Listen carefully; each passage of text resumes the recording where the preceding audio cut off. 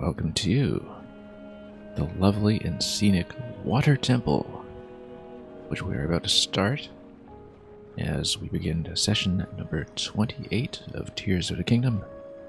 Currently on 61 shrines and 191 Koroks. This will be our second dungeon. We previously played just enough to pay this place a visit in the last stream, and actually accomplish a little bit in terms of getting a lay of the land before coming back here with destroying properly. Very glad you can actually do that in this game, just kind of sneak into a dungeon ahead of time and see what's up before hitting a roadblock when you realize you need something critical. Regardless, here we are. We even brought a vehicle with us, which is very important since we're very low on a budget at this point. I haven't really quite figured out how to land this thing yet, and, you know, we'll have to sort that out with time. Now, one nice thing about what we remember from the Lightning Temple is that in dungeons, if this is consistent with how the other dungeon worked, the positions of objects that you make are actually saved. So you don't get out of despawn range, it's actually saved locally within the dungeon, at least until you take a death, or more likely, in my case, take a huge fall all the way back down to Zora's Domain, because we still have no paraglider.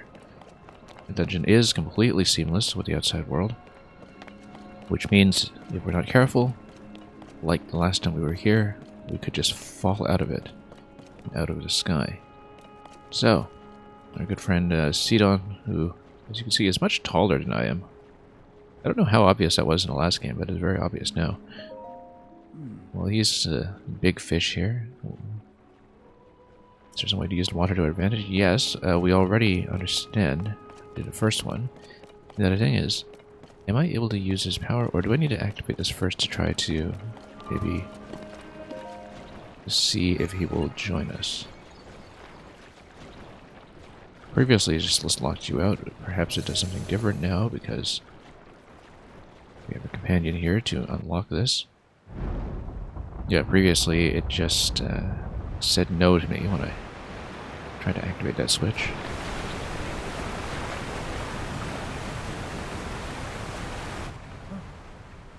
But I guess now if we can escort him over to the other locations to turn some water wheels, we'll be in good shape. Probably 4 locations in this dungeon. It seems it did not work. Yeah, that's because we need to add more water. Like I said, add more water. Anyway, here's Mystery Zelda voice, I'm sure. Cherished kin. Or maybe somebody else completely differently. The source of the pure waters of Zora's Domain. The ancient Zora sage, probably. Use your power to turn on the 4 faucets and you can collect water here. Yep, we had previously solved one of them. We know there's the one with the fiery gate down below. But our powers combined. Yeah, there's one that we already solved. We can save that one for last or something. Also... Oh, Choo-Choo, that's fine, because I actually want more of some element or other. We're going to stock up more ice. That's the one that I've been shortest of consistently. We're actually a little lower in the fire chews, but for fire we have a couple of other alternatives that are a little more available, so we'll just continue to ice that. As you can see, you can drop down below and see what the zone is down there. It looks like these platforms here, which really remind me of the Lake Bed Temple in... I want to say, yeah, Twilight Princess. It's Temple number 3 in Twilight Princess. I think there's probably something that you need to do to line these up to route a channel of water over or something.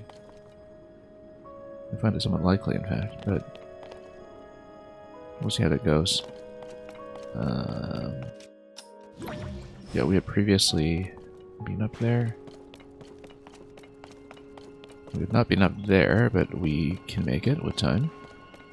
I think we're going to try to do the lower level first. I know I'd seen a fire gate or something there, and that might be promising.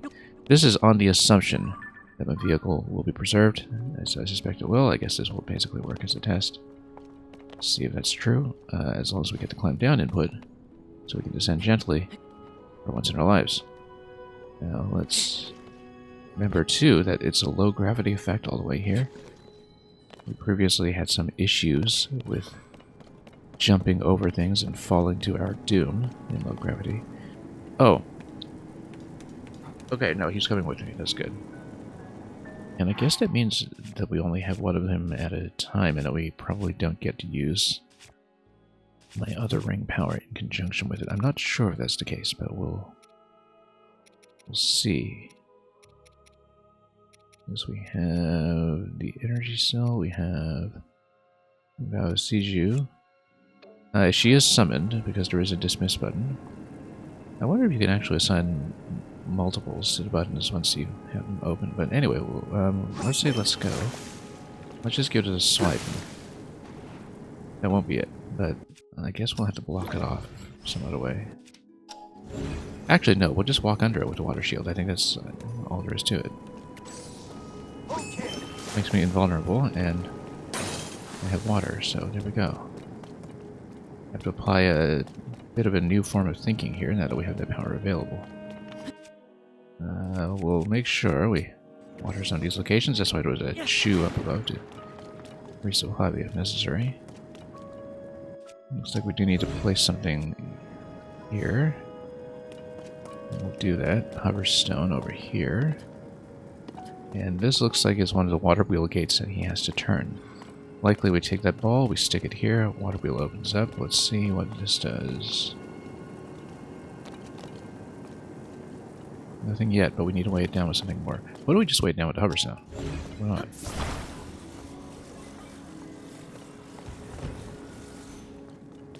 And just tap it with something. Where's my cheap bow?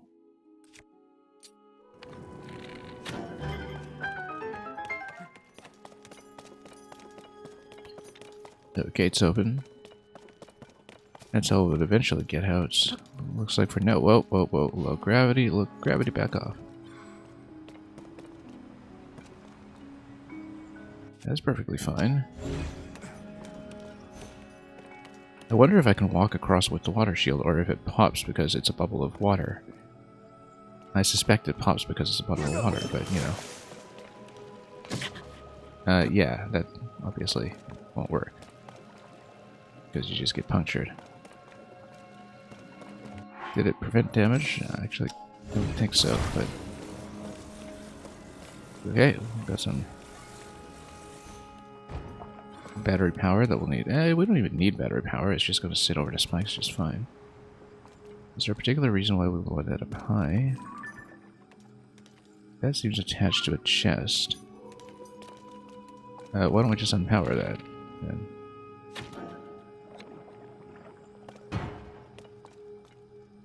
And it's going to bounce around because it's low gravity. It's okay, we'll catch it. And that's the chest. Okay, once again, we have to be extremely careful with low gravity. We don't exactly have good predictive abilities when it comes to using it, so... Anyway, we build a bridge, we take the orb, we bring it back. No problem, right? No problem. Let's... a ton of these just lying around. We probably do need some steps on the way up. And... yes, because if we're bringing the orb over, we probably need to attach it to one of these platforms and possibly even go to the upper level. Eventually. For the time being, though, we'll do this. Sail across. Then maybe attach it.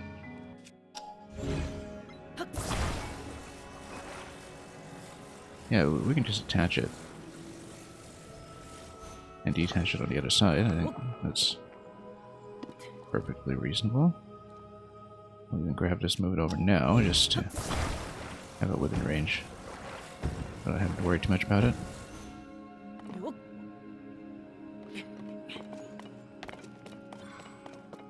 And yeah, it doesn't matter. We might as well save some power for a moment. Take this off. Now the question is, in terms of getting this over, again, that's fine. I actually think we just attach this to the side up there and just ascend through it.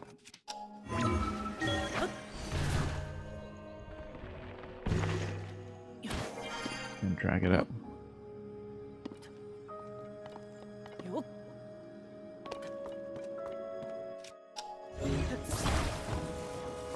Very simple.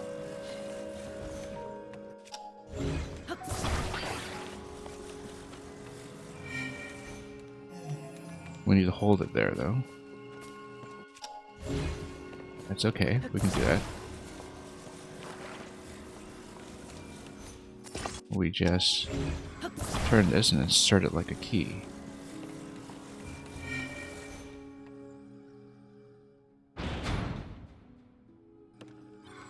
Simple and elegant. Let's talk to him and talk to the right companion. And whack this. Oh. Might be not quite the way to do it. Let's there we go. Powered up.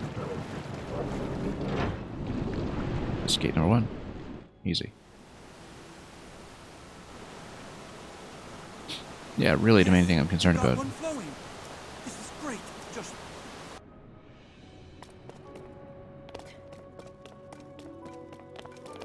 Is just first of all, let's not run out of power on this thing.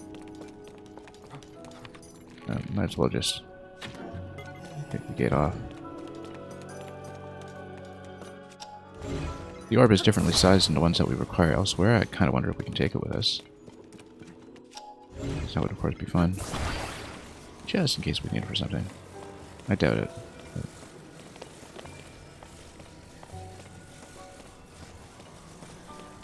James D, yes. We came back. I also just dropped the ball. In a very literal sense. That's okay, didn't need it. Now we can get it back. Yeah, we climb back here. We're doing the gates that I haven't seen first. Oh, got some enemies. Let's see here. Let me just get a jump on this guy to finish him off the way I like. Okay. Totally jumping into the muck here.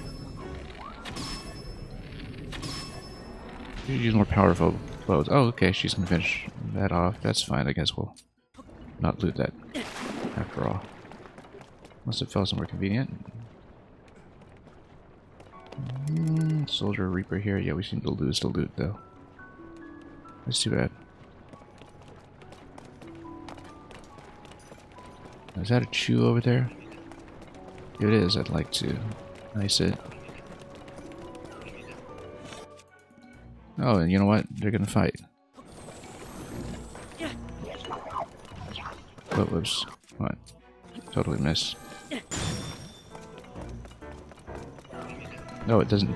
It needs to take more damage. Okay. Fine, fine. At least we still profited.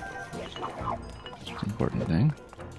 A little bit caught in the crossfire here. That's okay. We'll just jump off and let's switch to a royal bow here.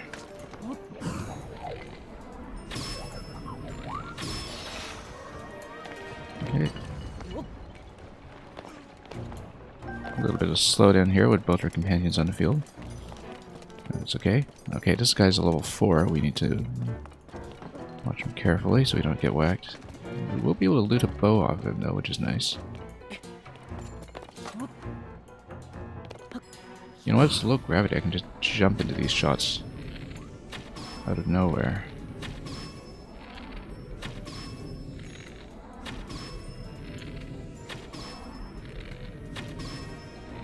A little bit expensive. I didn't want to deal with him. Level 4s, they can smack me very quickly, so... Let's just... And we got some arrows back, which is nice. A construct bow, yeah, we might as well just trade one out. This one's getting a little old. I think there was a little chew here. I think this is just going to be a 1-for-1 trade, though, so I think it's probably not going to give me very much.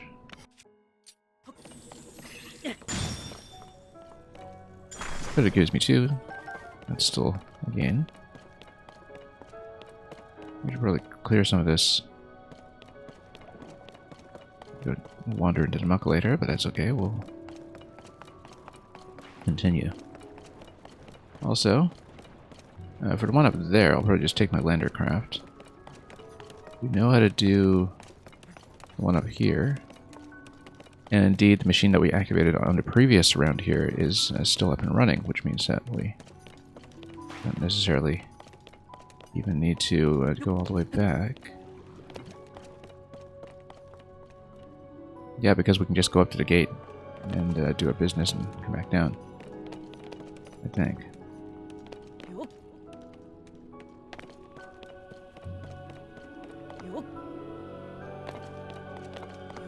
Okay, let's not overshoot the jumps. That's the main risk factor here.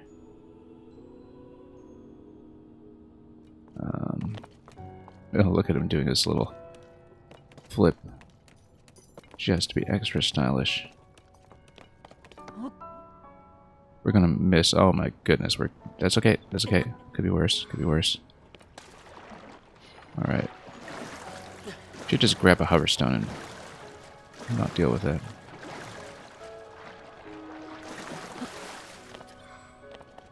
So, yeah, nothing on that side. Let's head back up. That was a close call, but luckily it does look like your progress does get saved.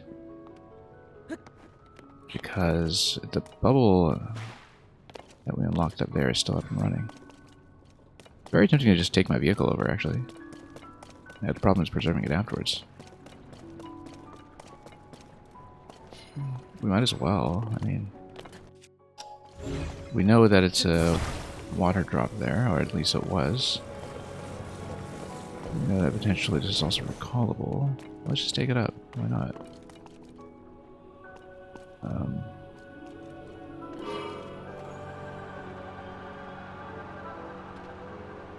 Problem is the elevation gain on this thing is a bit intense.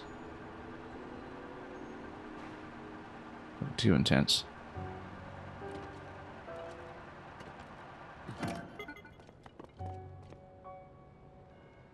Oh, can I control this? No, I left the air. Okay, let's just take a death and lose the vehicle. Fine. I do not have business elsewhere. I fell. I jumped off the vehicle, or fell off of it when it was going down. Yeah. Yeah, we know, we know. I'm not trying to leave here. We're just completely overshot because we don't know how to make my vehicle go down. I didn't target it accurately. That's okay, we'll just take it down so we can get back to business. Without the vehicle, but that's okay. I guess it wasn't going to help me that much at that rate, although it would have been nice to take it up to the joining island. Yeah, just too much elevation gain on it too quickly. In low gravity, that's the thing I didn't account for, is that in low gravity, I can't really descend with it the way I normally would.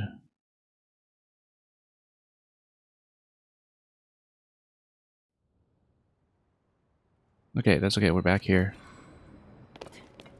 We must have lost a vehicle, of course. We'll have to redo the fight up top, and that's just okay. As well prepare for that with Royal Bow. In fact. We're spending too many arrows. I should really just use some of my weapons since we always get more.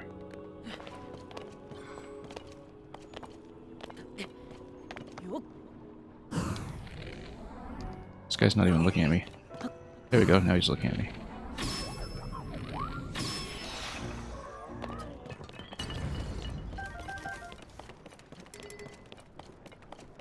Okay, let's take another one.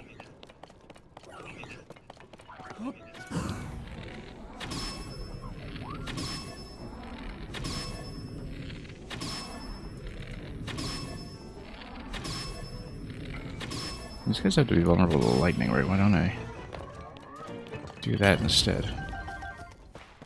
It's okay, we got some arrows back. Why don't we activate reshoot too while we're at it? Yeah, it's quite a punch. We want ice on these guys. Oh, no. That's right, I actually need to shoot it. This one, however, ice it just fine.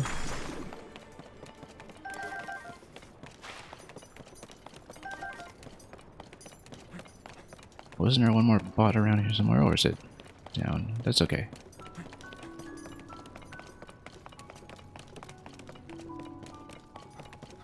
Let's just go back and do the one we know. Mess around a bit more later.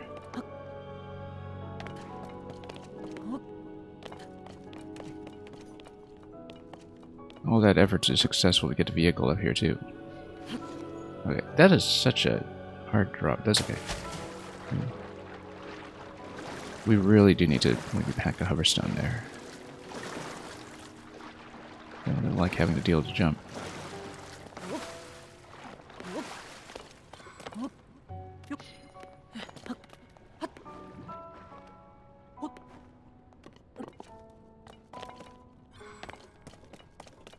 I said it now, of course, but you know we're going to try it again. We'll just find a better position. It's time for climbing.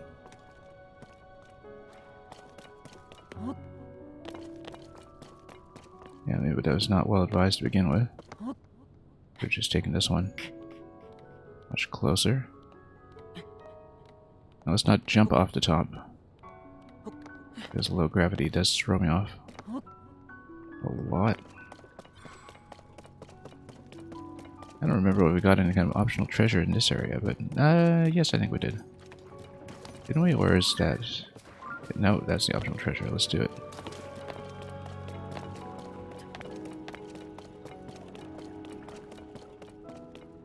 I feel like we definitely need something like Hoverstone plus Ascend to do that, unless we open up a bubble machine.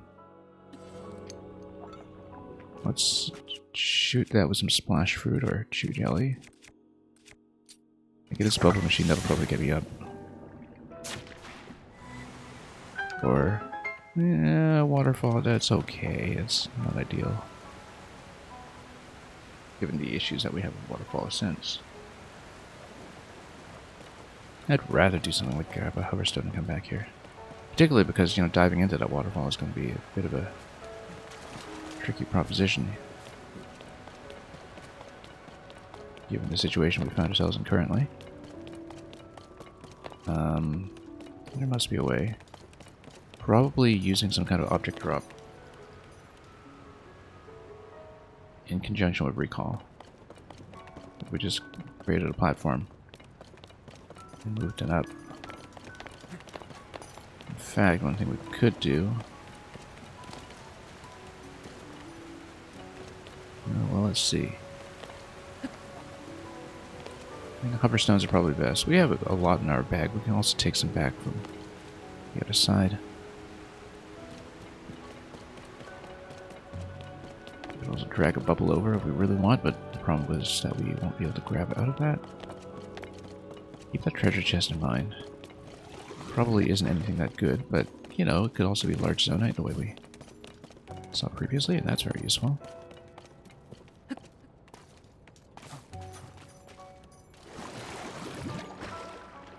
So yeah, we'll think about how to get that treasure.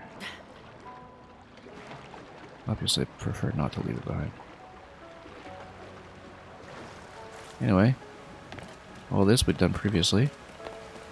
But we need to... Oh, we need to reopen the gate. Okay, but the ball has already been escorted here. That's an important thing. That's okay, we know how to reopen the gate. It's a very simple hoverstone trick. Let's stock some more ice. Given that I'm going to be going to an ice zone later, I should stock up more fire as well, but we've got lots of fire fruit, so I'm not as concerned. Anyway.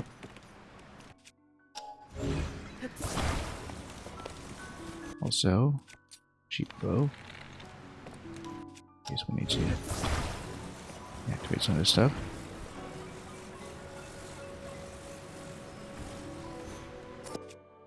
Lift this up. And we'll take another one to dock it. I actually only need one hoverstone to hold it in place.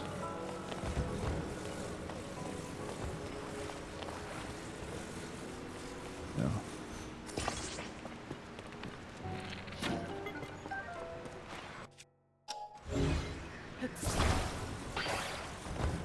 Yeah, and take this down as well. We'll use 2 hoverstones. We'll be able to get the treasure chest over there in no time. First of all, let's activate. And just finish this up quickly. Just get the water flowing. I'm sure the boss fight will be in the central arena when all is said and done, which means that we probably should clear some of the sludge in advance, so we don't have to deal with it later in case the state is preserved. But anyway, assistance please. Where's my companion? He's all the way over there. What are you doing, strutting about slowly? Your assistance is required.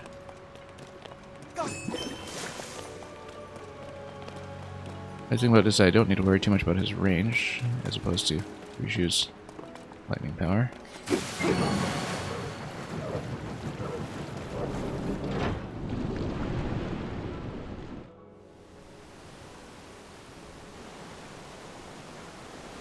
Well done, Link. Now you just... Okay, where to go? The puzzles themselves are really easy. That's in keeping, I suppose, with what the Source Zone was also like in a previous game, where Ruta was very, very straightforward. But of course, you've got this kind of hub and spoke layout. Once again. Anyway, let's see if we can get the treasure chest, which is the interesting objective here. What we're going to do is we're going to take some hoverstones back. I think at this point we can probably lower the gate as well with no problem, given that we no longer need this orb to be open. We've taken 3 hoverstones with us. Down in the water.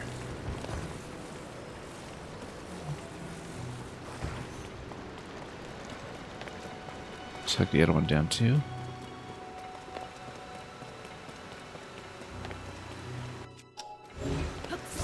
Yes, I know we could just do it with a waterfall ride, but it causes more complications than I would prefer. I'd rather just do it this way. We can leave one hovering for just a moment while we maybe create some attachment points, and that way it'll make everything easy to tug back down after the fact.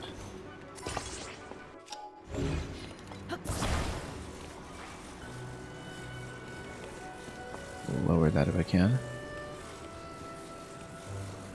Yeah, hopefully we can get it. If not, we'll just use the bubble.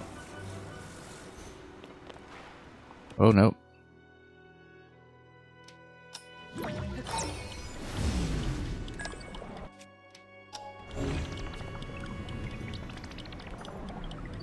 Came out a little bit far.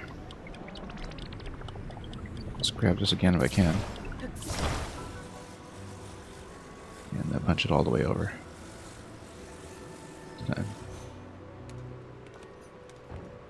Yeah, I guess one of them deactivated once everything was reattached.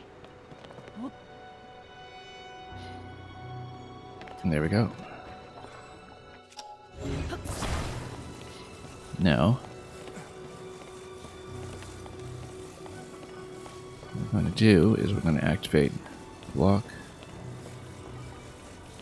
and create a ramp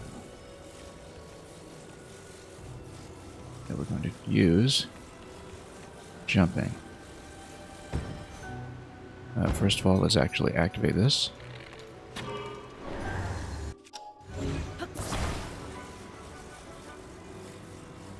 We could maybe even use this for ascension. It doesn't quite go high enough. Maybe it does.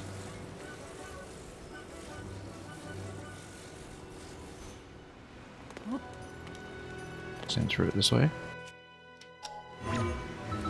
Yeah, we can.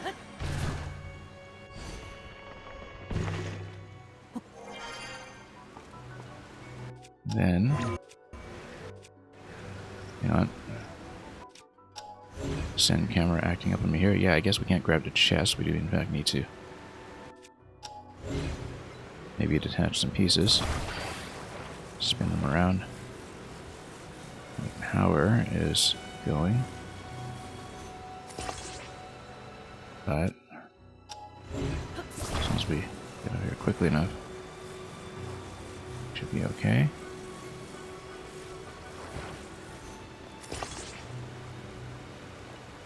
And once we're up there, it doesn't matter if we lose power. We, of course, don't need to make the continuous staircase. It's just that I feel a little more secure in doing so. Before we make the jump. Watch the power here.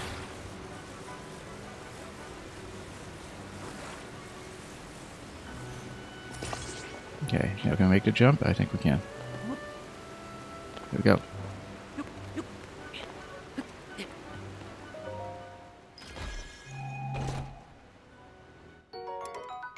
Zora shield, we didn't need that. Oh well, now we know what it is. It's okay.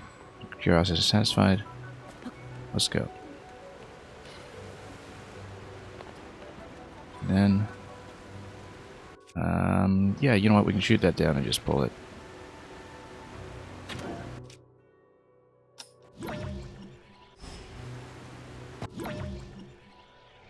Then, can I... Okay, we just need to freeze it with recall. Recall allows me to freeze the current frame of movement, which then has the benefit of allowing me to do an easy grab. And recall is also very sensitive to motion controls, and so we can easily get back to where we were before, and it looks like there are going to be, of course, more enemies to fight. Yeah, we might as well take the hoverstones over in case we feel like using them. I don't know if they will be useful necessarily, but might as well.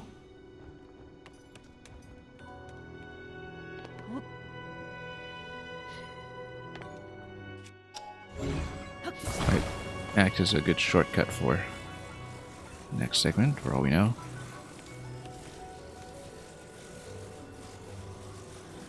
Yeah, I think for a big hoverstone climb, you're mainly just limited by power.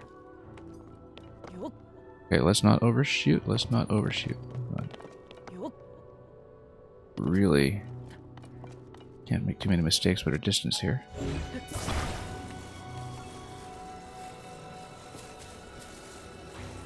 We'll take this in the middle in case we were able to keep it.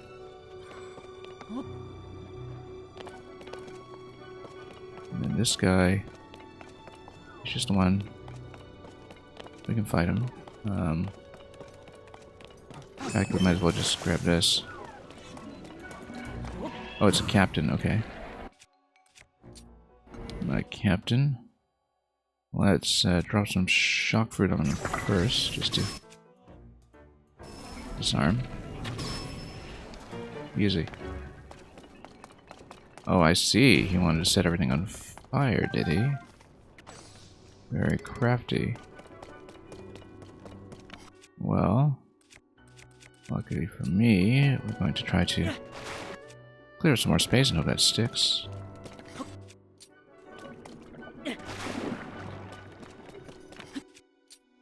Yeah, because if there is a boss fight in this arena, as I suspect there will be, we don't want to get too sludged up.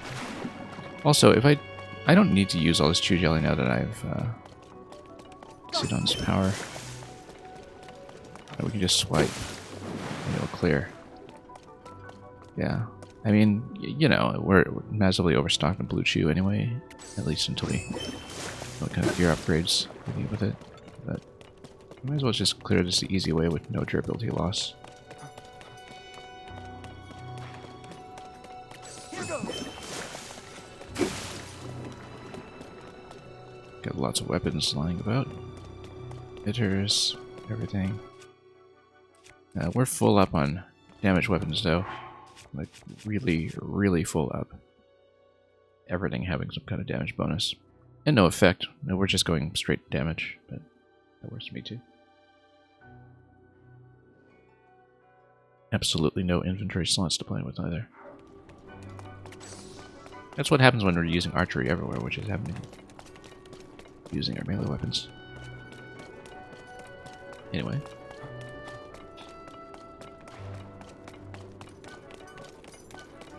It looks like that over there is a bubble point, probably, that heals somehow.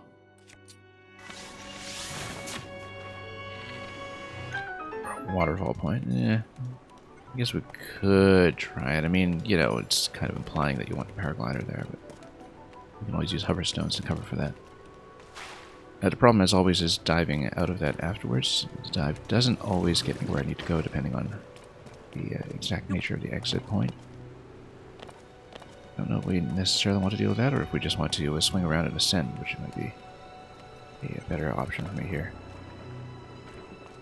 Okay, lots of muck over here. Let's clear some. I mean, I guess the fountain is still spewing everywhere, so this probably does come back at some point.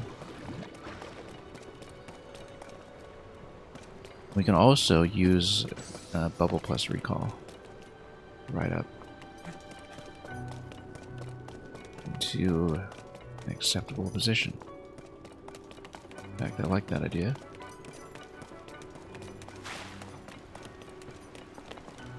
That's probably how you're supposed to get over to waterfall to begin with, if you are otherwise out of options. Let's ideally skip that entirely though, and maybe go for this, especially in low grav.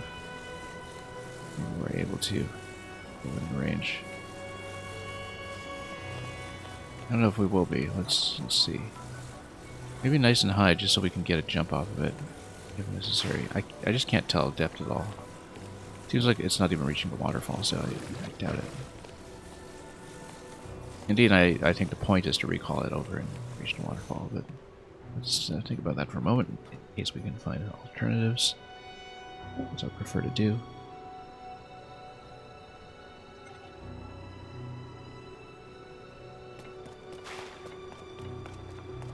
Or we can actually tag a couple bubbles with each other. This one's about to expire, though.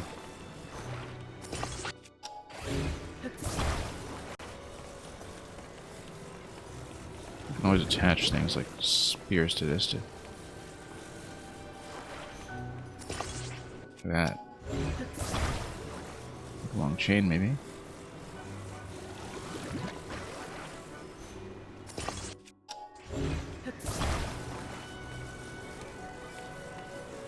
Couple of bubble cores. We can even use this and say, here's something interesting. Oh, not quite the angle I want. Use this to extend our range a little bit. My spear's length. I doubt this will get me as far as I need, though. We can try it.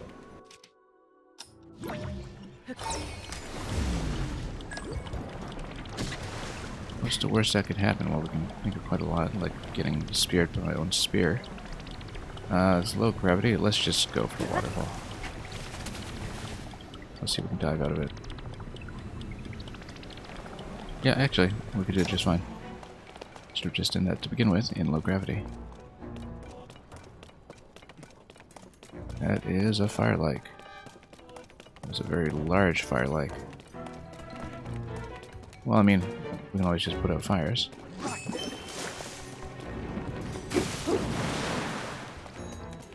Then, in fact, yeah, let's just pound it. 3 hits, down. Treasure? Treasure.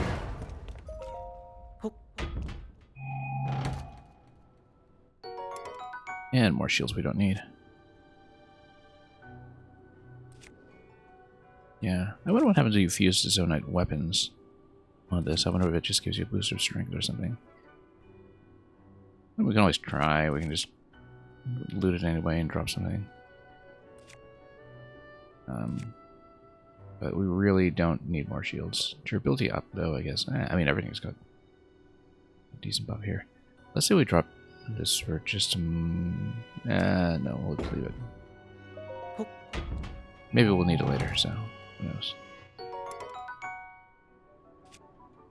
We're just so full up on everything, and we even use shields for their intended purpose. That was the wrong one. Kind of wonder if you can combo them together. I doubt it.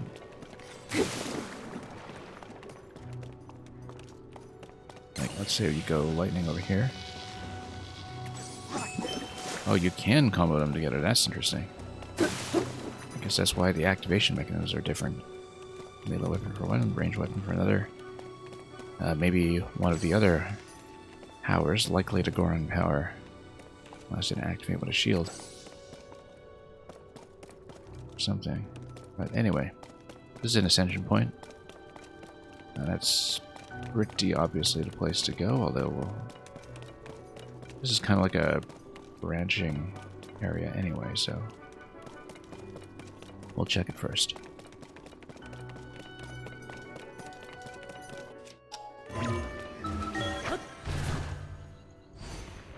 Guess it wouldn't hurt to have an additional lightning immune shield, but for the time being, we'll stay on what we're doing here, and once again, farm some more ice. We'll switch to fire eventually. We're going on the other stuff, though. Let's clear some space.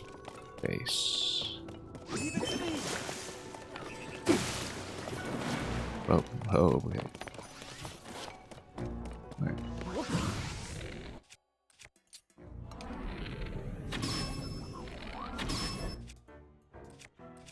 Let's go shock fruit.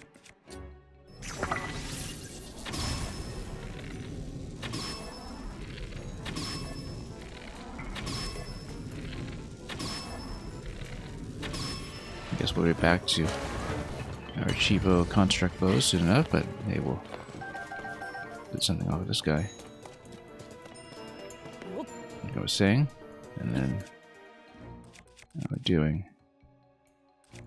Yeah, we're pretty good on a lot of those fruits. The thing is, we were really short on ice fruit, which is why we're farming ice chews. When we eventually go to some ice zones, obviously that will change. We just haven't really been to the ice zones very much, which probably means I should start stocking up on fire, but, you know, you do.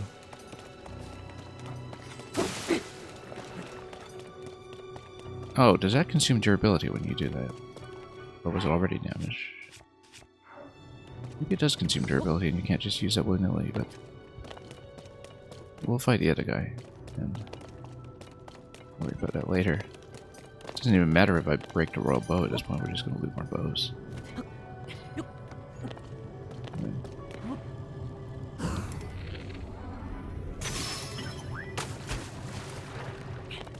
And then, does he drown? Yes, he does. We should just drown them instantly to begin with.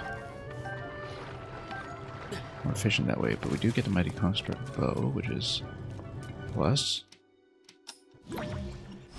So this thing's spinning like crazy. I wonder if we can get it to stop. A bunch of chews over here that I don't remember opening up.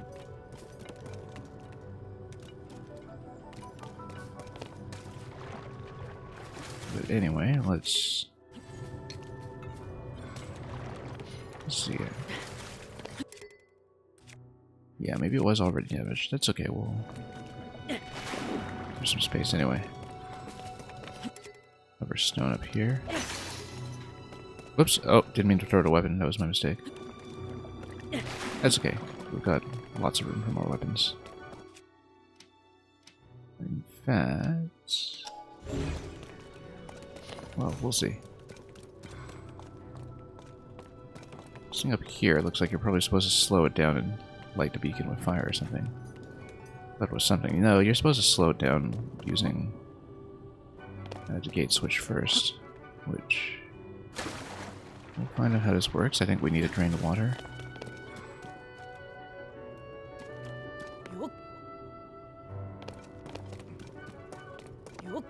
Let's take a look at this. This is just the exit point off of this platform. That's understandable. But we're not going to take that right away now, are we? Let's take a look at this block over here just to understand it. Bubbles going up. The thing about bubbles is that, you know, you can deflect them positionally.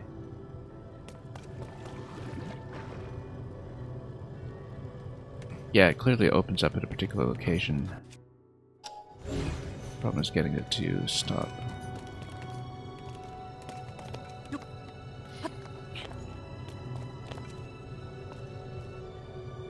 Right, because it's just a whole bunch of sludge. Okay. Hover stones give you a couple of things to work with here.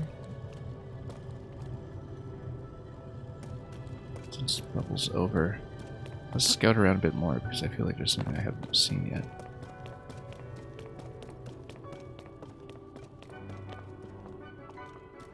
Bubbles going all the way over here strongly imply to me that we need to deflect them somehow.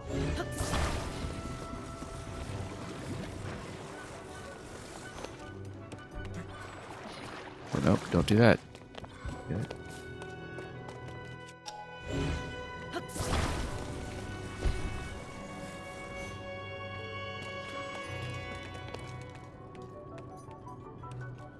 Yes, because there's a chest up there. Okay, that's why.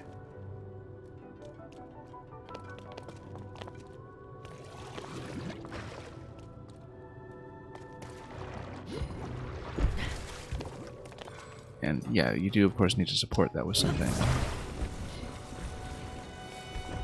Or for that matter, just grab a bubble and do a big recall play. For example, over here. Oops, no, come on, let's not lose everything.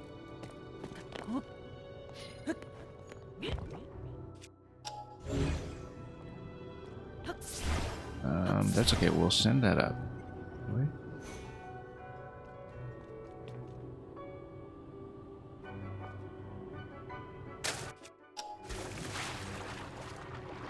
In just a moment, we will do much the same kind of thing as before, just lean this.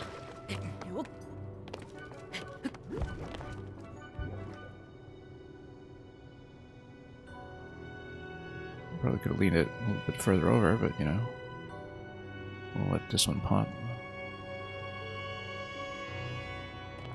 That totally dislodges it too. It's okay, we just need a bubble to come up within range for me to grab. That's all I need. Yeah, bubbles apply a strangely significant amount of force. Anyway, yeah, we're just looking at doing the chest, of course. We'll be able to do that. Just need to line things up too. I mean, obviously the thing to do is to use a hoverstone even if it is down.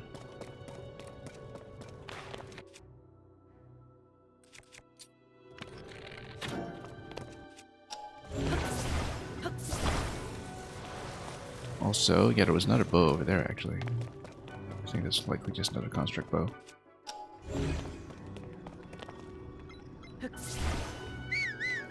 Nope, no horse. Not here.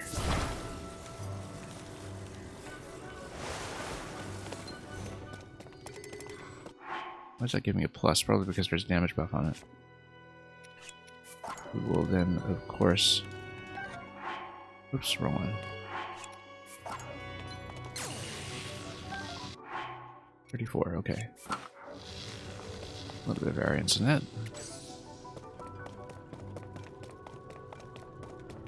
Anyway.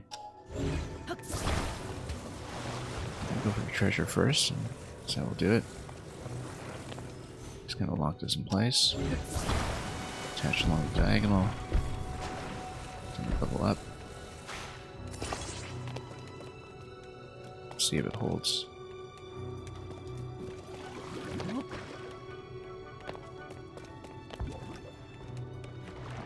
Yeah. The idea is that you grab it from the top position and then recall it over.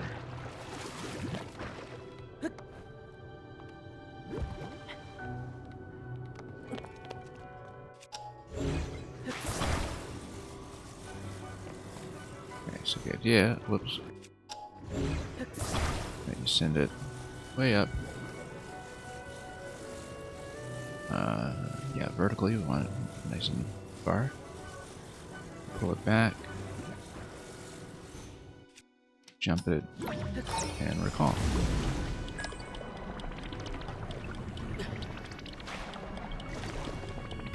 Getting back here afterwards, of course, will be a different story. No, we just jump back. Large charge, yeah, we'll take it. That's good loot.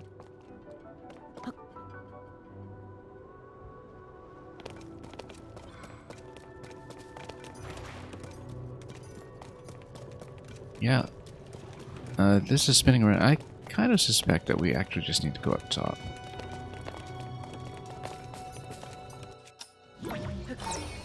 Whoops, no. Construct something up here.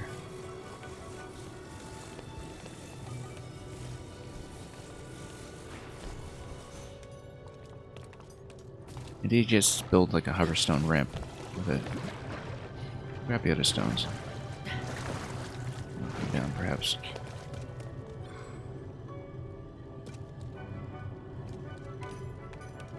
And just create some ascension points.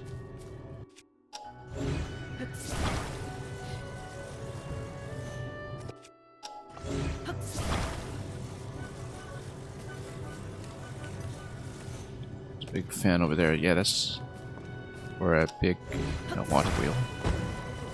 That's something to consider for later. Not maybe yet.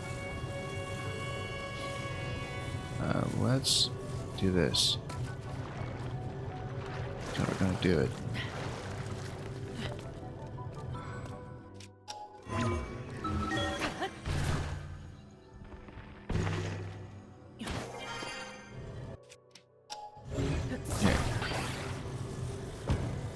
Set slightly. Is that above me? Not really.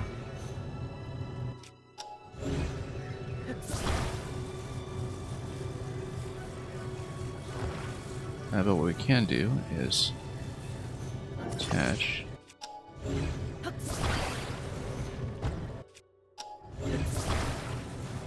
And it's not floating anymore, is it?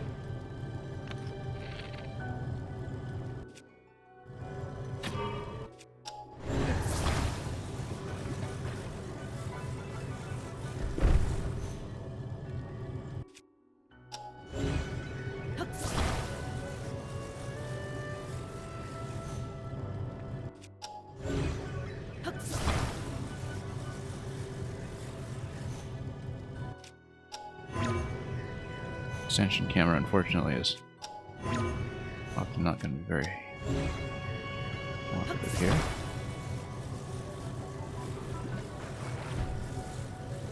Yeah, because I can't actually place something directly above myself. It's not very well.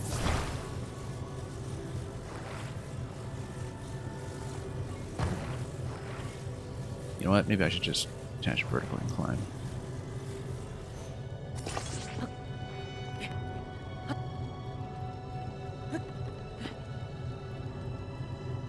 I mean,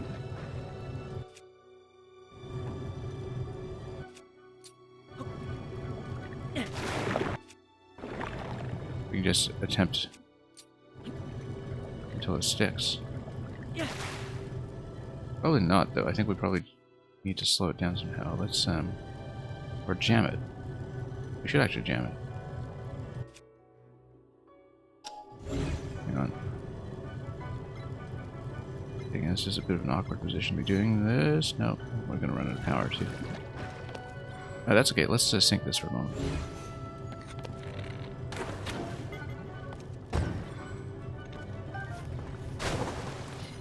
Yeah, actually, we jam it. That's what it is.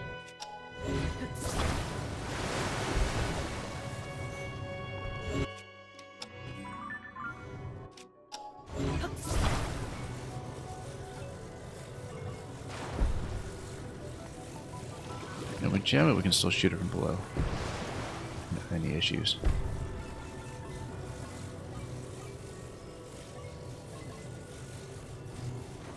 Let's just dock it somewhere removable first.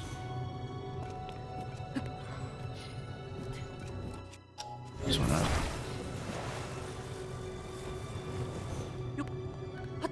Then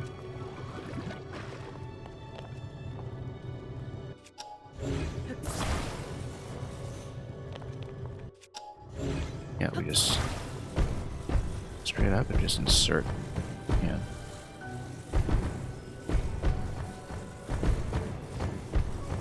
It looks a little bit ridiculous, but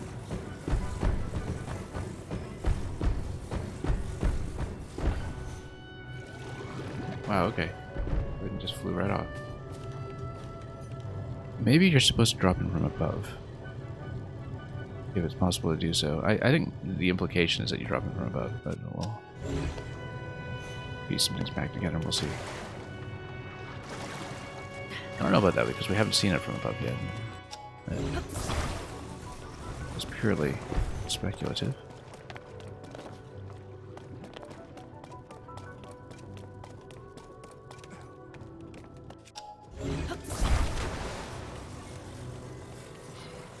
Also put maybe a bubble on the end of it and have some kind of water interaction with the goopy element that you're clearly supposed to dispel.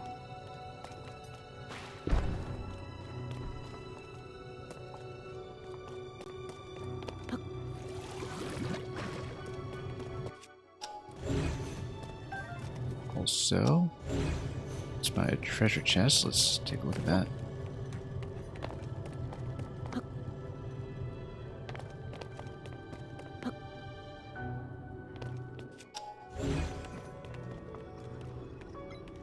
Yeah, there we go. Just slip it out. As usual. What do I not have room for this time? Okay, I've got room for that. Since we're so clearly short on water power here.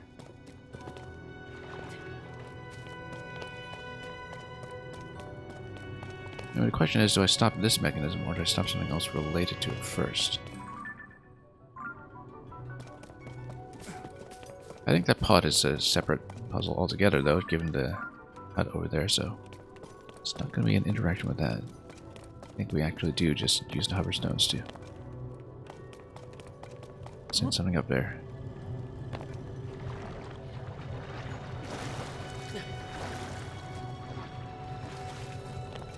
Now, where are all my pieces? One over there.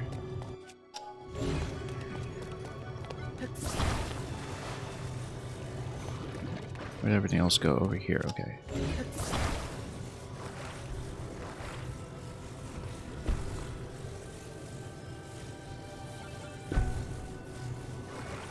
Yeah, I think we just build it up and climb it.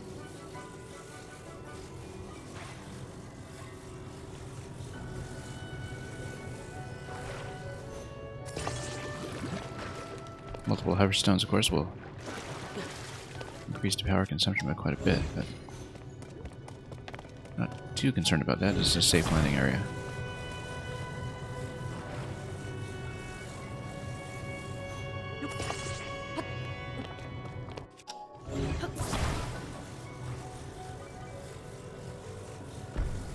At this point, I think we activate the hover and pick it up from here.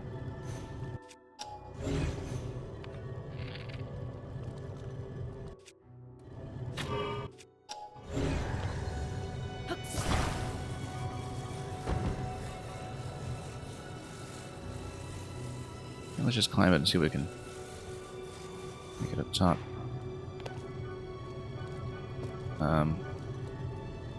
We place it directly above us. No, the ascension point won't quite work without diagonal. It's just not whistling. Come on.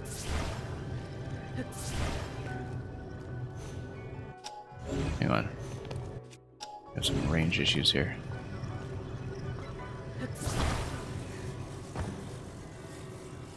So we can also just recall it. Punch it up. Then pull back over here. Then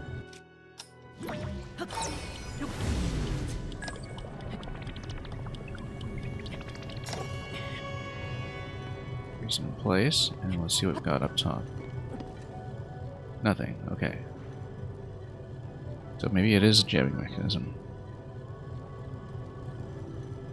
Or we attach a bubble and have to swing around a bubble, because if we do that, then the bubble is going to clean up the muck that is clearly attached to the side. Okay, that's fine. We don't climb up ourselves. What we do is we grab a bubble to do it, because bubbles are useful for more than just what we see here.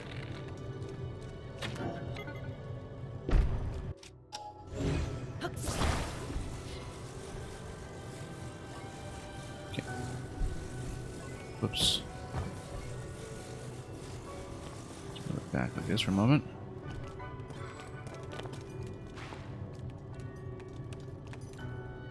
We'll probably do it this way. Let's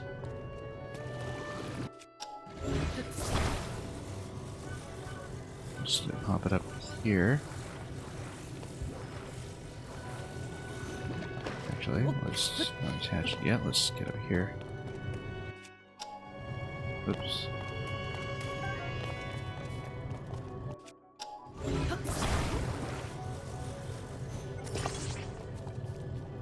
Then, oh no, it's gonna expire. Alright, do it quickly. Nope, hang on. Grab it much sooner.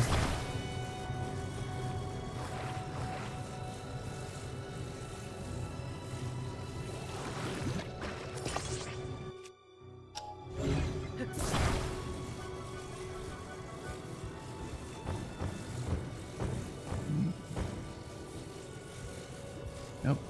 Thought it was a bit of a muck cleanup they could do in there, but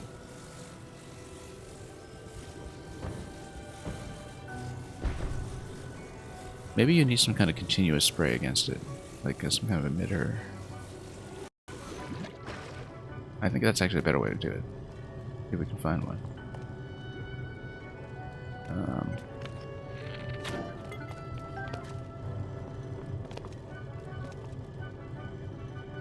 Yeah, some kind of emitter is better. I believe that this is just something we need. Water. From what I saw. So do we have something like a hydrant? We only have one. I'd rather not use it for that. Only one.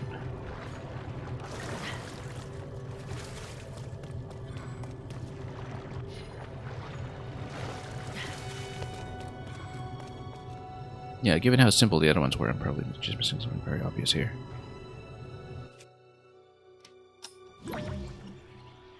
You know what? Recall freezes distant position. We can actually go and take a look.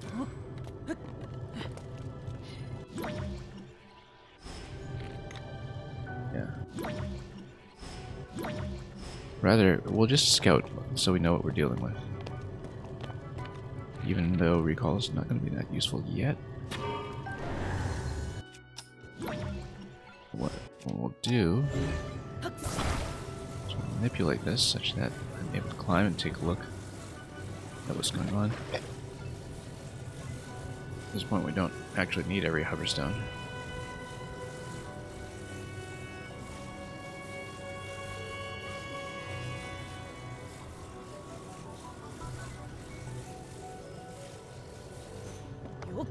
Oh, no. Gravity. It's causing trouble.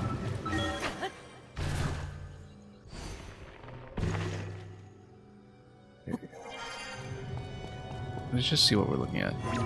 Yeah, it is just a point that you have to tap. Which means... Yeah, it's not sludge or anything, or at least if it was, it's not anymore.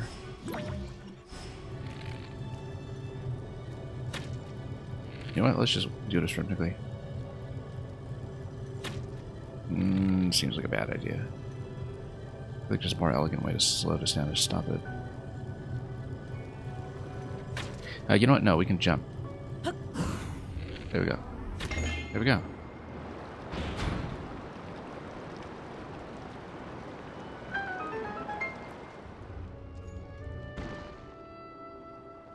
Well, I like that solution a lot, actually. Let's just take this down and turn off the power. Reclaim the arrow if I can, without dropping platforms on me. The bows are cheap. Got more lying around. Not too concerned about them. That was a fun solution. Yeah. Very simple. But you struggled a bit with this one until they remember why you call you Robin Hood. Yeah. Well, good thing to call you Robin Hood then. Just as a reminder, you know. Oops. Let's go. So I think this actually does consume durability, but we'll see.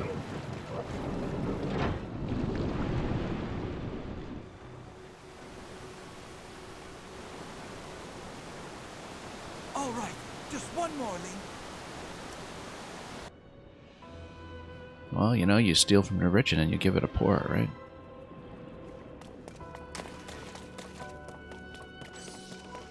Okay, let's go over to the remaining one. Might even use the hoverstones to just create a platform here. Since we went to the trouble of building that thing.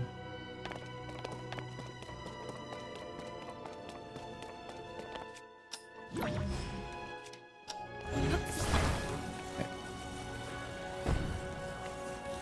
I think every time there are more enemies that spawn in the center. And of course, we could loot them by going down and fighting. We can take a look at what's there, actually. Let's preview that ahead of time. In case there were additional spawns, maybe there weren't. We'll see. Anyway, let's just make a bridge.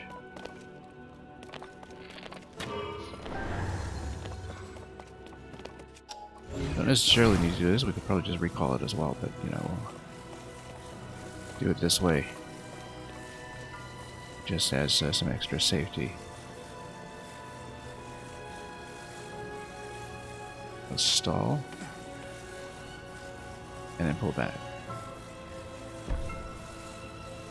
Because in this way we can just let go. And then call. That's not getting me far enough. That's okay. That's why we can just move the plank. Restore power. Attach. Probably just I'd like to jump it, but let's be safe. Very, very safe about this.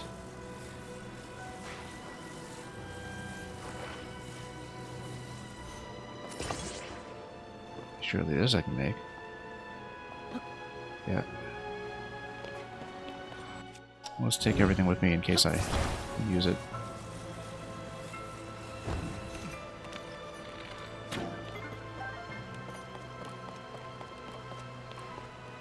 And here it looks like we need to raise the water level.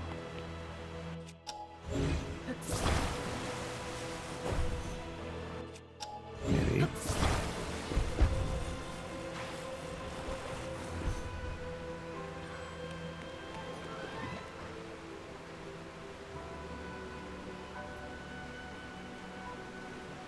Probably just need to divert the water, actually. Why don't we try diverting it?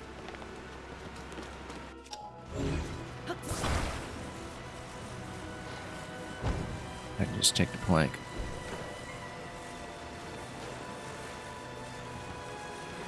In fact, no, you can just use a... You just attach to either side and create some motion. And the waterfall. Pretty simple.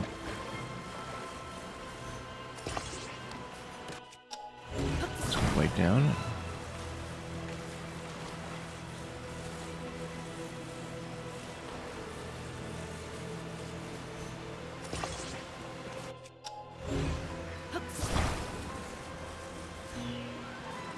Spin it. And we've got some power. And now we need to connect this.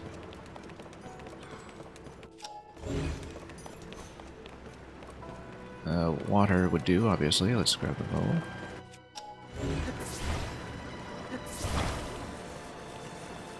Use it as a node.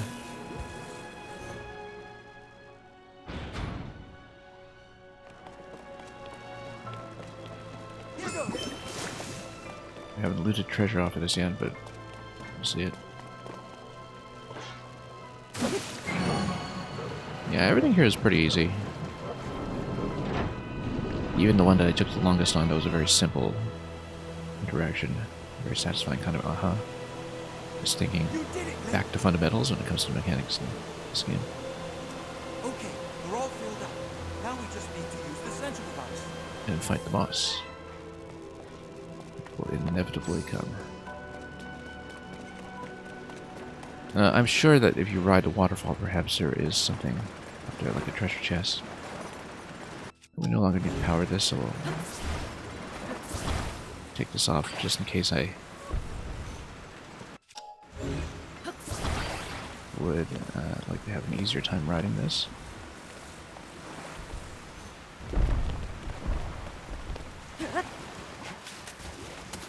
No treasure chest? Okay, never mind. We can scout around a bit and see if we missed anything specific. Because there is a treasure chest usually, and possibly two in every segment, so it is worth a look.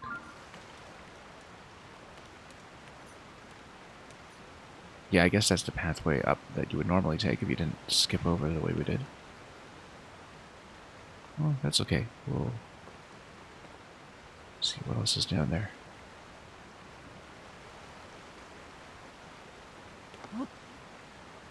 Oh, that was probably a bad idea. That's okay.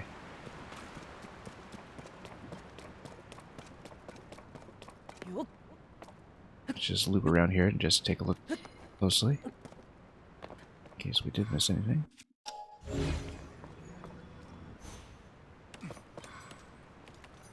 Not by my count. Not really.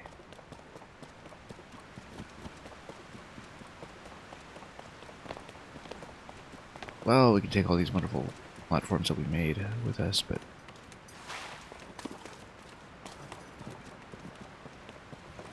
I think I'd rather just go back directly, activate the boss, see how we do against it. Let's go back. Anything in here? So that's worth checking. Nope.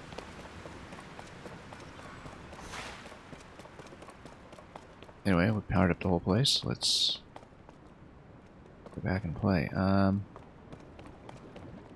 There's a little concerned about these jumps, but that's okay. We'll do it.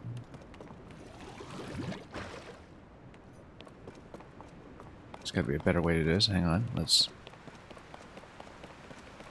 grab a bubble. Yeah, I'd rather not mess with this too much. We actually should have used a hover version. In fact, it's even easier. Oh, there is a treasure chest down there. It's just in the muck. I see it now. That doesn't even reach very far. That's okay. We'll use the hover mouse. Extend the platform as far as possible. I, in fact, use all of these remaining parts. Build ourselves a bridge. I just don't want to risk issues with missing the jump in low gravity on the way over, we will be as safe as possible. Until we lapse for a moment and choose to be reckless. Again.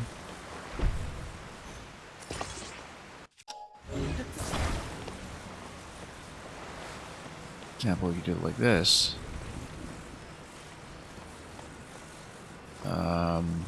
Yeah, let's activate the hover stones to do that. Let's make a nice empty bridge.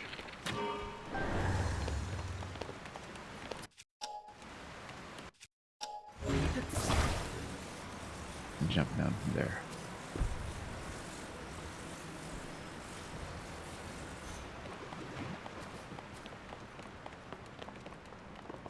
Yeah, much better this way, in fact. Like that a lot more. Oops. Let's not just throw a weapon in the middle of nowhere like we did last time.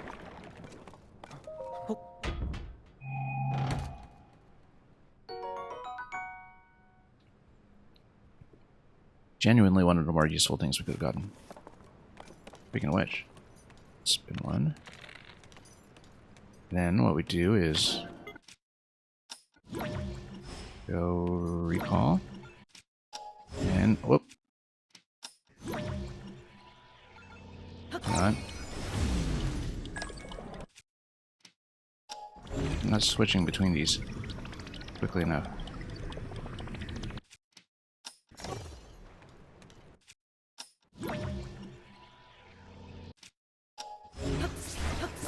There we go. Yeah, Samuel, I'm gradually refining my technique when it comes to that. We had a really spectacular vehicle save in midair at the end of the stream yesterday. I should clip that. I don't have time to get to it. Also, hope you enjoyed watching a lot of other streamers play the Portal level in the last few days. A lot of people have been covering BDQ levels to the extent that they can.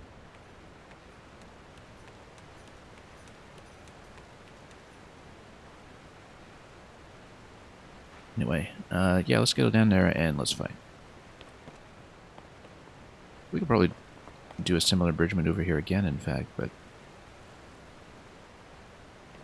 You know what, we can probably just make that jump, so let's just toss this thing. Done with it. I don't even know if this will make it all the way over, it probably won't.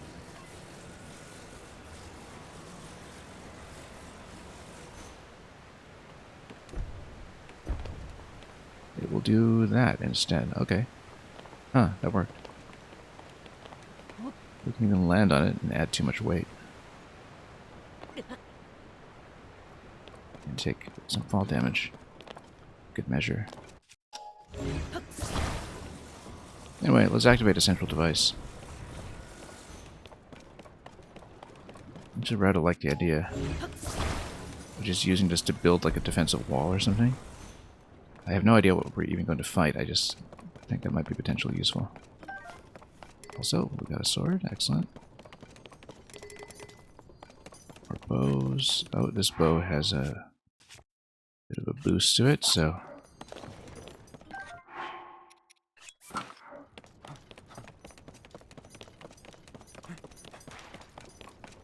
Let's see what kind of sludge monstrosity lies in store.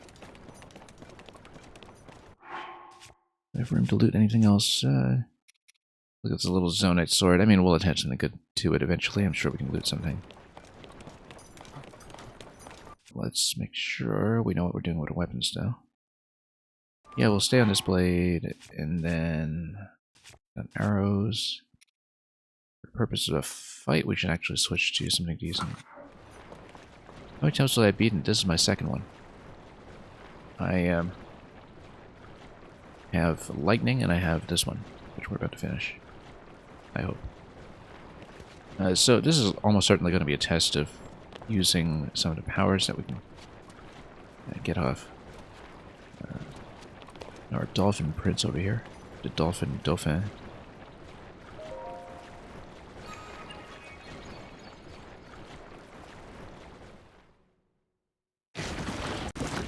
So, who's going to come out and play?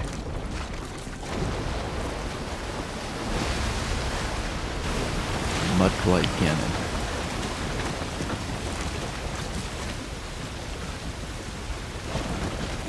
You just finished lightning yesterday? Yeah.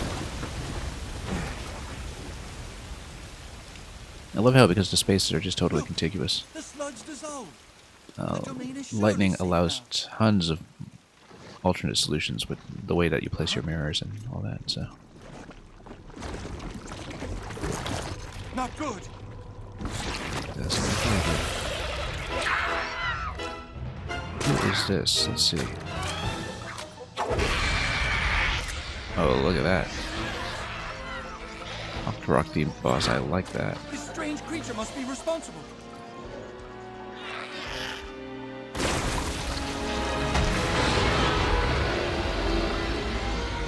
Okay.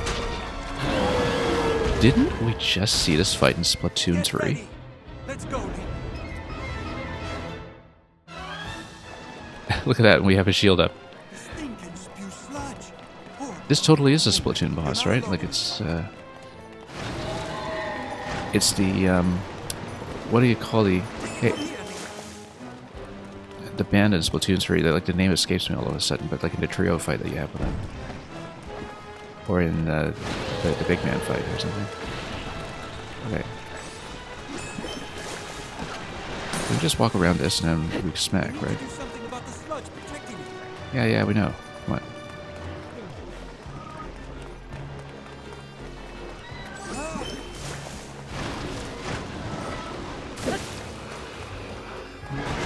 Okay.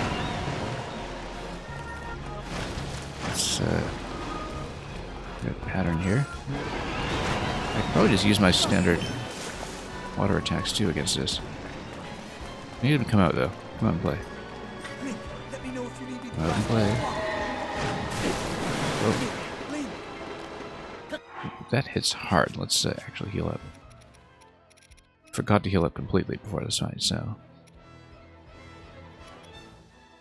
Attack up. We got some defense food as well. That's probably a good idea. And yeah, we'll just go straight for this one.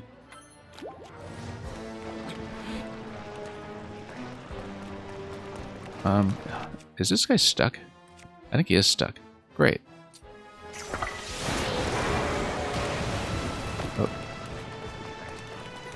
Yeah, I'll even build myself a little ledge here. A little gravity. Come on. Come on, play.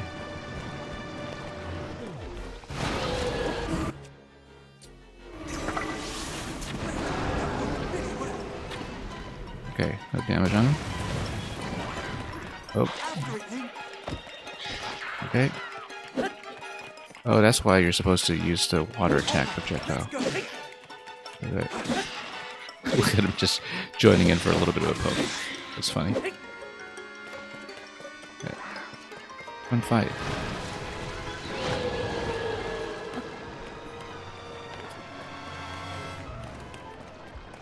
I wonder if we can just do another water shot on him.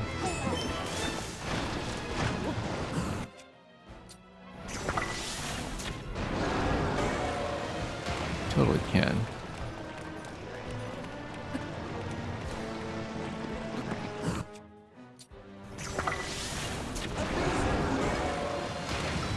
Okay, good. We've got to stop it.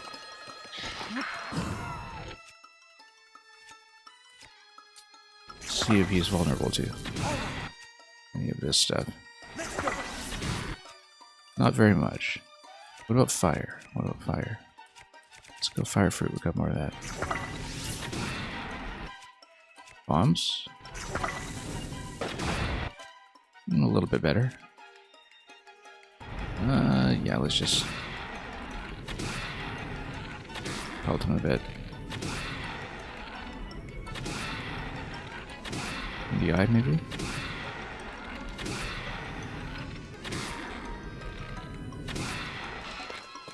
Okay. Phase 2.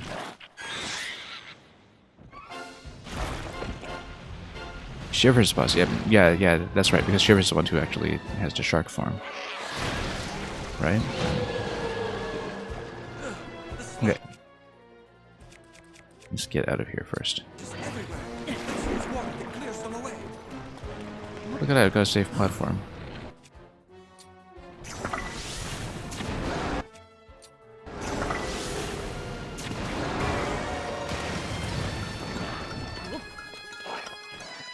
Okay.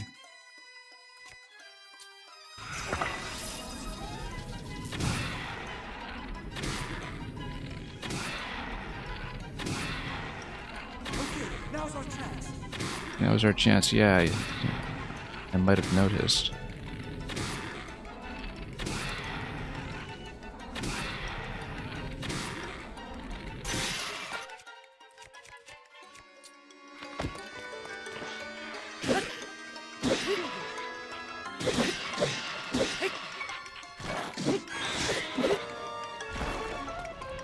Anyway, we probably should use his power a bit more.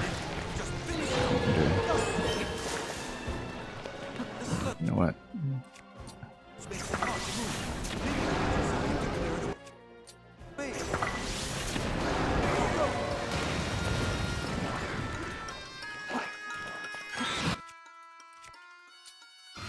I mean, this dungeon even takes the time to remind you that you can do the slow bow shot like this.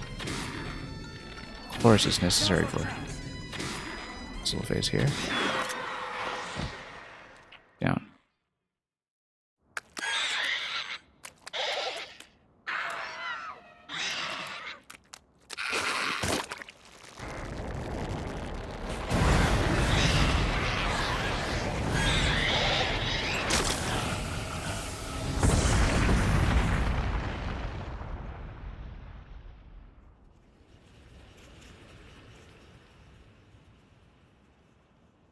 Okay, that was quick. 2 down.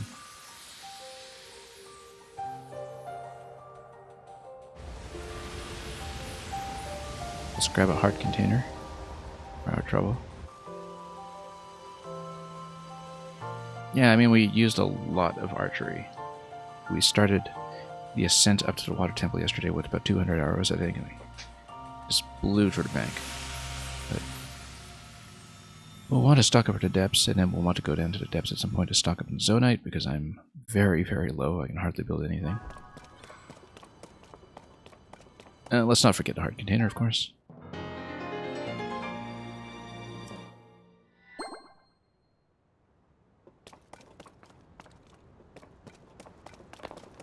Yeah, and let's see the story sequence over here.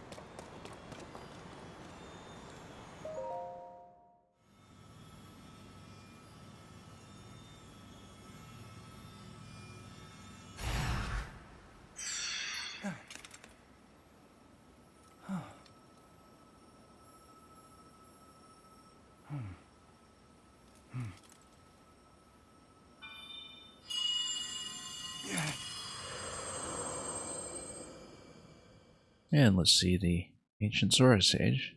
Sidon, my cherished king. If it's akin to who we might suspect. That voice again. You're the one we've been hearing this whole time? Is it implied to be Ruto? I am your ancestor from a time long I think it past. is kind of implied. I served the first king of Hyrule as a Zora warrior and a sage who, like you, could direct the flow of water. Even though these characters, kind of follow their own You are the timeline. pride of the Zora. Your fluid, graceful movements as you fight. I would expect nothing less from my descendant. You bested the monster that sullied our domain, but it was a servant of a greater evil, the Demon King. Quality human glider was never remotely the issue. Prevent you from obtaining the stone that you just found. My secret stone. Some of the waterfall climbs were concerning, but that's it. That stone that you are wearing. Yes, and it is important you know more about the stone and the Demon King. So listen closely to what I have to say. It concerns the imprisoning war and the destiny of our people.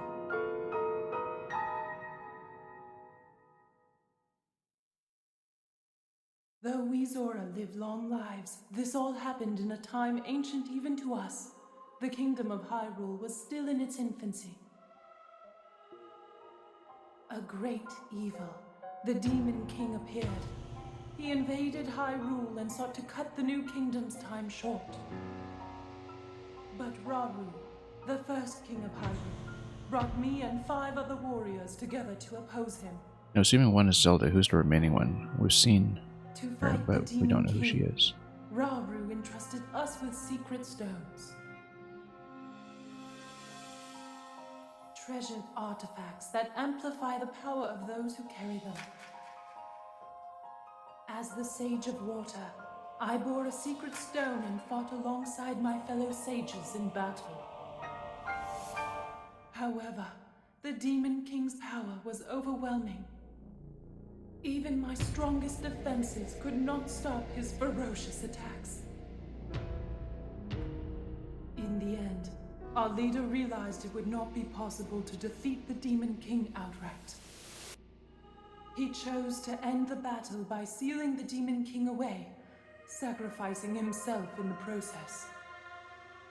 So that was the imprisoning war. Sometime later, another of the 6 sages, the Sage of Time, came to visit me, and the destiny of the Zora was made crystal clear.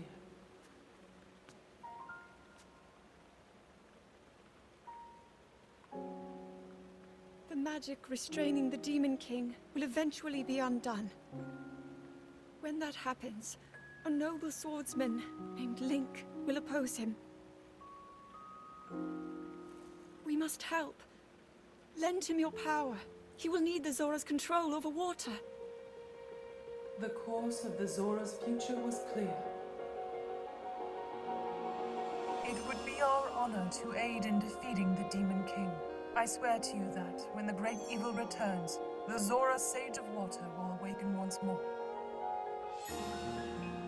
The Zora people and their sage will fight alongside your swordsman.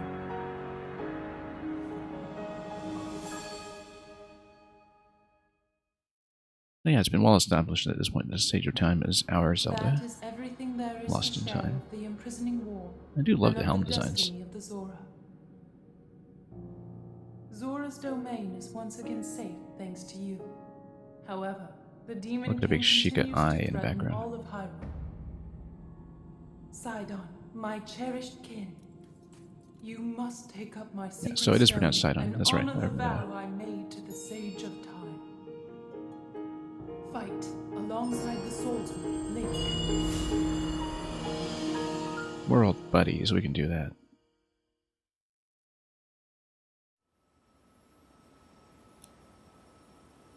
It's my destiny to fight by your side.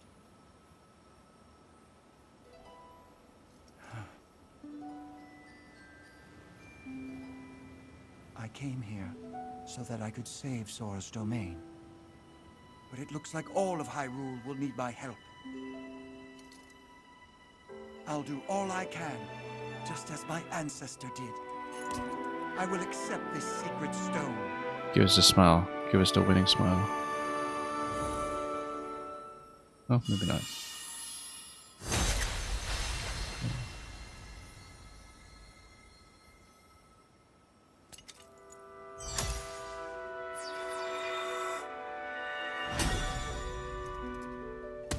Give us a smile. I am the Sage of Water. He's not going to do it. Behold, this is my new power.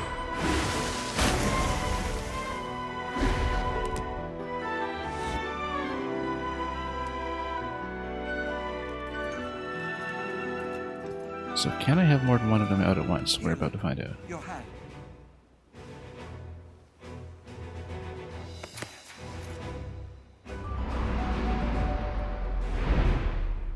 I, Sidon, the Sage of Water, swear that I will fight by your side. Please accept this. It is proof of my vow.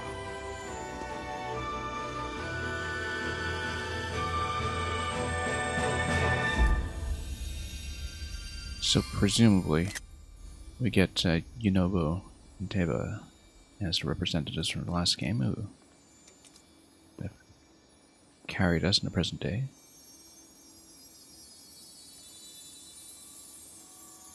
And then one of the sages is Zelda, and then who's the remaining one? We don't know that yet. Of course, the cutscene dynamically reflects which rings you have collected for yourself thus far. So I've got 2 out of 4.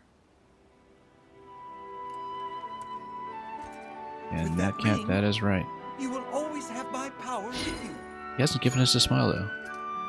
We're partnered up again. Yes. All He's right, not going to do let's it. head back home. He's not going to do it. What are you even here for? That's okay. He did earlier in the story sequence leading up to the temple, so I guess that works. So, I don't know if any of you have played Age of Calamity, but Age of Calamity has Baby Sidon, who totally has his winning smile. How does Link even see in that outfit? Sonar.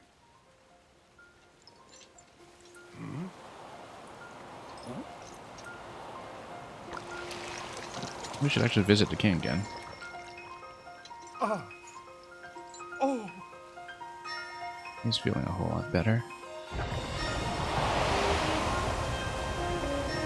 Anyway, if I'm sludge this place, I might actually be able to move around a bit.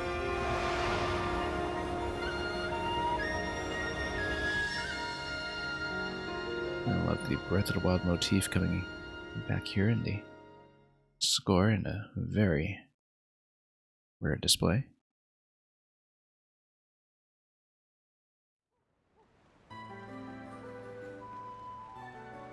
Well, there we go. All clear. Oh.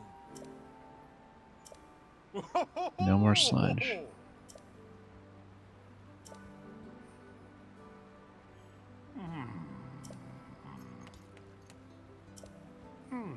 He'll eventually be the king. And by eventually we mean probably now.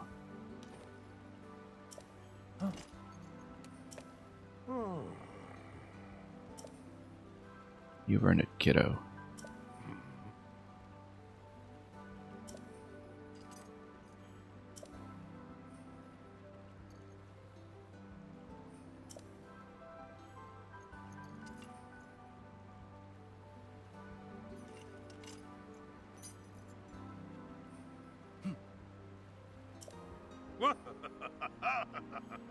Obviously, at this point, we have no idea how this game ends, but I kind of wonder if they'll take this set of characters even further at some point. It seems like, you know, the cast introduced in Breath of the Wild was one of the ones that was particularly beloved, hence its ability to sustain both this sequel and Age of Calamity. And so you have to wonder, because there is this kind of multi-generational progression already.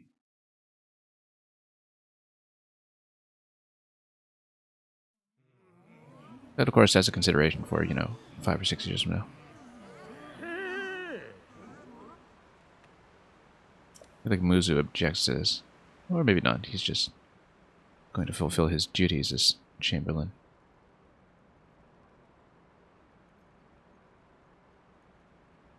Yeah.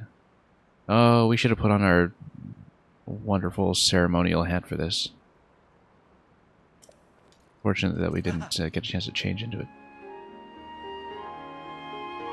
Given that we didn't actually need the rubber helm recently.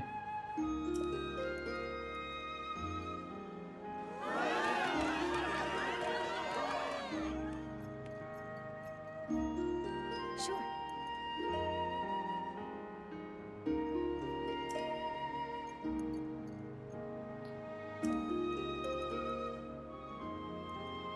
Where was she hanging out originally anyway? We have no idea.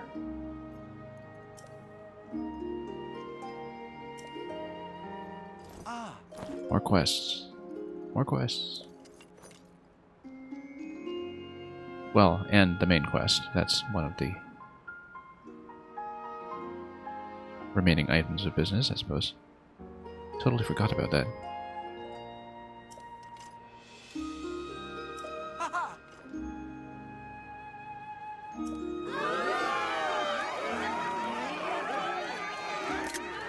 Yay, we'll get a little coronation shot there. The rooster head is the ceremonial hat. Yes, Netcat, that's what I mean. Said I really should have put that on. It would have been equivalently useful in all of the water temple, actually. I just forgot to change back into it. The Sage of Time. That is our Zelda.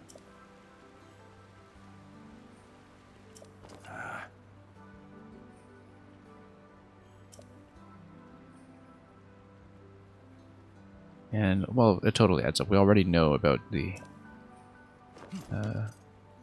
fake Zelda, or the Zelda Dwarf, at this point in the timeline. But of course, you know, the game doesn't know. Or rather, so far it doesn't recognize the order in which you've done these shrines.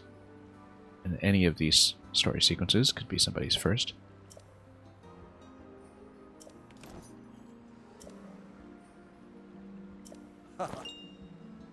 Hey, there we go. There's a smile.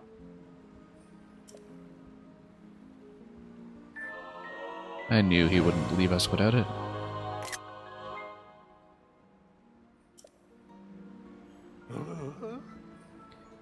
Oh, yes, of course we'll screenshot this. This is the kind of reward that we get for doing all this stuff without Lookout Landing, is we get to screenshot the conversation that ensues. We had this with the Lightning Temple too, of course.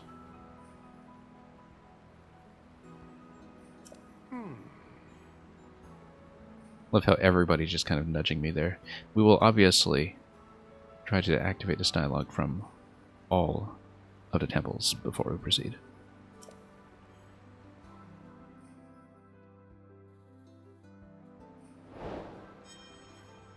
Anyway, done. Okay.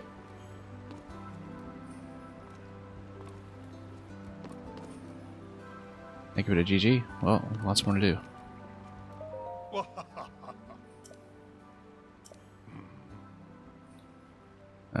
Can we have more? We've got 4. I don't know what we need. Did 4 actually. What's next for you? King Emeritus.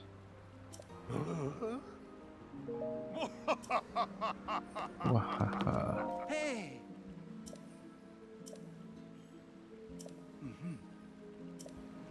Okay, well, let's see, because we actually do have both activated. So do we have both companions follow us in the field and we just run up to them and press A accordingly? Well, we'll need to get into some kind of combat sequence to test it out, I suppose. But anyway, let's hang out here and see some updated dialogue.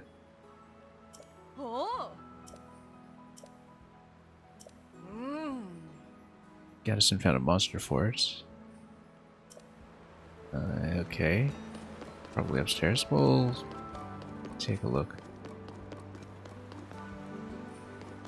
How does the small leg support his big frame? Whose do you mean? Oh, speaking of which, as I was saying, let's switch back to the best hand.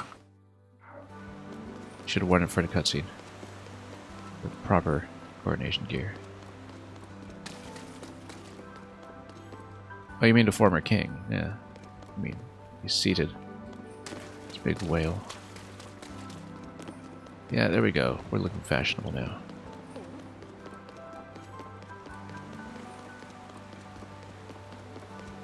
Okay, so I would love to. So here's the unfortunate thing: is that the temple sent me all the way down here directly.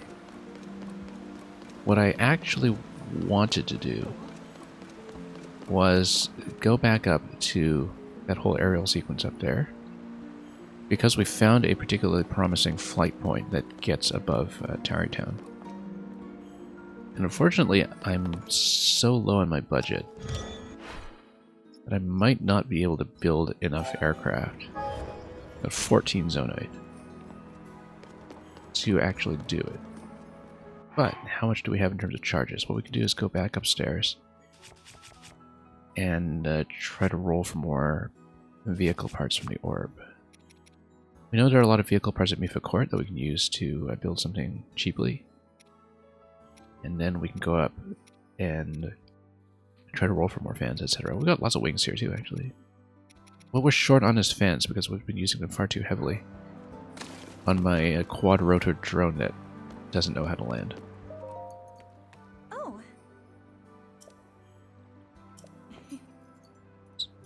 Ah, okay, we can complete more of the gear set.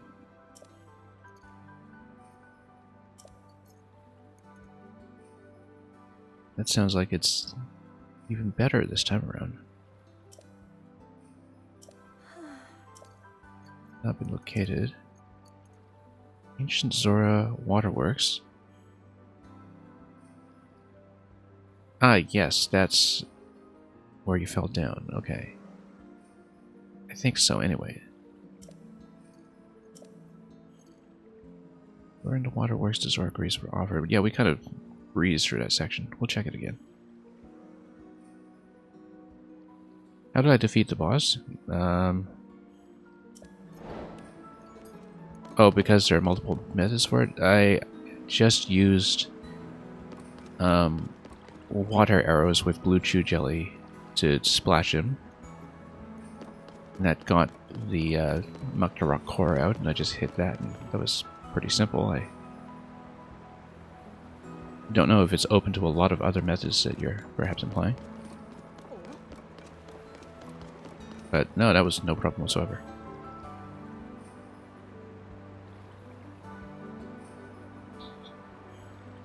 Anyway, if the Zora Greaves are in the Ancient Waterworks, that's obviously one place to check. Yeah, the thing about Hydrant is that I've only got one Hydrant, so I'm not going to use it for that. No, I was thinking about using the Hydrant at certain points in the dungeon, but I've only got one, so I'm not going to burn it that way. A floating place. Oh. We've been to many floating places, actually. Huh. Oh, she's missing again. Okay, so May. If you played Breath of the Wild, you know how there are like 80 or 90 quests in Breath of the Wild. There's one that I actually remember by name. It's called A Wife Washed Away. And it's this guy's wife who went downriver, and the quest was just to locate her. That was one of the last quests I ever completed in Breath of the Wild because it actually took me... Oh, I think I originally completed Breath of the Wild with maybe 3 quests missing. Not quite at 100%. I didn't finish this quest and find this guy's wife until about like maybe 2 or 3 years later when I was cleaning up my main file before proceeding to Master Mode. So that's why I remember that his wife's name is May, and that she has once again been washed away. I don't know if it has some notoriety or something, but I found a floating place where I'll catch fish for grace. A hop and a skip to a great fishing trip. You found his wife before you found him, so you went back to find her again. I wonder if I have encountered her. I've been flying around so much. I don't think so, though. I would have remembered, given all the trouble we went to in the last game. East of the domain. Okay. Yes. That's actually one of the islands I would have aimed for previously and missed.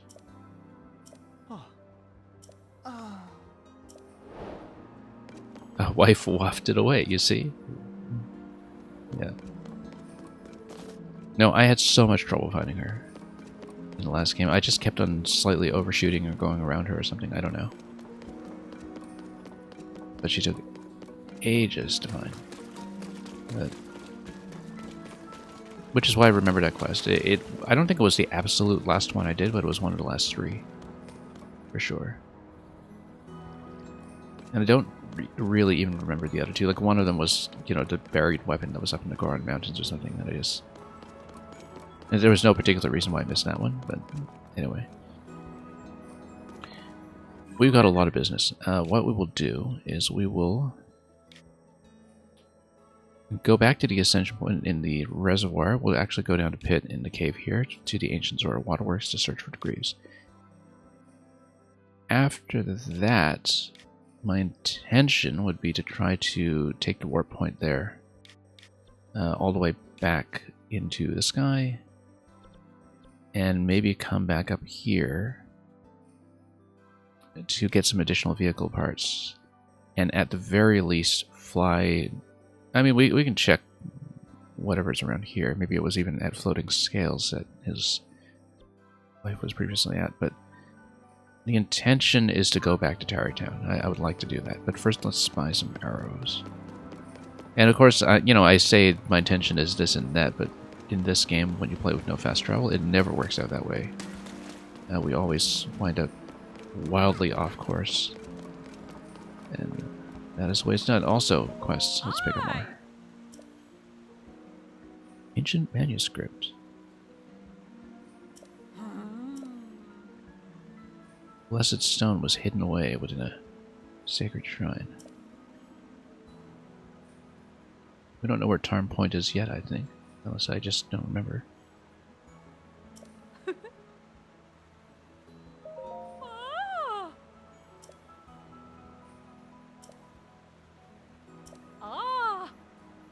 Anyway, Finley is off on an adventure. Tarn Point is way off to the southeast of the domain. Oh, yeah, no, we know where that is, actually. We've actually been to that neighborhood.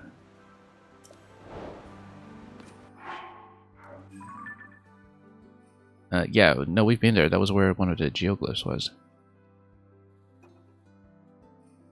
We've wafted away obviously doesn't give away its position. A token of friendship in the waterworks, yeah.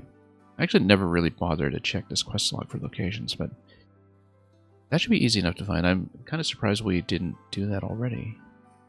Oh, no, because the NPCs wouldn't have gone there yet until now. But then I wonder, yeah, so maybe that shrine is locked behind this part of the quest, so. Which does happen from time to time.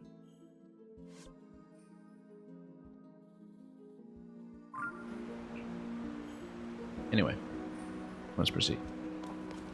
I might actually want to cook, given how much food would burn through, but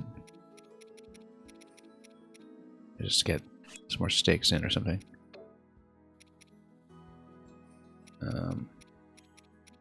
Don't know if we really want to experiment right now, or if we... Let me take a look. How am I doing for dishes? Yeah, we'll just do more cheap little heals every now and then. And because sometimes I just don't want any particular effect. I just want more hearts, and so I need more meals to that effect. We actually hadn't done much with the standard raw meat since we'd been cooking with a prime all the time. So we'll just do similar recipes with it, probably.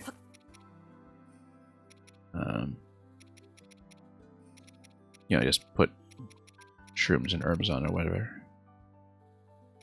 Palm fruit, etc. In fact, we do something like this. That might be very heart efficient.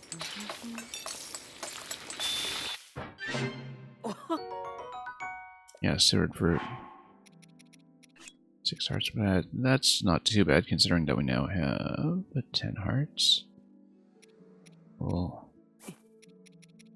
do a few that are kind of like that. Similar, but different. Just to fill in the recipe book a little bit.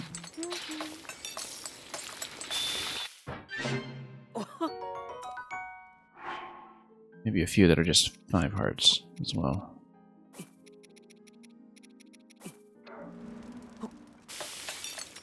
Just to give ourselves a bit of variety to work with here. But of course, we'll occasionally get a fairly generous bonus.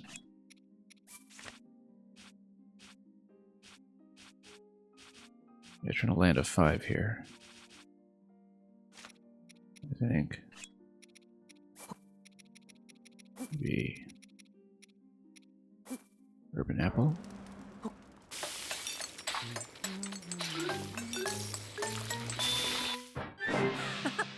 We'll take all the bonuses we can get, obviously. Steamed meat is quite nice. Let's see. Yeah, this is 5 hearts, so we'll do a couple of these.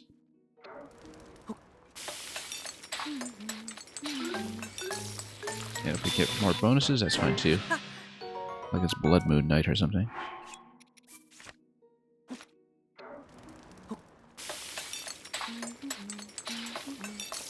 Just want to fill this in a little bit, and then yeah, we'll just do a few. Oops.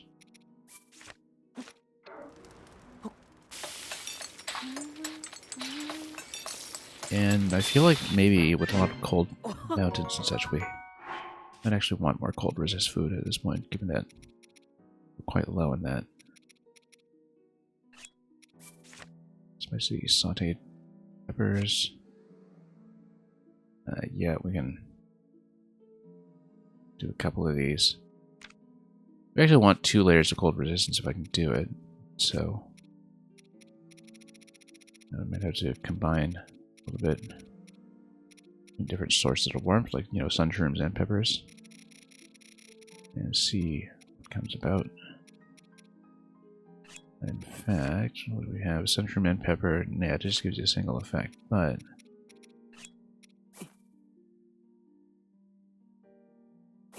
if we go 2 sun shrooms, 3 peppers, or something like that, and see if that gives me closer to what I want. Basically, I want some kind of double cold resistance effect if I can do it. Might need an additional ingredient, like a warm one of these. Yeah, increases cold resistance. Actually, yeah, you know what? Let's hang on. Subtract if we can. Get one of these and one of my peppers. Where are you? Never find anything. Might be way up here. Ah, there we go. Basically, I'm trying to find the most efficient way to get the double cold effect, but let me go way up to the peaks. Alright, this doesn't give you much health, but it does give you big timer. That's actually roughly kind of what I want, maybe, sometimes. In fact, if we grab this and add 2 peppers, I wonder that will do.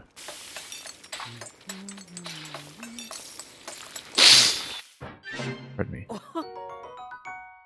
And, usually mute that out of my mic, but anyway, let's okay, that's a double cold resistance. Let's do that. And wonder if we can make this slightly more efficient too. Like, do 2.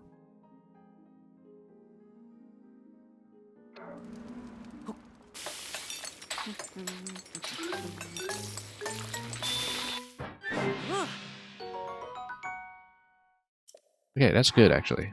It gives you a pretty efficient path to get the double effect. No, that was just from a bonus, so normally it doesn't.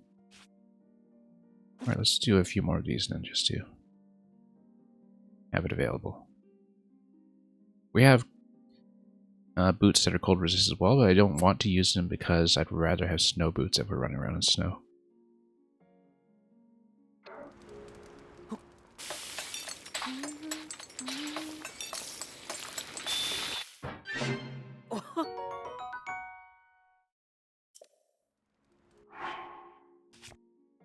Maybe just one more of those.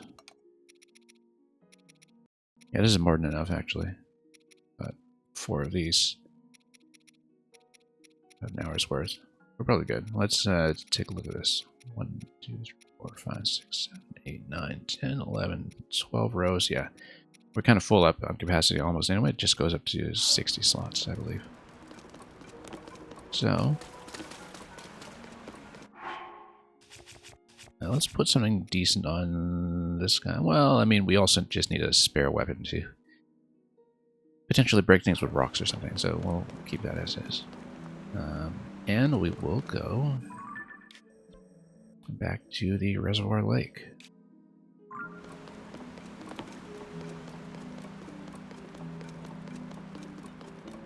Oh, let's grab more quests. Crabs. I can give you crabs. And, that's what she said. Oh. Bright-eyed crabs. Oh. A single glorious crab. I guess maybe we do need to for it. Warm hug of savory umami goodness. That sounds very promising.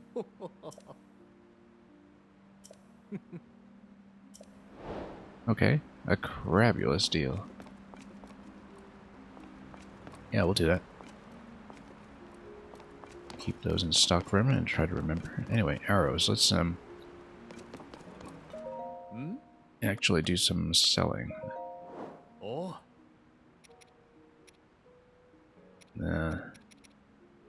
Yeah, I never knew what happened with the luminous conversion onto Dondons, actually. We just never got gems out of that.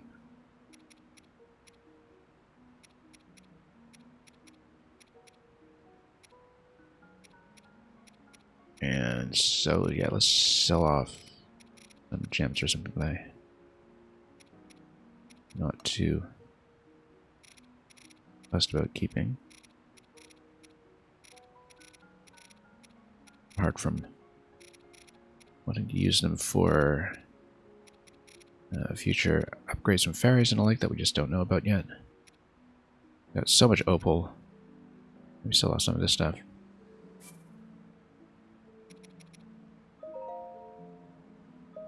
Oh. And yeah, we'll just reduce our stocks a little bit. Oh. Pretty much trading it in for arrows at this point. Oh.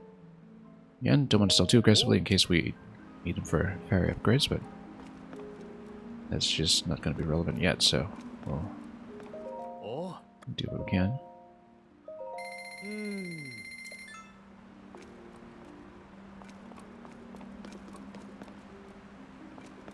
And Arty salmon. Yeah. Always very good. We're not going to buy it outright, though. We can probably fish it out at some point. Anyway, we'll look for crabs. This guy? Yeah, bright-eyed crab. Easy. Well, one of them anyway. We'll have to get a lot more than that.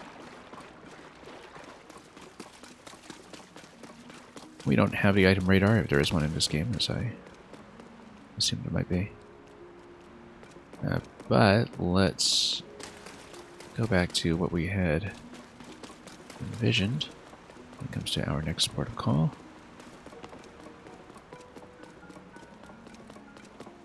And let's just head back on over. Am I going on a quest to catch crabs, Netcat? Well, that's what we do.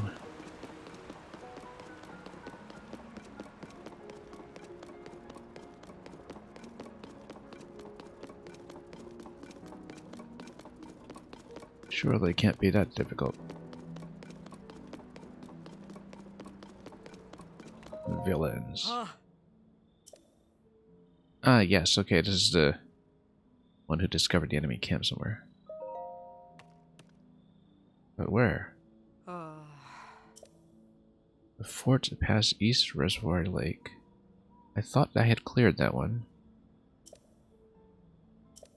But now it's post-sludge, so... I defeated them, yeah, so I did. I cleared them ages ago, actually. Like weeks ago.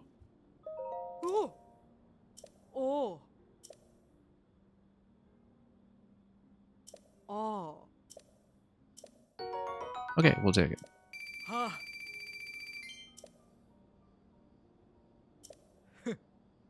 I just love seeing the "you've already finished a quest" dialogue, so... Very sensible to have that. Oh. Aha. Now it's going to tell me how to use this. Gonna need power to summon his avatar, yep. We're on the field. So yeah, we do get to fight with them both at once. It's with the same button. Good thing they're both very clearly recognizable. Look at that, it's like we're a Xenoblade party at this point now. Running through fields as a trio.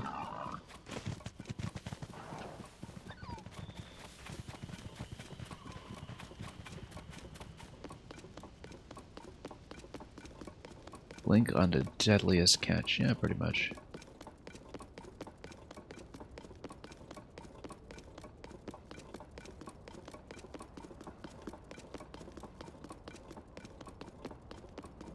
Anyway. Giant waterfall up to the sky. We'll take that later. I do want to fall into the cave first. What are you telling me? Oh. Got a wondrous stone. Oh. It is so dark that you cannot see it. Well, at present I see. Oh, okay, it's probably just luminous. Oh. Oh, no, maybe not. Maybe it's something else. Well, that's why we'll build some watercraft and pilot it over. Let's do it. Let's build a watercraft and just attach to it. Might weigh down a boat, but I'm sure we'll find a way.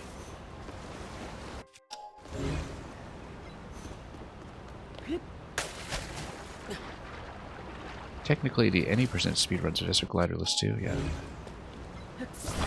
I would think so.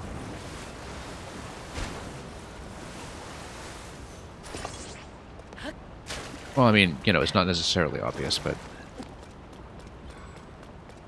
it would make sense, I suppose.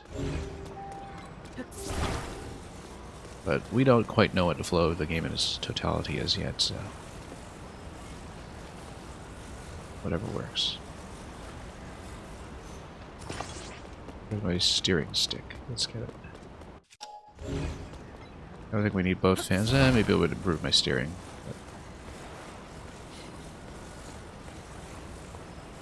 Or my ability to back up a bit better. Actually, yeah. This is backwards. Let's... But this is an interesting point. That... Yeah, next time I'm over at Tarrytown, actually, because there are so many parts just lying around, I'm going to do a couple more aviation experiments. Spend some time just fixing up some of my existing builds and really getting a good set of blueprints in. Because let's say you build this on opposite sides. You would actually be able to back up, right? Which is not something we can do currently.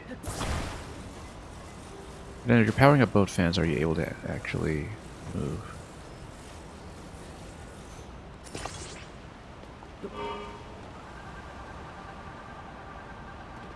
Yeah, not very well, obviously. I didn't think so. Good thing to clarify in case we need tonight. But however, if you put two fans together, you might be able to turn a little bit better.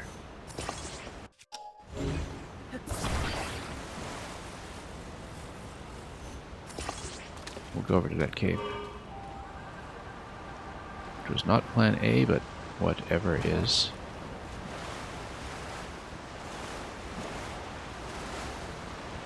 It's pointing me back there, right? Let's take a look.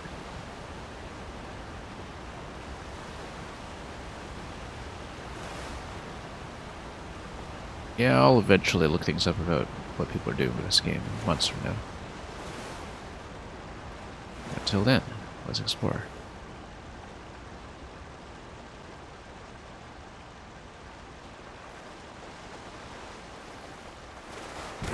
Whoops. Yeah, let's see if I can move this slightly. Or just, you know, move the fan. And spin it.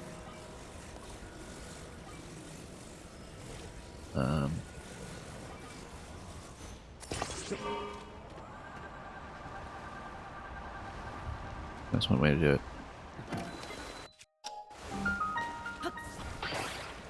Now, I usually don't build a boat this wide. The reason I'm doing so is because I suspect we'll need to bring back some cargo, so...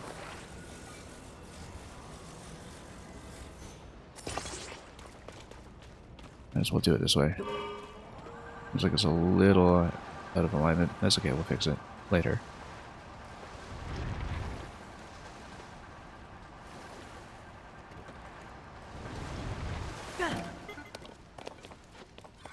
Let's bring this with me so we don't despawn it if we need to come back out. Let's fix this too.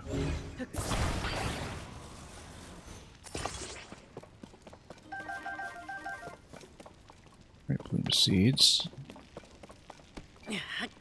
Oh, are these the blue stones he's talking about? Probably. A blue ruby, interesting. Won't get anything else. I mean, he only needs one, so. I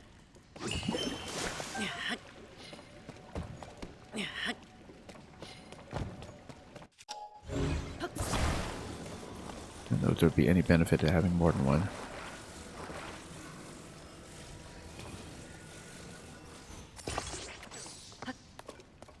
Grab this also. There's more cave back here. Ah, yes, one of these guys. That will, of course, take him.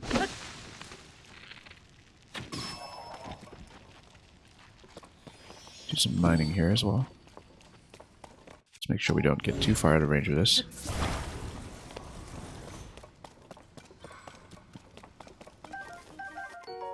Still have to find the guy to cash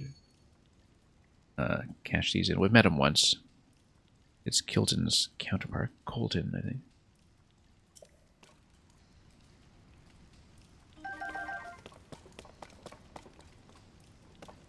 And we'll use Riju as our mining instrument, since that's what she's good at doing.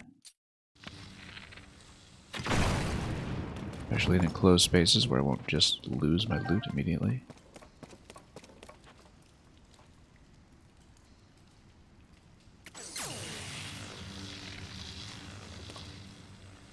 We're so short in arrows, generally. Did I buy arrows just now when I was up top? I thought I did, but we're still so low. Huh. Got so much flint.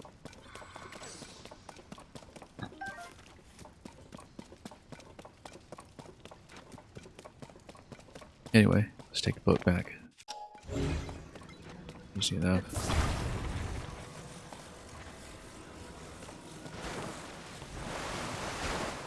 And I don't see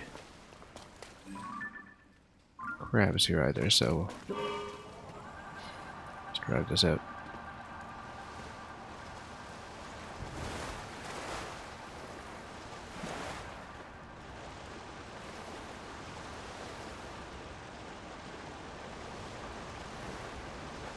You're still in the process of playing as well. You looked briefly at some speedrun strats in the Great Sky Island, I see.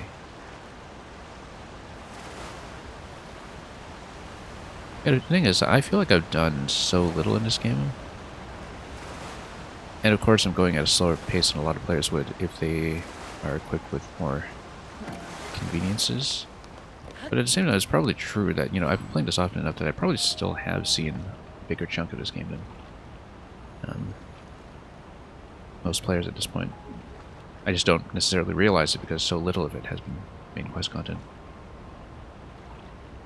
Yeah, Netcat, we've built lots of rocket-powered devices. In fact, one thing that I realized was, so last stream, I kept building this one thing just to try to get like a really cheap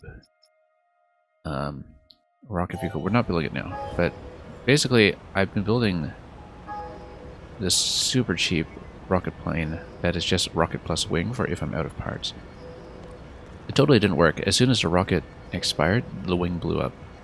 I was wondering why. I realized it was almost certainly because the whole thing's just built at a zonite, where the rule set seems to be that even if you have a rocket part detaching, that counts as trying to break the thing apart, and as a zonite construction, the whole thing just blows up on you. I think that's what was going on, which is why I have to do some experiments later when I'm in Tarrytown and I have more supplies. Because I didn't encounter that problem with that build previously. I was using it for a lot of things, but it was probably because I had spare parts for it every time and didn't realize it. There are a few things to the vehicle building rule set that are not obvious to me, which we have to play around with a bit more. Oh, I need to actually give it to him. Oh. Yeah. Yeah. Right.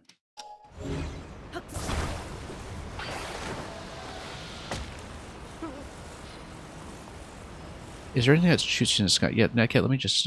I'll show you in a moment, if you want to know. Ah. Oh.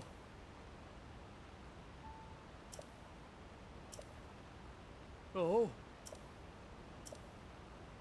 Okay. Elegant fabric, I will take it. Oh, it's the glider skin. We've got 4 of these now, and no glider to use them on. The regional glider skin. There's 1 per region, as far as we know. Let's actually sort this stuff for once. Yeah, so we got 5 of these now, in fact, of the available regions. So anyway, Nightcat. So the build I just showed you was a good example of what you're just saying in terms of shooting you into the sky, because basically there are some parts that give you initial thrust. One of them is the rocket. Also, you can get some lift using a balloon if you power it with a flamethrower, basically. But if you want a good boost of initial thrust, you just attach the rockets to something like a platform. We have a couple of pre-builds to save that use that, in fact.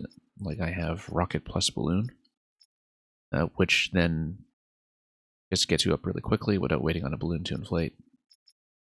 Some of these schematics are pretty inefficient. We're going to trade them out, but because we only have 8 slots right now, and I don't know how to expand them yet.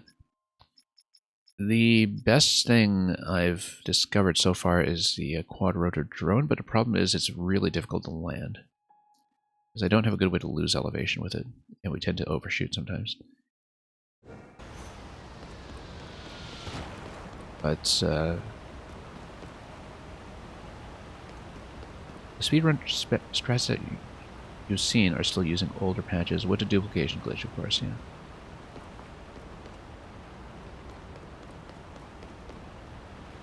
Boom, boom, boom. Pretty much. Okay, we've done this. Let's enter the little maelstrom there that takes you to the waterworks. We're just going to pilot directly into it.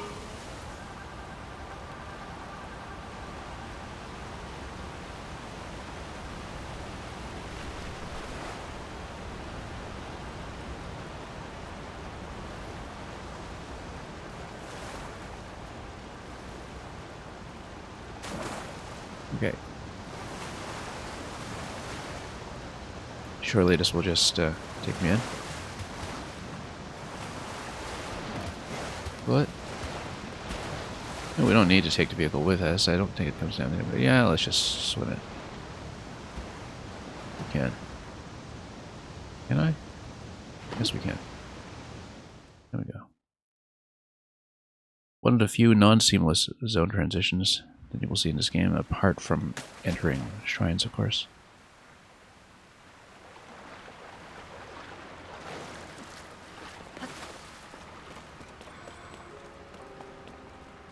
Yeah, we were here previously, but there is something to find here that we have not found, so we'll look for it.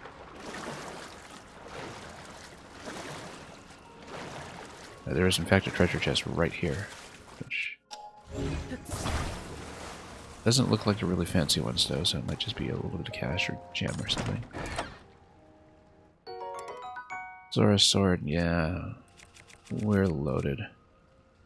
Well, let's replace one Zonite sword, you never know. We got so many Zonite weapons at this point.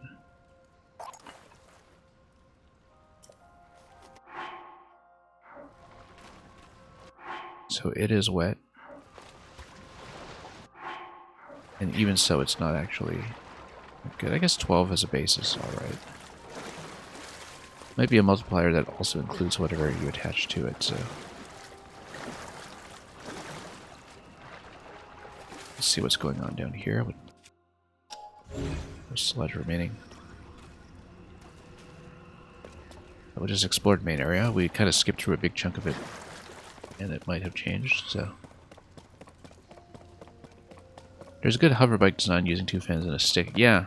Someone else mentioned it on the stream a little while ago.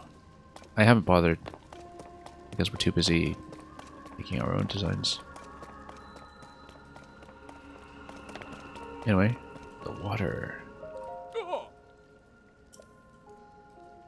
Lovely new diving spot. Yeah, why not?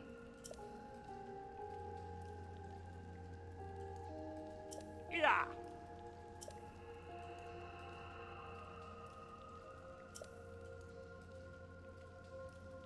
Home.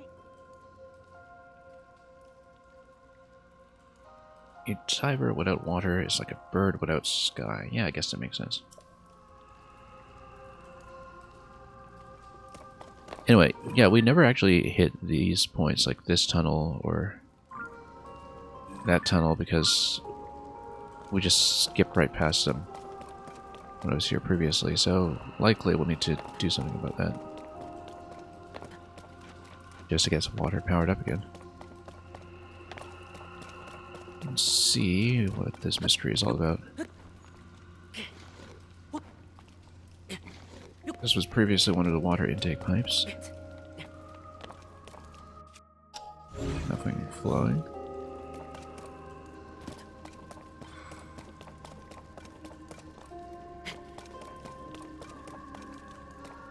And might be something on top there, but... Oh, you know what? We can ascend through here.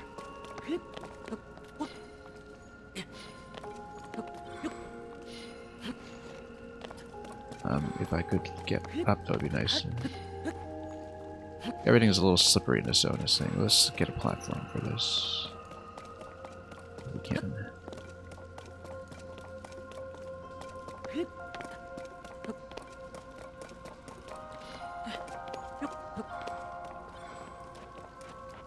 After the temple doing these side quests, I mean, yeah, we're here. We might as well. And, you know, the Zora Greaves sound very useful.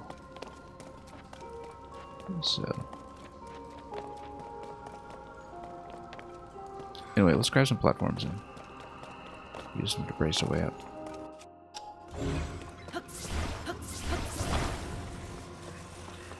What is this place? These are the ancient Zora waterworks. Basically, we went into the water.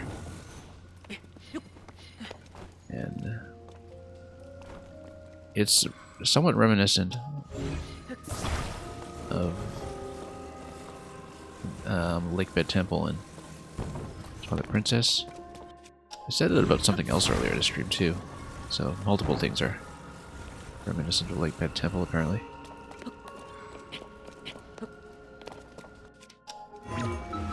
Let's see what's up here.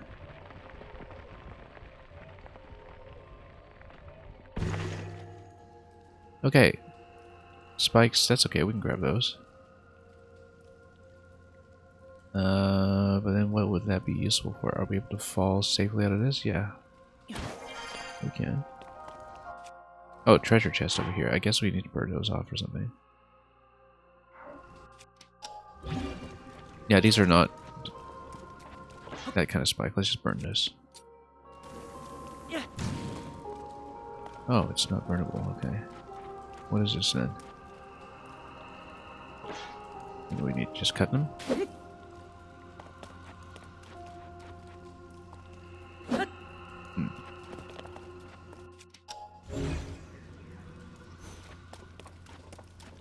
Seems like we should be able to. I would have assumed we could just burn it, but guess not. That surprised me. Oh, I guess because there's water dripping on it. Maybe we shield it and then burn it. Like just put some kind of canopy over it and then... or use an existing power.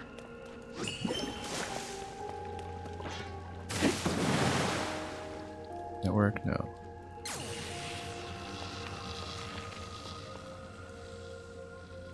Yeah, this looks like it's normally supposed to be burnable, except it's dripping here in the cave, so maybe that is what's preventing it from functioning as intended. What do you think about this?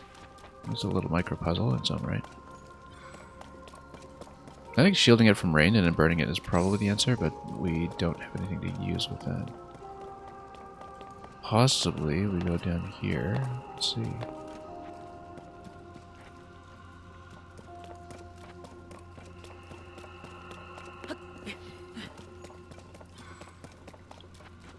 No, because I can't just walk into it, but I can't slap it either, which... I wonder if there's a way to do it.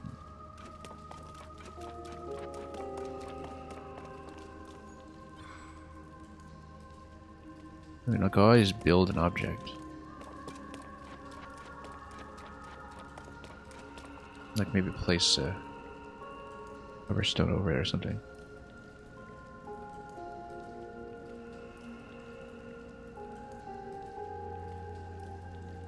I'm just considering my options. Yeah,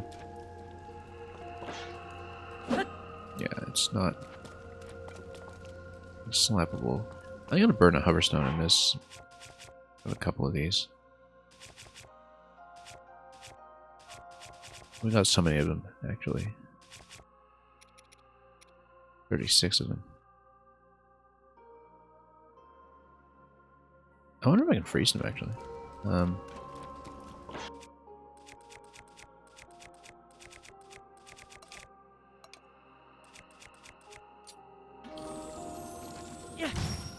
No, I didn't think so. It looks like it's supposed to be burnt. Can I take that out here? Yes, I can. Just give me a bit of room.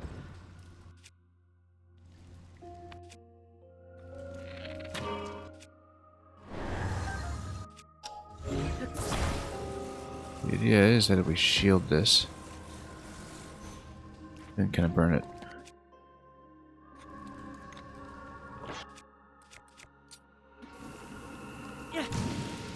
Yes. That is exactly how it works, in fact. I wonder if there's a good solution to this.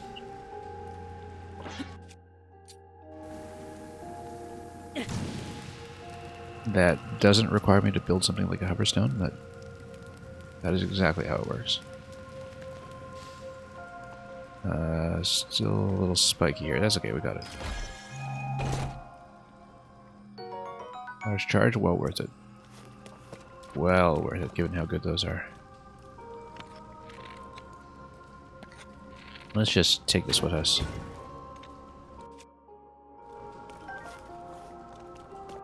If we can. Too useful not to, like we can always place them at an ascend point and enter pipes that way.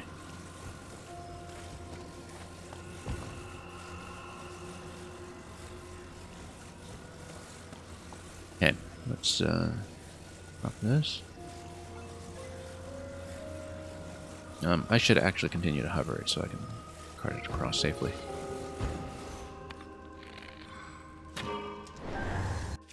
And maybe even recall it as a mode of transportation.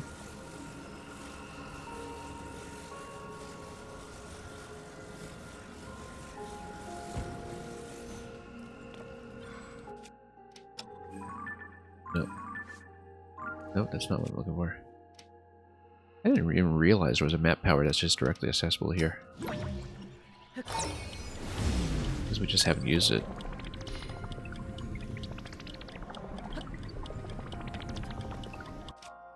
Okay, I might be able to grab it from here. It's a little too far.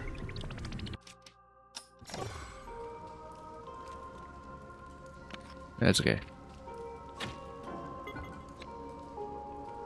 Oh, okay. That's further than expected. That's okay.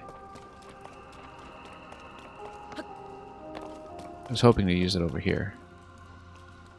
So we don't slip like crazy. We should put on some slip resistance, even though I've never found it that useful. Now we can actually ascend through this slot as well, potentially. We are below it. This area music reminds you of Metroid Prime. It does. Maybe it's because these tunnels resemble the bomb slots in that game.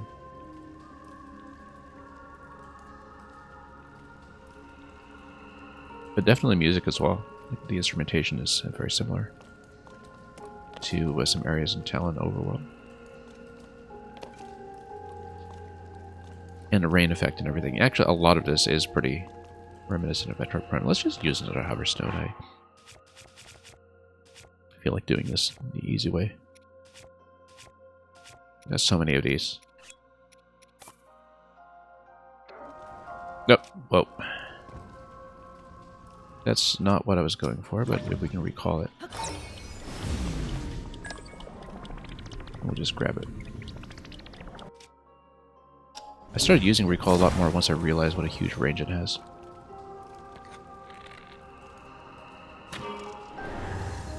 Okay. Now, we'll just go like this. Hold. And back.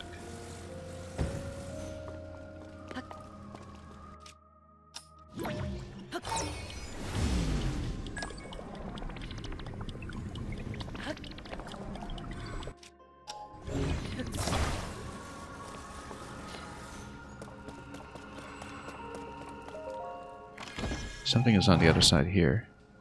You can kind of see it.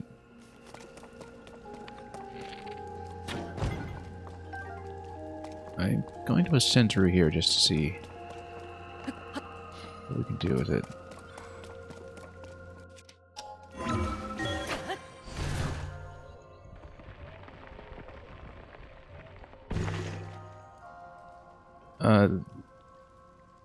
This is still in a cave. Oh, it's a bubble cave. Yeah, well, of course we'll take it.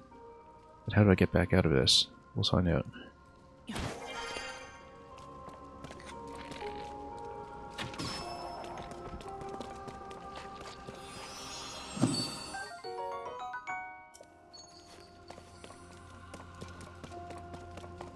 I guess we'll just have to head back down. The long way. No, we're at the end of a big cave sequence, in fact. I sort of wonder where exactly we are. We can try to ascend, and I'll just back out if it's not actually that interesting. It's probably back in the top level of the overworld, for all we know. Yeah, there is. We will go back down then.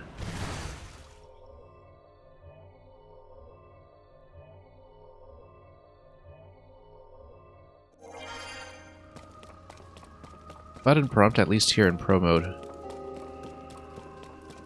I don't know if it's like this in Standard. It doesn't tell you that you can cancel out of Ascent, but once I learned that, I just use it as Scout all the time.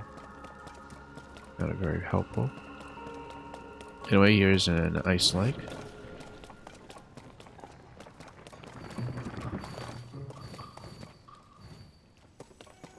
And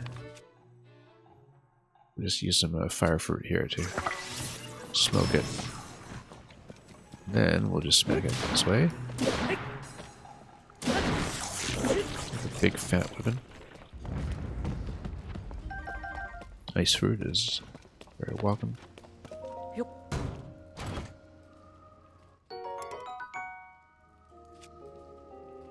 And another shield jet we just won't take.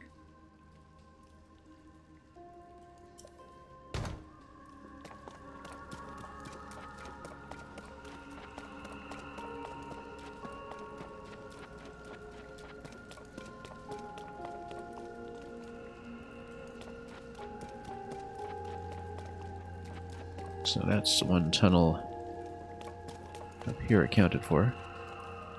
I'm sure other hoverstones at this point are long gone, but we check that cavern at least. And this one here,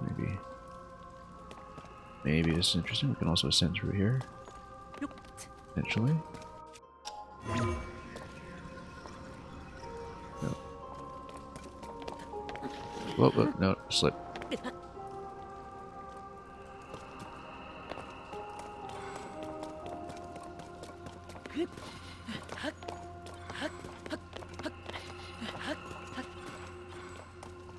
Anyway, with a full suit, you swim pretty fast without dashing.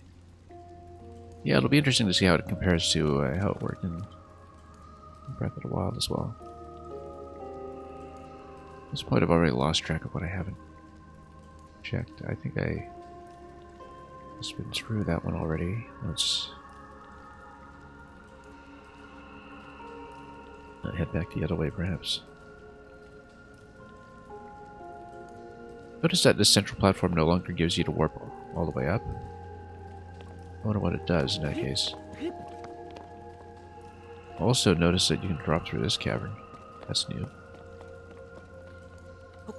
That's very new. Well, it's not marked as something with the depths, so we don't see gloom coming out of it. Leap of faith. Let's see if there's water. There is. Couldn't actually see it, but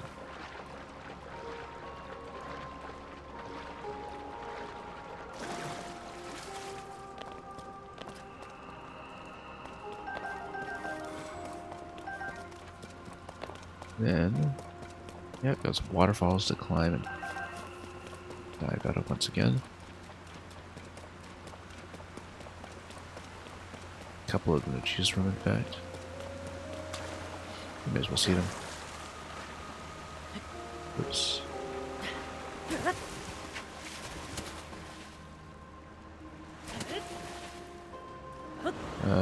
Yeah, let's just dive out of that to get back out. Didn't seem too useful. We can check them for secrets.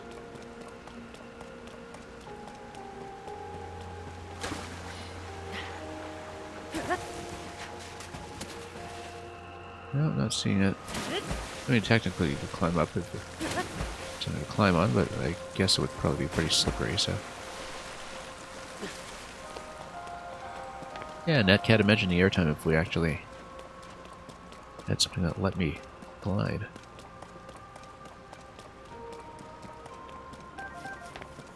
Okay. Let's mine this bit of luminous over here. Whoop. Much of it.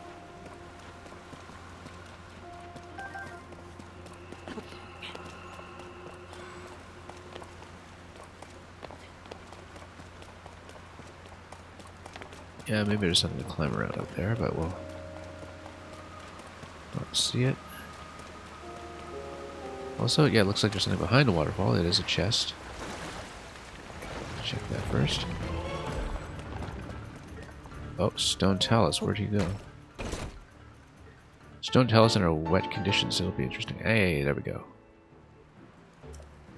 We'll obviously take that now. Where's the talus? There it is. Luminous as well. Good thing we kept a weapon that we can use with it. Oh, that's what the waterfall was for, actually. We used the waterfall jumps to try to snipe them from above. Ordinarily, with a talus, you try to climb in position, but this one we won't be able to, so.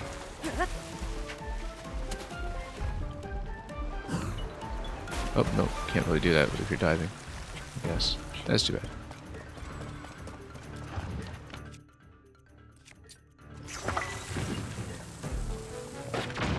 Nope. Not a bad shot. Okay.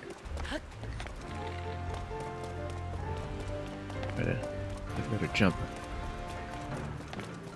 Off of this. Yeah, because he's slippery, we can't really beat him by climbing. But we'll try to get a drop on him somehow. Yeah, no, I see what it is actually. You probably take the waterfall up. And that's why the waterfall gets you into a potential climb. Let's hop. Let's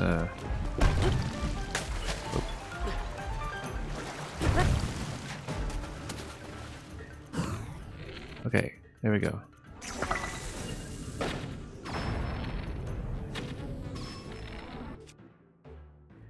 Yeah, let's use the big bow.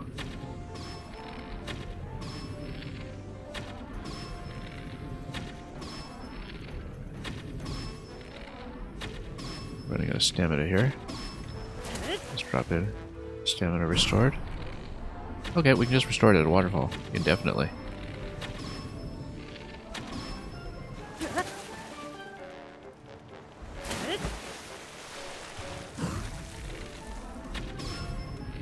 No problem.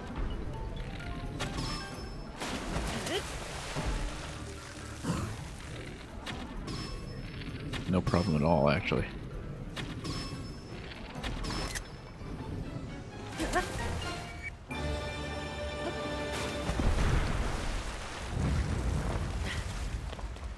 Okay, that's a lot of luminous. Very nice. And we'll attach the core to the Zora weapon, actually, since that'll be nice when it's wet.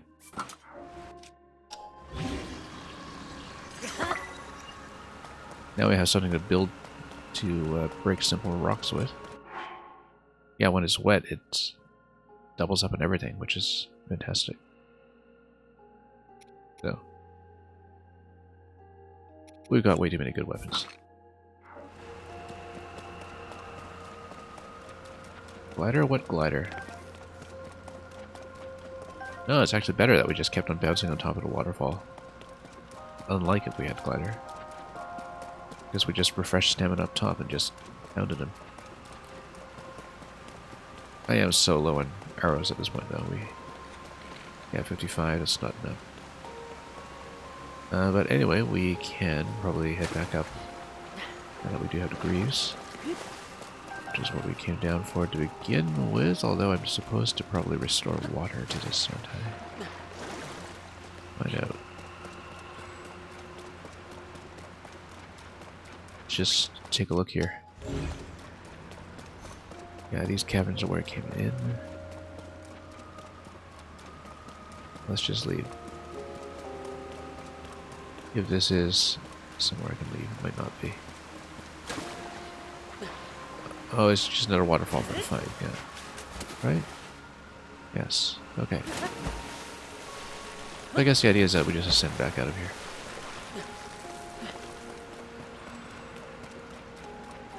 To go up to the upper part.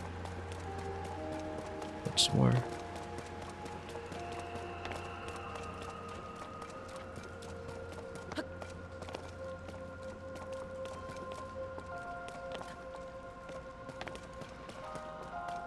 Is this anything? Looks like this is probably just the ascension point to go upstairs.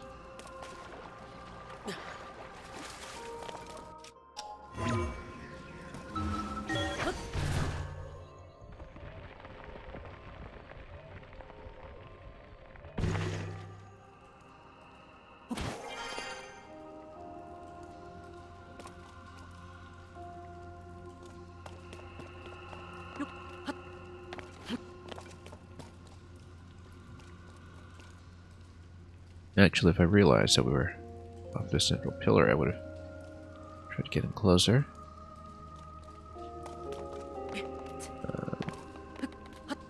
Maybe we can actually get in closer. But no, we were punched up right against a wall, so perhaps not. That's okay, we'll just have to build our way back up as before.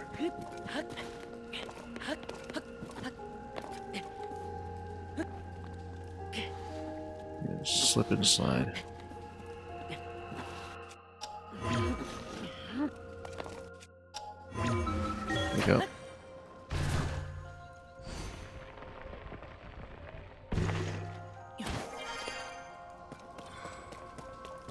There's some water coming out of there, in fact. Maybe that's promising.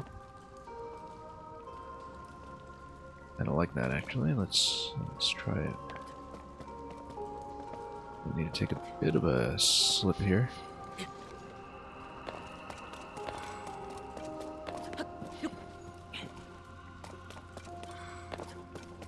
We'll go up this way.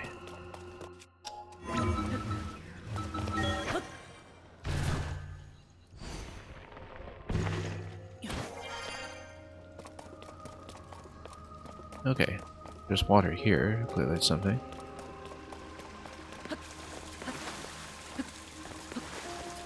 Should have taken a plank.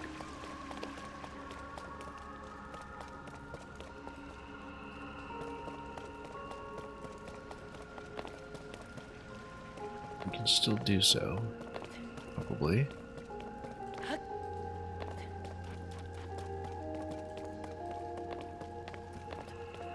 It's a very gentle gradient on the way up, so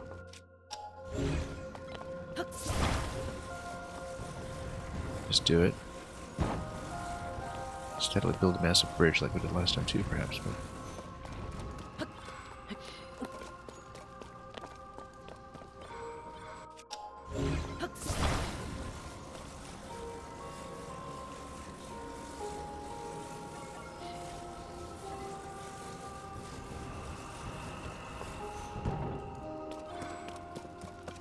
and back upstairs.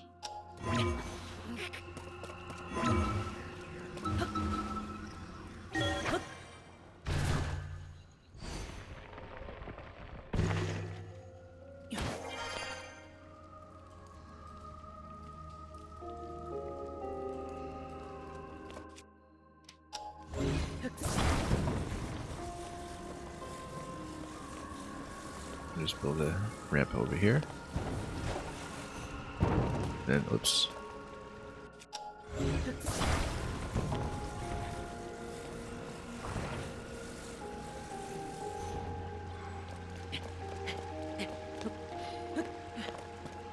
Oh, nothing here. But suspicious enough that we should ascend.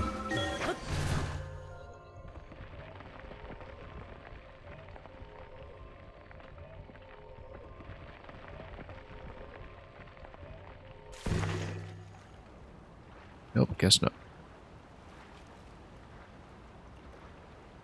This is just back in the reservoir, so by daytime.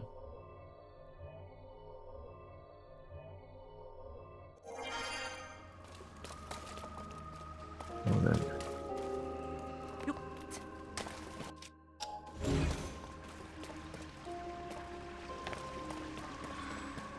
Yeah, we checked a couple of these locations. I guess we probably just need to go back to the center point to see what's going on. Check that, whoops. We haven't checked the back up there. We just maybe continue heading up.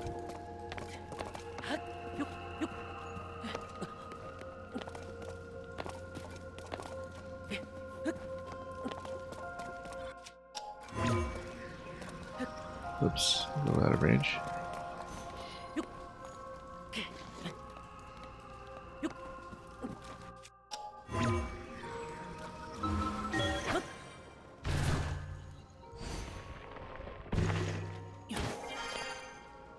Really simple to get up here, at least.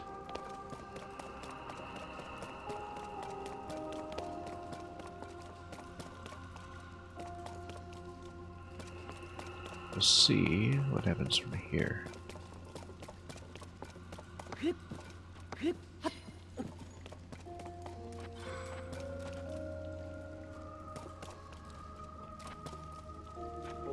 Under slippery conditions, it is not the best climb to make.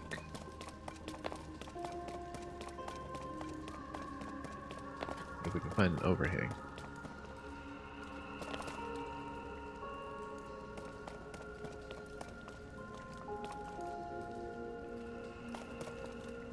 Yeah, we could have taken a plank with us too, I suppose.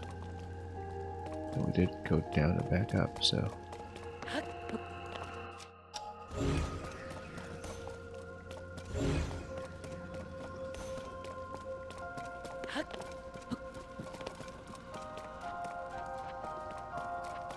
Yeah, we could potentially just hoverstone it, but otherwise it's a bit of a long climb to get there.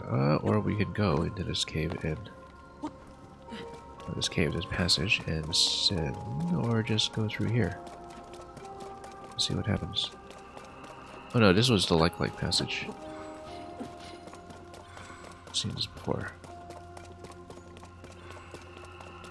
What's the emptiness?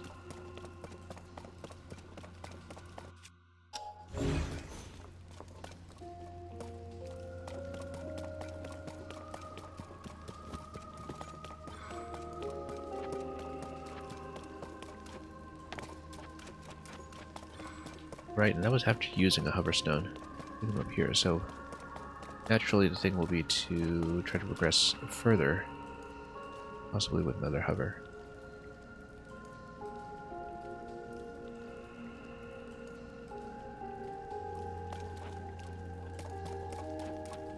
Yeah, we might as well do it this way. Just use the tools that we have.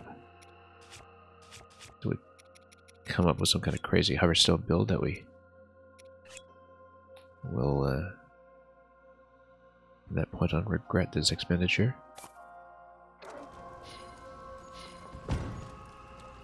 There we go. Thanks for getting out of the way, you two.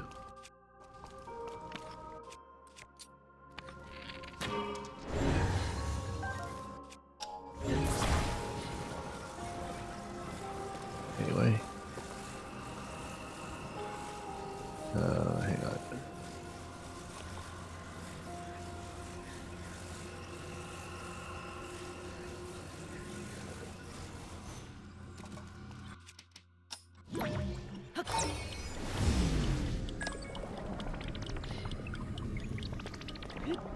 Okay, let's grab this. No. Go. Treasure chests. Excellent.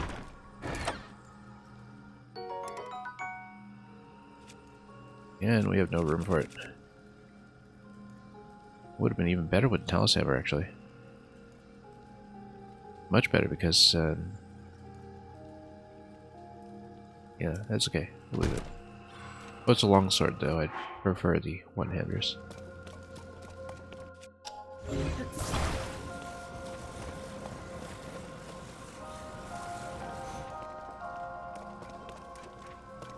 Down here, we could drop it to center, but not the best thing to do. Up here, that's a little low. Get closer. Big deal. Don't go that far though. Can we? As long as we get within range too, we'll call this afterwards.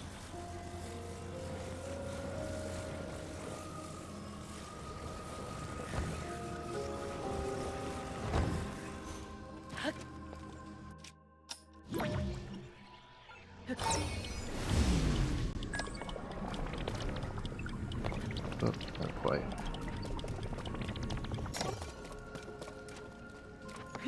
But we can always ascend through it.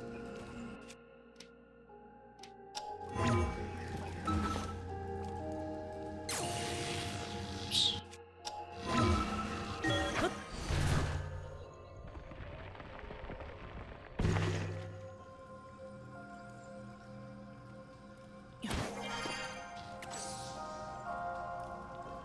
Positioning's not great here, but that's okay. We can at least get a decently safe climb. Okay. We can pull it up. The best, but downward range here is never quite good.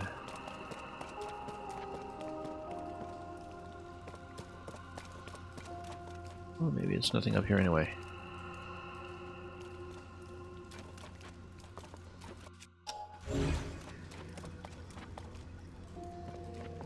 However, you do see that there's a panel you can activate in the center, which I don't know if it will give you very much, but we'll see. Let's recharge the battery.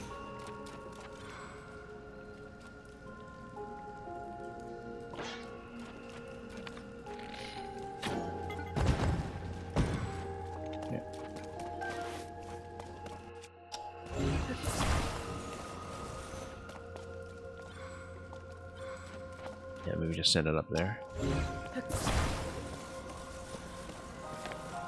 can always extend it with some planks too, if we really wanted. It's reasonably close. We've got to zap it though.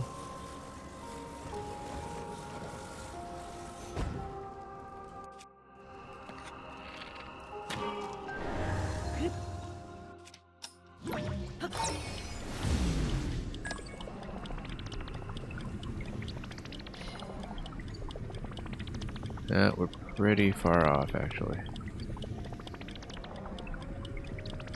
Let's take it back.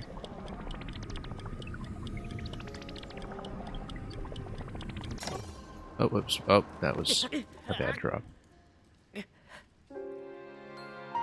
Whoops. Wrong way.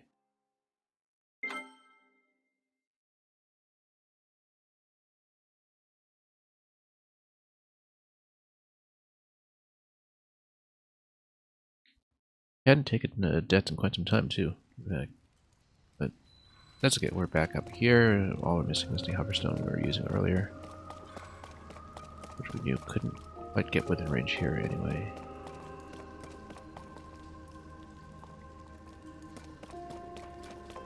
Well, I guess the implication is that probably you're supposed to use the glider, but we won't do that.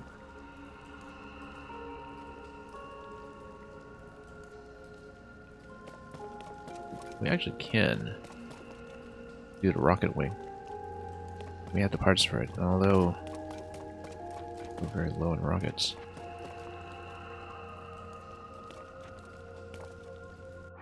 Actually, wing with a single propeller might just do it.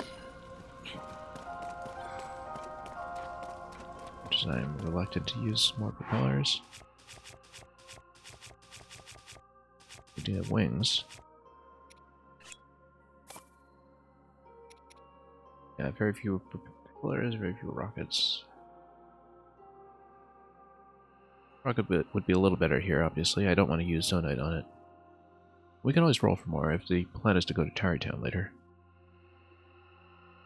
I believe the rocket is actually kind of the more critical piece here.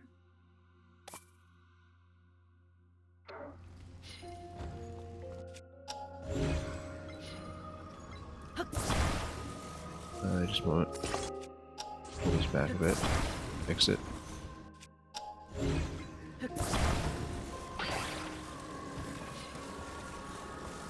This is very short range. We just could have done with a propeller as well, or even less than that, but oops.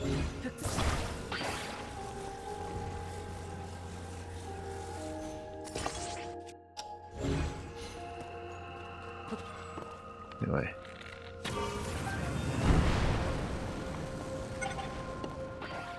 There we go. Can I activate this? I can't even activate this anymore? Okay, I guess it was already activated. Well, now we've found out the hard way. I guess it's already been used. Okay. Few minutes, still no glider? Nope. Just finished another major dungeon today, too. Anyway, no point in coming here, apparently. So, can we restore water? Must be able to. Unless maybe the whole point was for this place to be drained so you could do the bottom part. Let's just go back and talk to the guy to start. Because we already did find what we came here to look for. Maybe that's all there is to it. I keep thinking that you can maybe restore water here, but that's not the case. We have actually checked pretty much everything, I think. We checked. Just making sure we've checked each of the pipes. And all the way around the side, we've got a chest over there. This pipe was the one that led over to the cave, yeah. I think we actually have everything we want. Can't quite see where the water is down below, so let's not just fall into it blindly.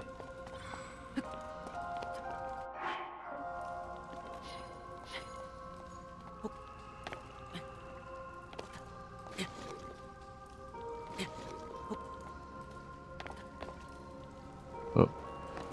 It's okay. Not too bad. There we go. Yeah, B-Minutes, hope you were doing well with the Fell Xenologue. I didn't actually see if you finished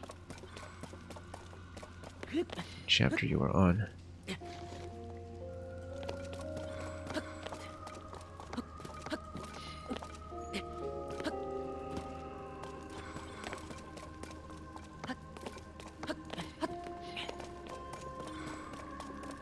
Yeah, let's go back to the entrance and see if there's anything else I need to know. This area here looks suspicious. mean, was there a separate quest for this?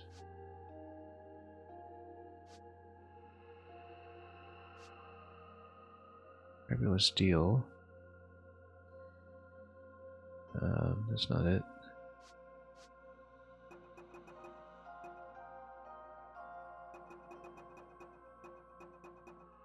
That's so much stuff here. No, I guess there's nothing additional unless we need to talk to him.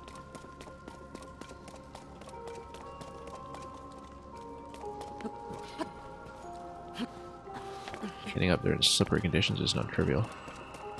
Just a sin.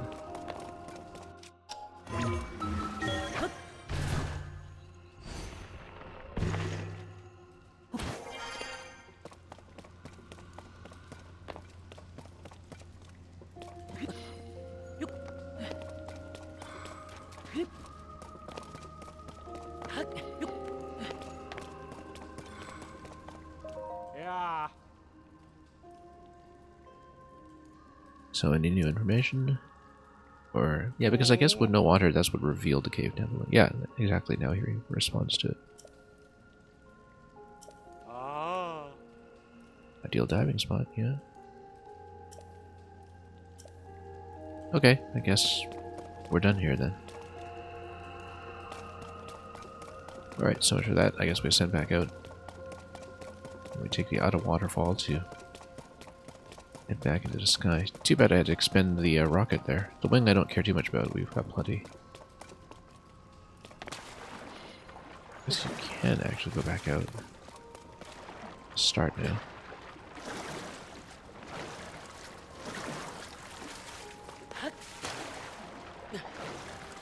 Assuming, of course, that you move some planks in there.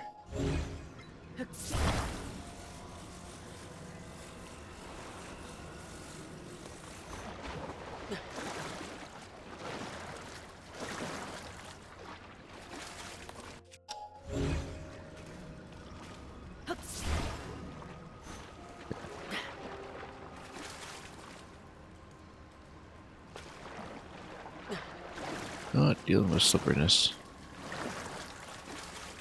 Just need to gradually swap 2 platforms over. And ascend.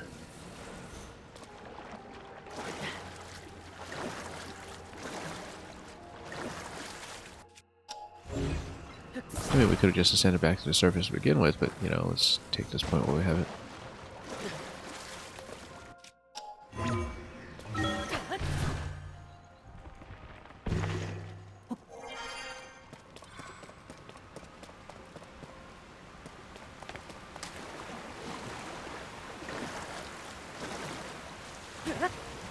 Alright, back up we go.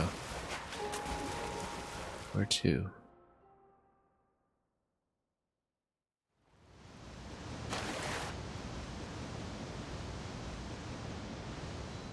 And without the glider, straight back down.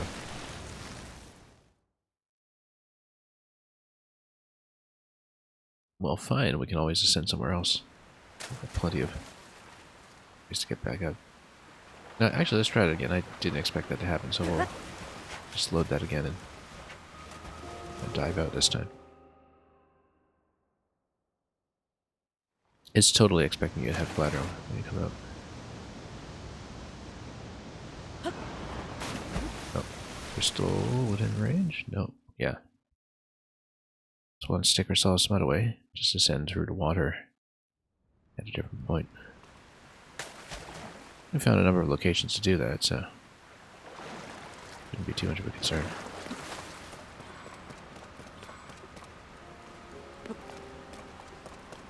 Maybe not this soon, but let's see.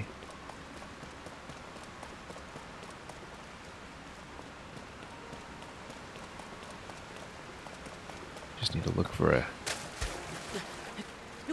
nice low ledge.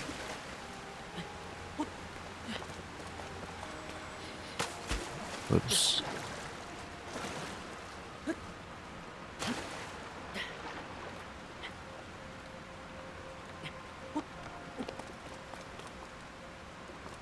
Not gonna be here. We need to go back to the other part.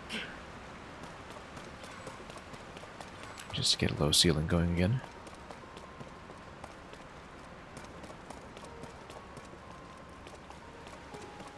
Because we will not find it here.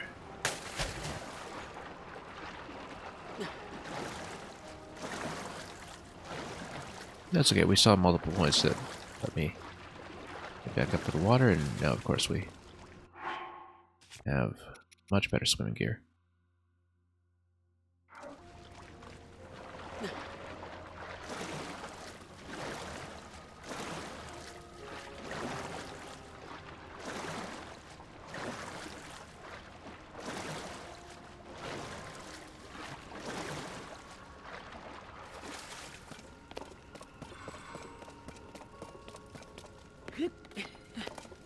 Okay. Let's just find a ceiling. No, there were some.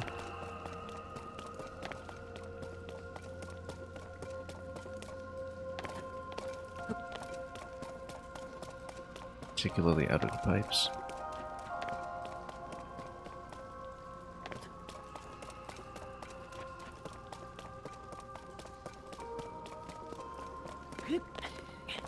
Not the most convenient way out, but you know by now to expect some complications from time to time. So.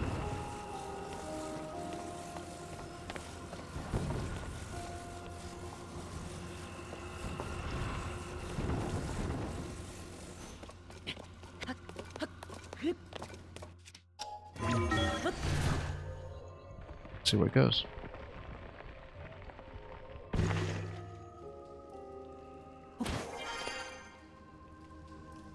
Yeah, here we've been previously. We just need to find, once again, a bit of ceiling to work with. If we can't. Oh, well, okay, fine. Never mind. Let's watch our step next time we plug in a send and get it ready. Actually, we know that the pit down below does give you an exit that, after defeating Nutella, sends you all the way back up, so we should take that instead. That'll be easiest. I think we'd found that anyway. That's a natural exit point.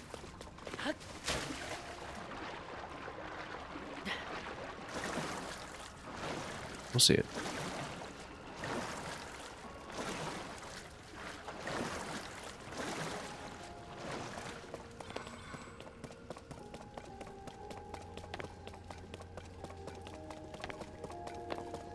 Just go down the pit and straight back up. A gaping hole.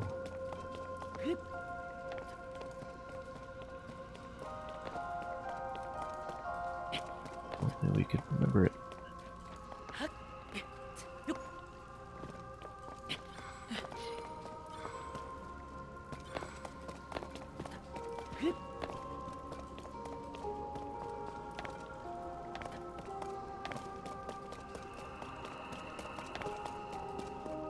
And there we go. Close call, so it seemed.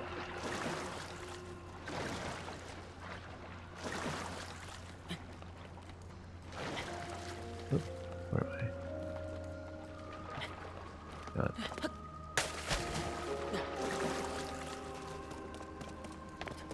Yeah, we go back to the area behind Waterfall where we found a treasure chest in it. It did get me up pretty far. At least I thought it did. We'll check it.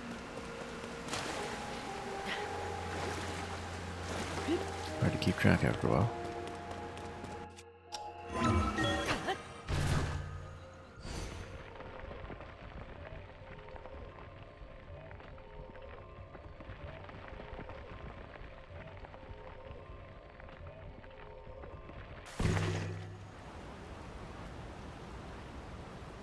Here we are.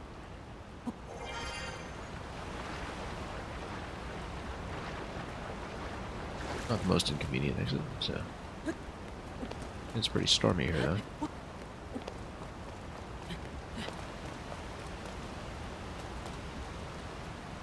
Yeah, we should take the waterfall back up.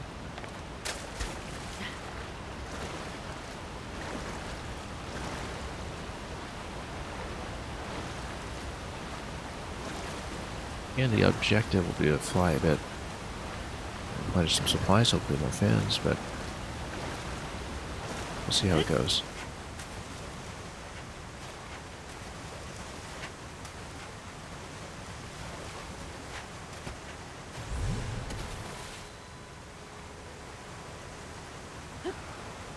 Ah, yes, that's right. Nope, up.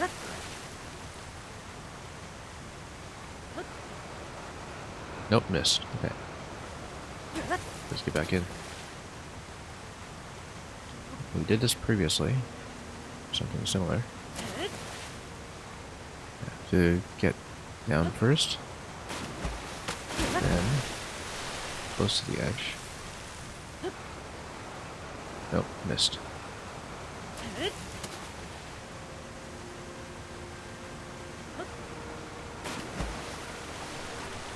Here we go. The shield surf does give you a little bit of additional bump. There we go. That's how to do it. Luckily not slippery. That was safe too. We didn't take fall damage or anything from smacking into the wall. I guess low gravity helps in that respect. Anyway, let's go back upstairs.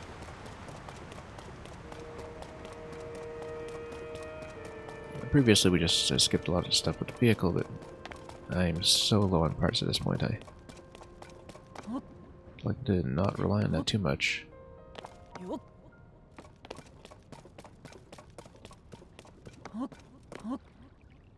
For all we know, with all the sludge gone, it'll be easier to find a passage. We'll see.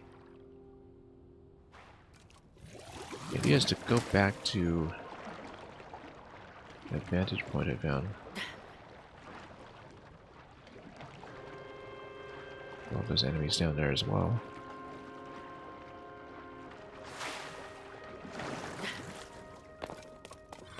So there's a particular vantage facing north that gave me a really clear flank path. The area above Tarrytown. Should of course try to find that. Right, this is the area that I previously did using recall.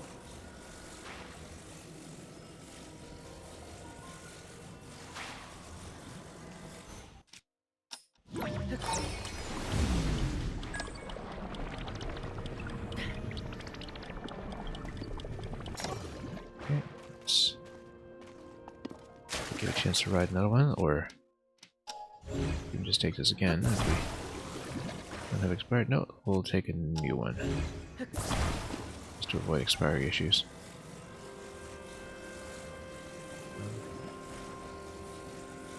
That's about it.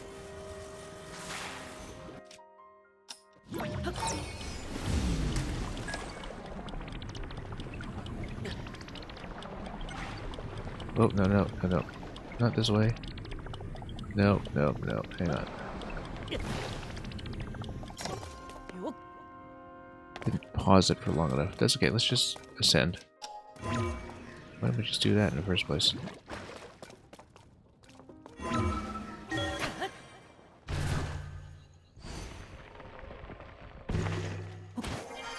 Well, it's a lot more sensible. Oh, because it just gets me back here. Yeah, that's right.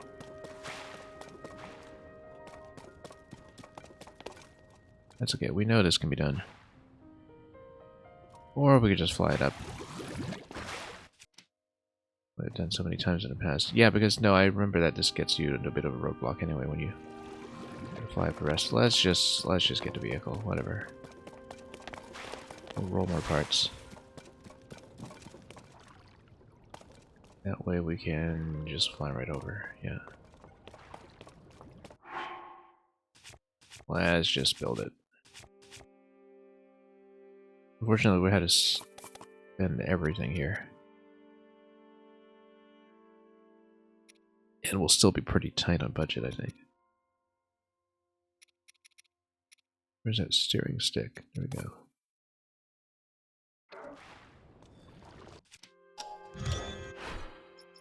Build a quad rotor.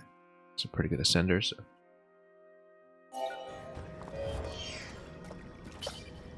Cost me a couple of parts for the fan. 6 per. In fact, no wonder this is so expensive. And let's just take it back up.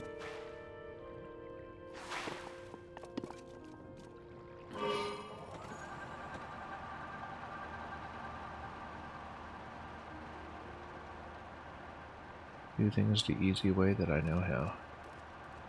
Oh, and the construct boss is back, because of course it is. Let's try to send it over. And... will it land? Yeah. There we go. Good. Excellent. Perfect, in fact. We'll eventually be switching over to different vehicles, but the idea is that I want to roll for more parts now, and hopefully they'll compensate for the 3 fans that we just consumed. Let's drag this with us so it doesn't despawn.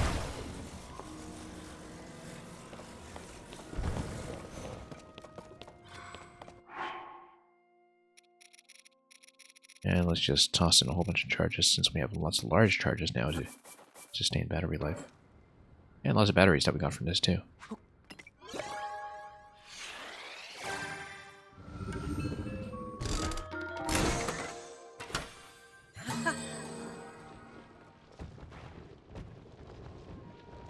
And here's everything else that was supposed to come out. There we go. More stabilizers too. Lots of stabilizers, hover stones. Not that many fans. Lower probability here than elsewhere, I suppose.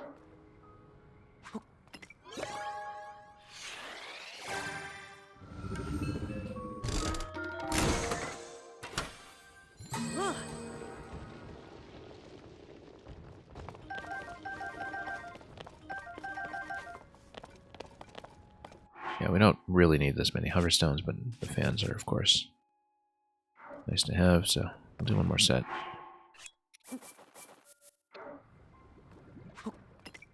Because then we'll hopefully have enough parts to work with for other vehicles like the wing glider.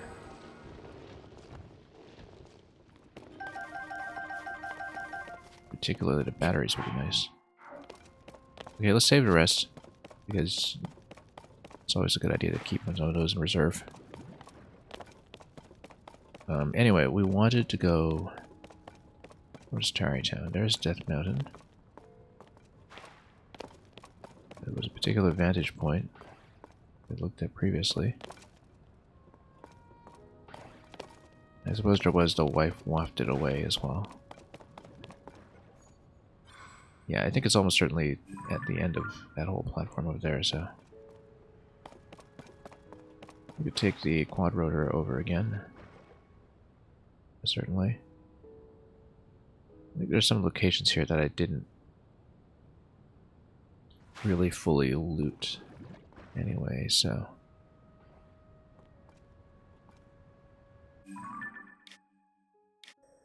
but yeah, we want to head north. Where's that one? Fight some of those other ones along the way.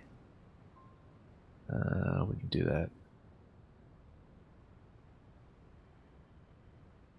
Just trying to scout out which vantage points we wouldn't have hit previously. I might have missed one of those. We can obviously fight the constructs if we want to loot more cores. That's is helpful. This island up here looks like it's something. Oh no, that's facing the wrong way. That's I remember what that is.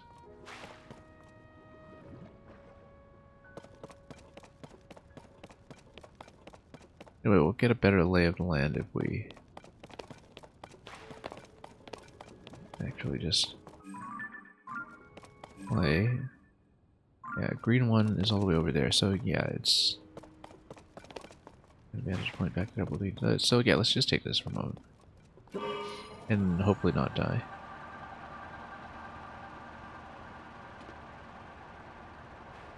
Give ourselves some landing room. Control it. Past this point. Okay, that works too. Oh, that's okay. We could have salvaged the fans for parts, but failing that. Whoa, okay.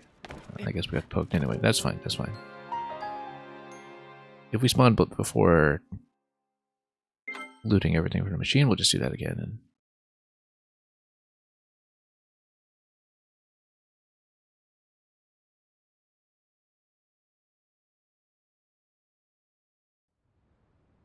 should have actually healed up. Spring Island. Oh yes, so we landed here. That's okay, we'll actually help these guys.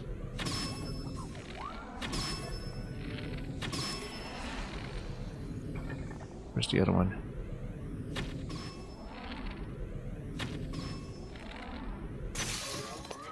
Okay.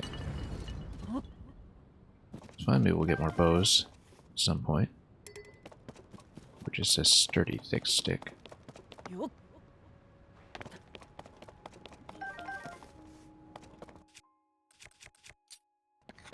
We've really eaten through these bows, and the arrow supply for that matter down to 50.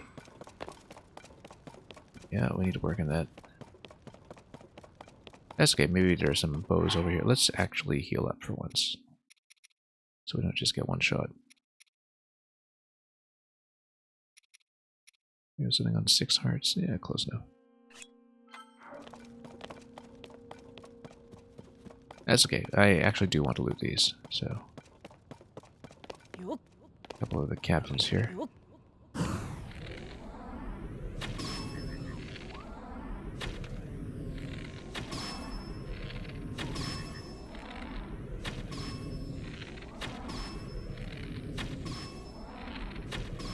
Spending way too many arrows now that we have weaker bows.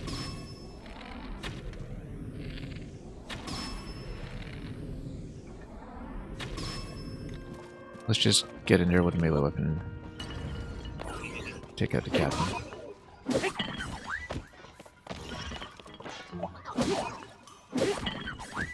We take a little bit to two-hander with the knockback effect.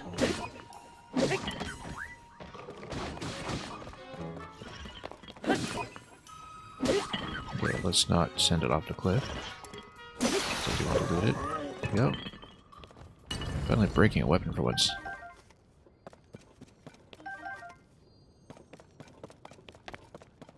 Hey, here's a bow. It's kind of a weak type, but that's okay. We just need it for minimal switching activations and such. I guess we'll have that on hand. Sneaky location back here that we never actually use for sneaking around. Anyway, let's loot a weapon. Gnarled wooden stick is not a bad idea, actually. Considering it's got the attack up as well. We needed a weapon like that too. Use for just ordinary utility purposes anyway. Okay, so this is where we wanted to go, over to the Tarry Town location. There are other options too, of course, but I think that is what I prefer.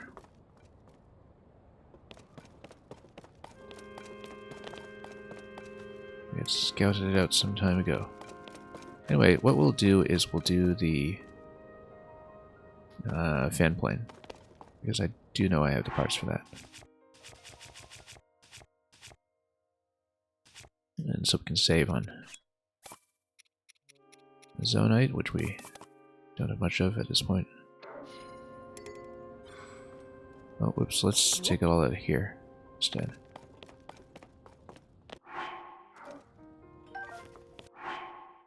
we can have a little more room to build.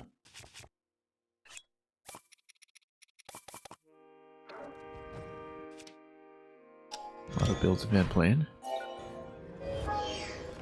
8 zonite remaining. Yeah, we have no materials basically. Okay, we'll go down to the depths at some point. But I must have more arrows first before I do that. Okay, so how we typically like to launch these now, without any kind of initial propulsion, is to raise it with recall, then tap the fans. Speaking of which, let's switch to the cheap bow. In case we want to waste more arrows on device activation. Just raise it, hold it, lower it. Are we facing the right way? Is that where we wanted? Yes. Just wasn't obvious in the weather here. Okay. So now we move it and tap it.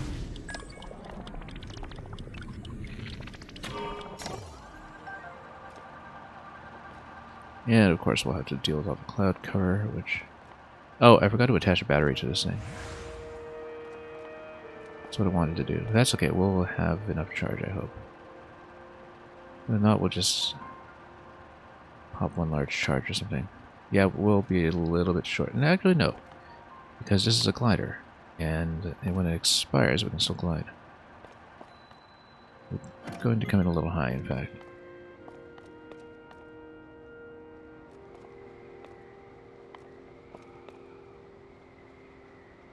Sokala Sky Archipelago.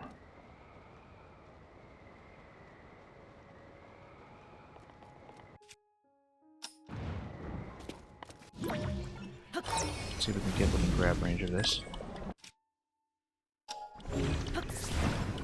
No, come on, no. No muscle memory for this whatsoever. Let's get. We can grab it. Oh, come on.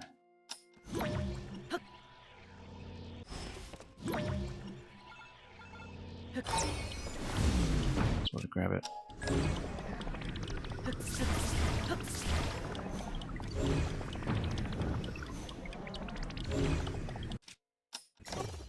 Yeah, the problem is that the buttons overlap quite a bit when it comes to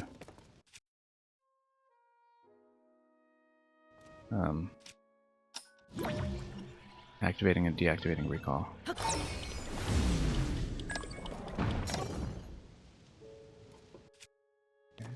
Finally. Nope, nope, nope. So close.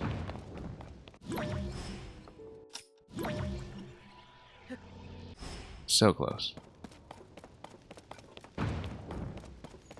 That's okay. We can get more parts. Oh, that's why we wanted to save. So my supplies, so we can actually pop some in. We can always pop in some construct horns too, of course, if we... Right. I would have liked to save the fan plane, even though the wings do expire after a while, so we probably didn't want to reuse the wing anyway, but we could have reused the fans and scavenged them. That would have been what I wanted to do.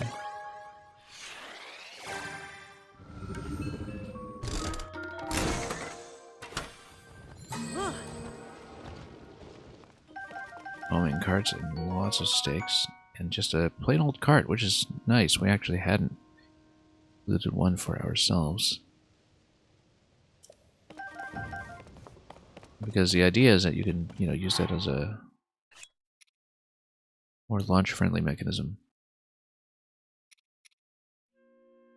Also, just something to, you know, not deal with friction. Have we looted everything in this location yet? Let's take a look. Let's also remove this tag. Not yet, so we'll put in an additional view.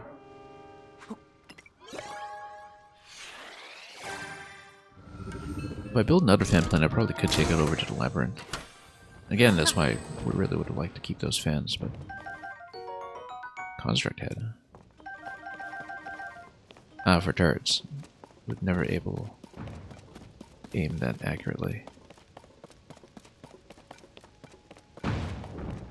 Anyway, so this allows you to turn this and launch whichever direction. Like that looks very much like a Korok point. Obviously, we're supposed to dock something here to create a shrine. We'll do that.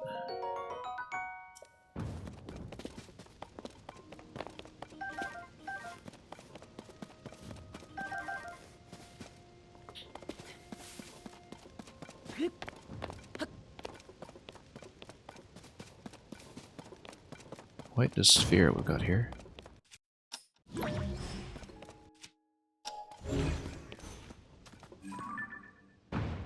Yeah, this looks like something interesting. But we will go over here instead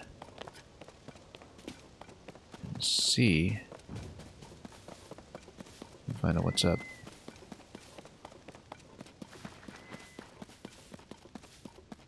This looks like a big wing track. Light. Almost as if this was presumed your way up. Okay. I see. We're probably supposed to drop in there then. That looks tricky. But maybe if we turn that mechanism, it also turns the globe? I don't know. We have hover stones, we can use that method as well, as long as we're careful. Got so many hover stones at this point. Yeah. This is likely to be just a passage to take you up here. Back down.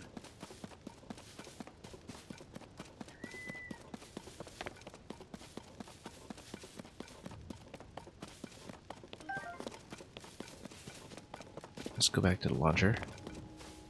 Yeah, it looks like you can probably drop into the sphere. Perhaps it gets you some way to recover an object, but then you would still need to figure out the problem of getting the shrine to behave. Maybe this launches you right on the sphere, and then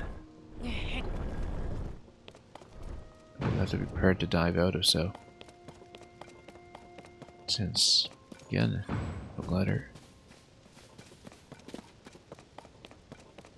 Don't know how we'll make it back here, but we'll sort it out. I mean, that's obviously a location that is interesting. Presumably Korok Point.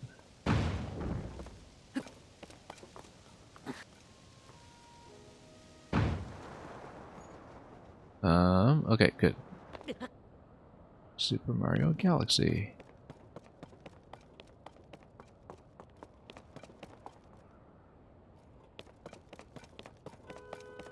In fact, this could be a pretty good launch point to hit over there as well.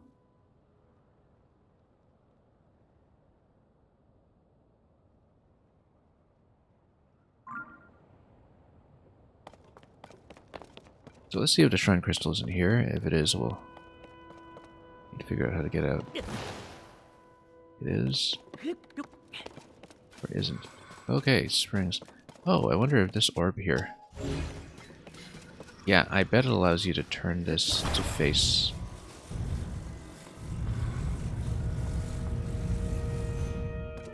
the outside. And you can see if you ascend out of here, probably, or even if you just climb out of here, which way you're going. But let's be extra careful. Let's not overclimb this.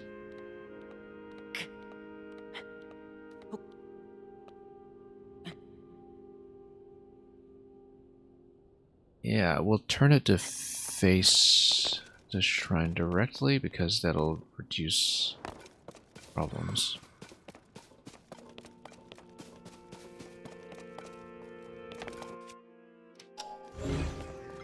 In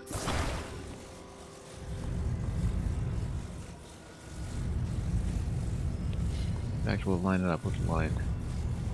I said we'll line it up. right here.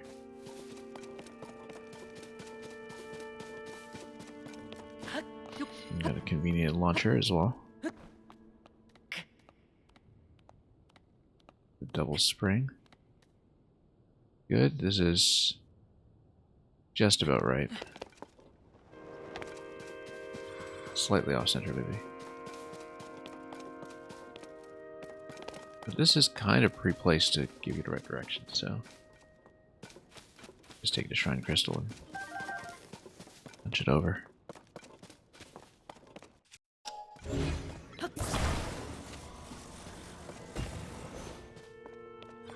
It's sort of interesting that there is a lower level. I can ascend through. I kind of wonder if I can get down here somehow. If there's a panel I can lift or something else I can climb through.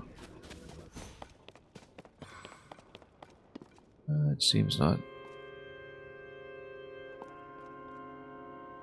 That would be interesting, though.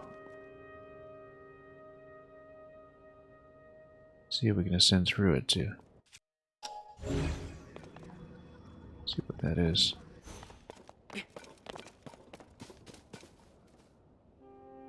Anyway, the springs are activated.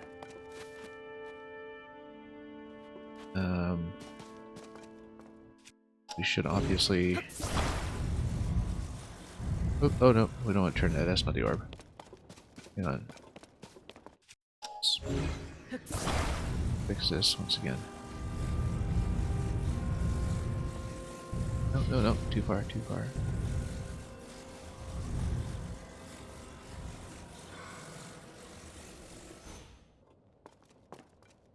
A little bit off.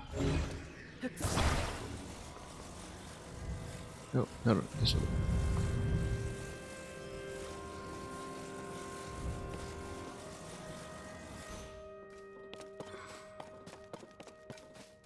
Then this is what I want to use.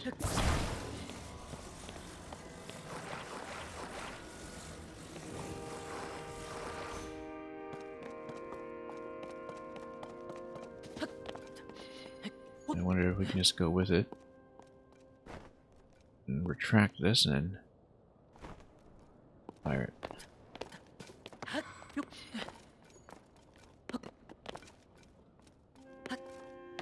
Okay, so I can actually climb this.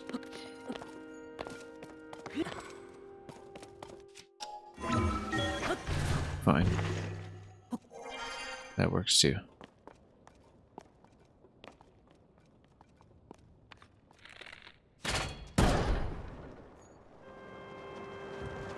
Wrong way.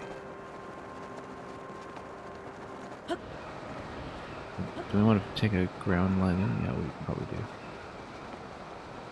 I'd like to not take water landing simply because... Well... Can we hit ground here? Yes, okay. Yeah, I was facing the wrong way, otherwise we'd just be able to cling on to that, but alright. I also wasn't expecting the instant launch. I thought the springs were in the retracted position. Do we have... Okay, so let's re-roll all this stuff.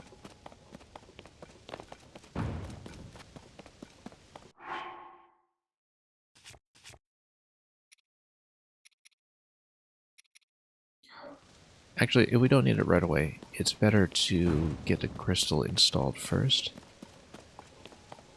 Then we roll for items, then we save it by doing the shrine.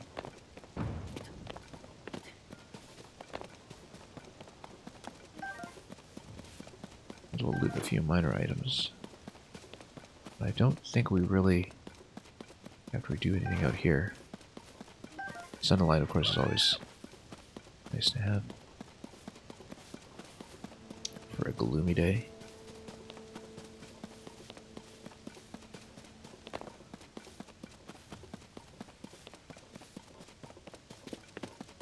Yeah, we know how this is going to work, we just better.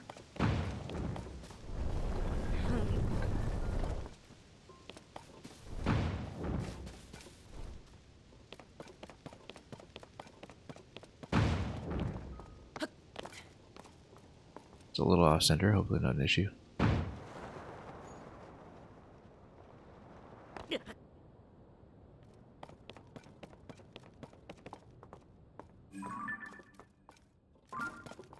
Check some of these locations too, in case something interesting exists.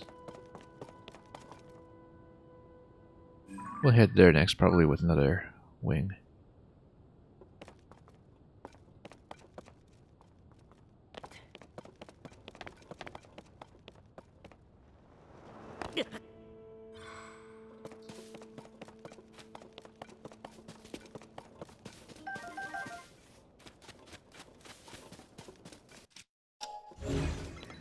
Oops.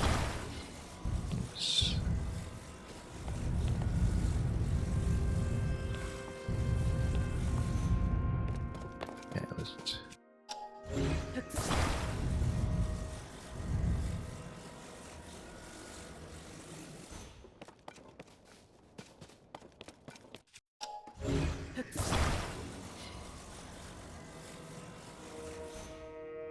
Right, there we go.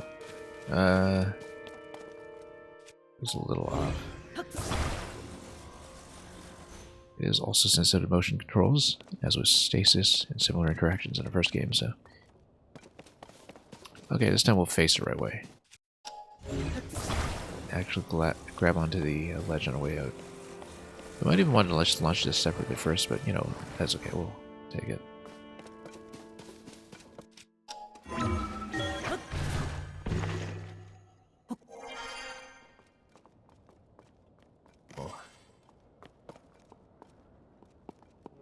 Right beside this. Maybe even just hold it manually. You know what? We're gonna set it by itself first. Let's do the sensible thing.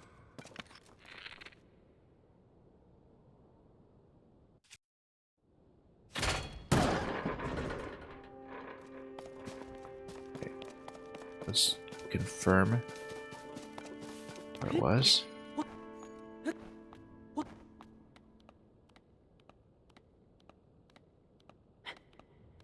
Good. Good landing on that. Send ourselves over.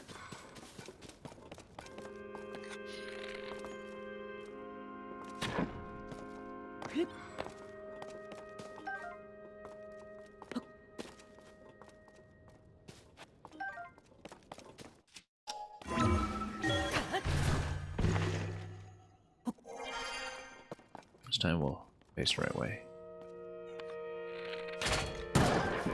Whoa. Oh, I was crouched. Okay. It's just right over my head.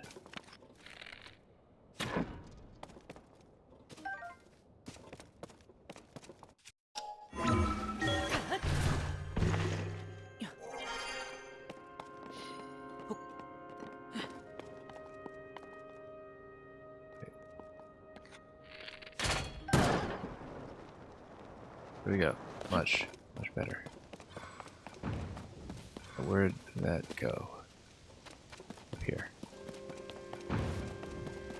Okay, since we're here, let's plug in some items.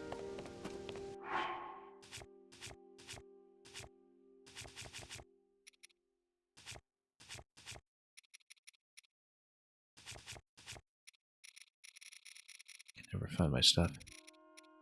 There we go.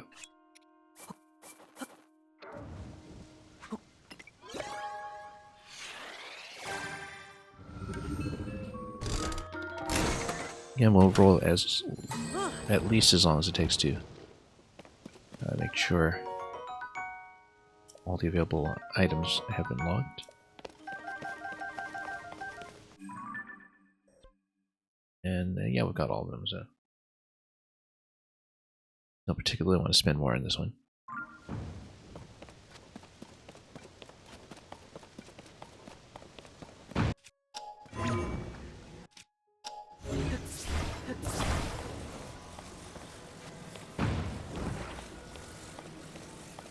Yeah, the thing about that tree over there is that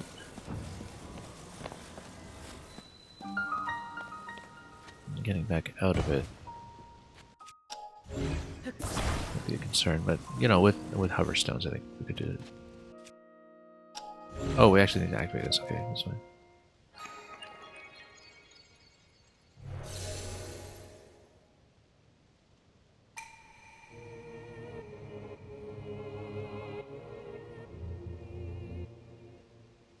There, done that.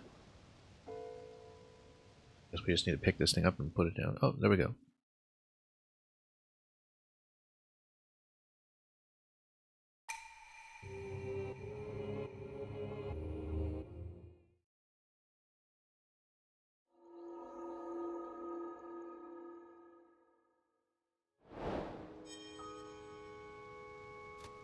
Okay, let's grab a shrine.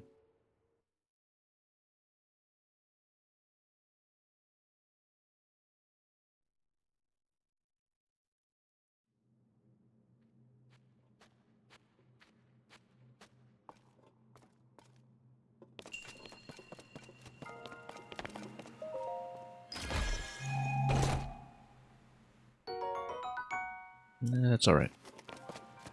Might come in handy someday.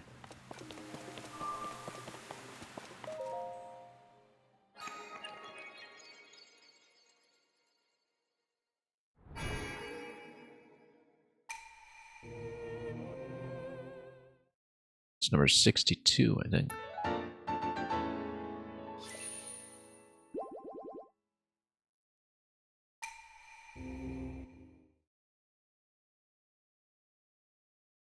And we'll keep going. Given our current elevation, it may even be feasible to make it over to the Zonite Labyrinth. We have the elevation, which was definitely an issue in the past. Also, there's another sphere all the way up there.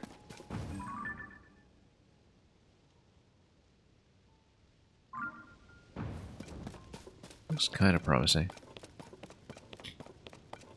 If we were better at landing the drone, we would take it, but you know what, let's try this thing right now. Let's see if it's actually something I can hit with a glider. A little out of position. Where am I? No, that's about as good as it'll get. Whoops, no.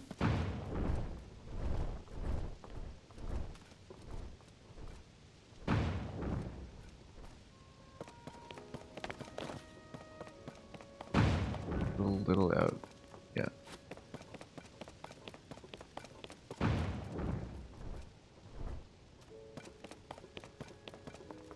Maybe one more nudge. Okay.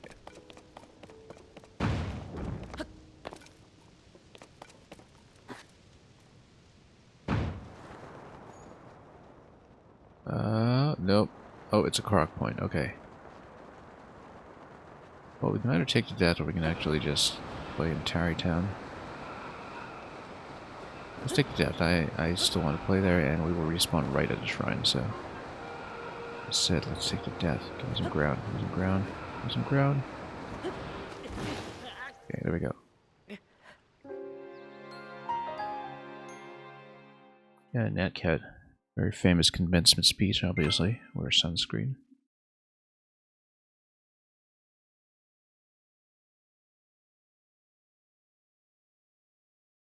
That's okay, we're respawning right at the shrine, so nothing lost.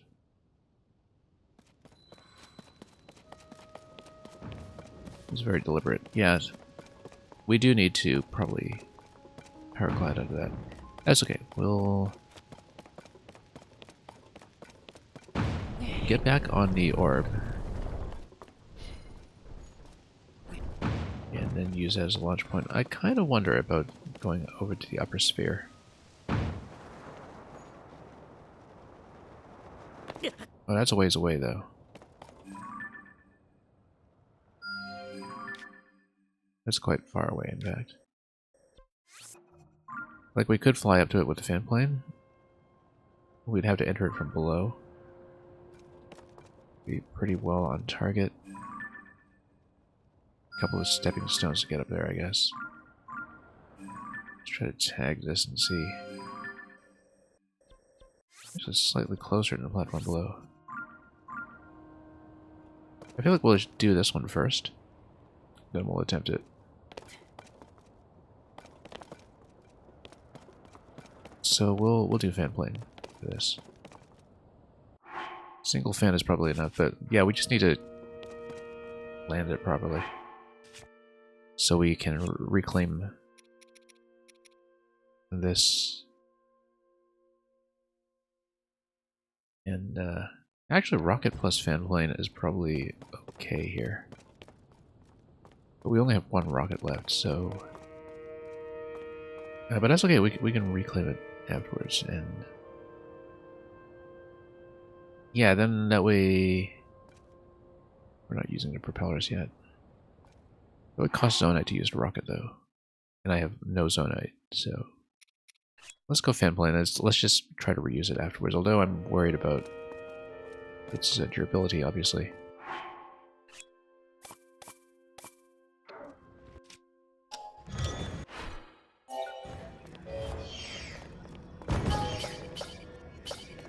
There we go.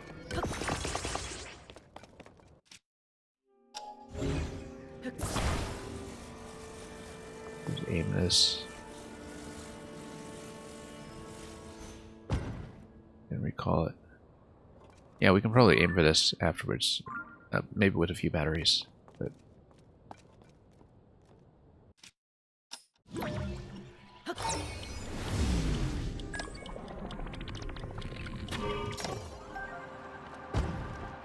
oh, whoops. Hang on.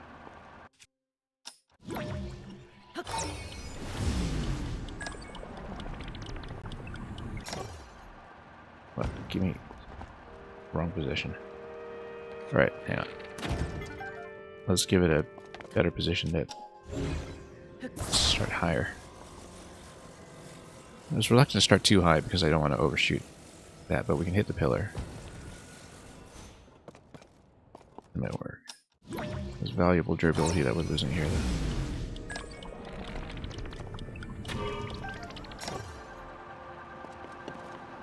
though. Oh, why am I going down like that? That's always just some local gravity effect or something. It'd be hilarious if there is a local gravity effect. Hang on, it might just be where I'm standing. Oh, because we were pitching down that part of the sphere anyway. Yeah, let's try this again. I don't want to lose my fan plane.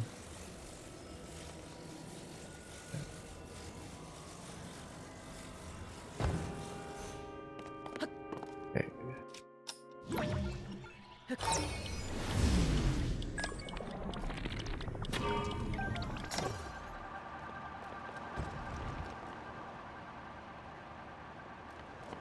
Okay, there we go.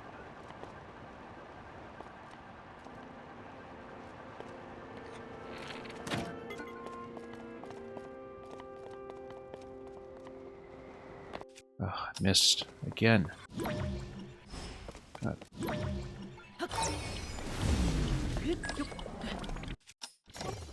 Okay, can I grab it? Good, good, good, good. Barely saved it.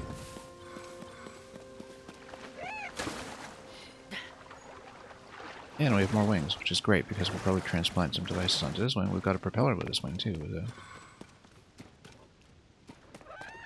we're doing even better. We'll have resources. We'll in fact strip this one.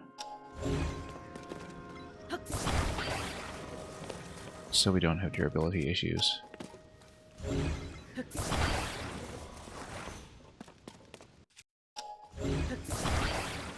Going into the next airplane.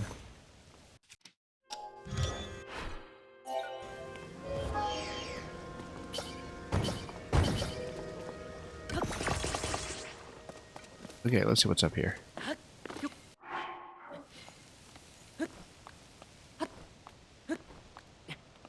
We'll just climb the rest of the way.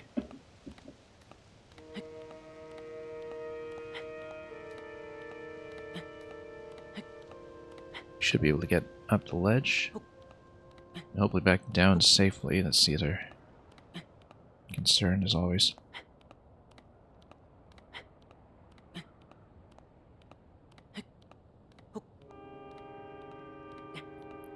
But yeah, if we can continue these flights without durability expenditure, that'd be great. Nothing up here. We can see if there's maybe some treasure down below or something. No, I guess it's just a launch point. Well, we'll try to hit the next cluster over there. Try to go up towards that little planetoid. I feel like fixing one battery is probably a good idea at this stage, because we don't want it to wear up. Eventually, we'll try to hop our way over to the labyrinth, because we've got good elevation gain on it right now, so.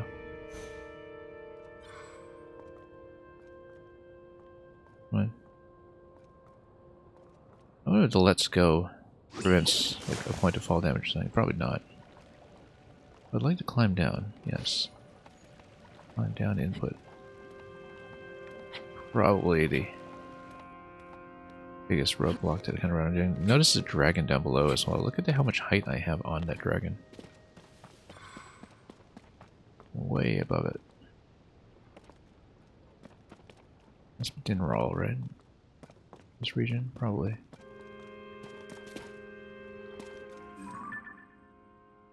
Okay, so that's a luminous stone mining island. Sphere is not quite facing the way I thought it was. Let's see. I have my concerns about flying on that accurately, particularly about a control stick. It's one of the issues. Actually, yeah, we need a control stick, because without a control stick it's actually difficult to get elevation gain, and which was why we were tipping forward the whole time. So probably control stick plus battery. And if we have existing parts in this island, we'll take them.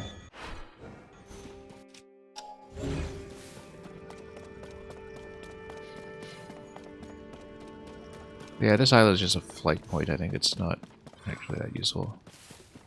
Unless I'm seriously missing something. But it's like a little air base.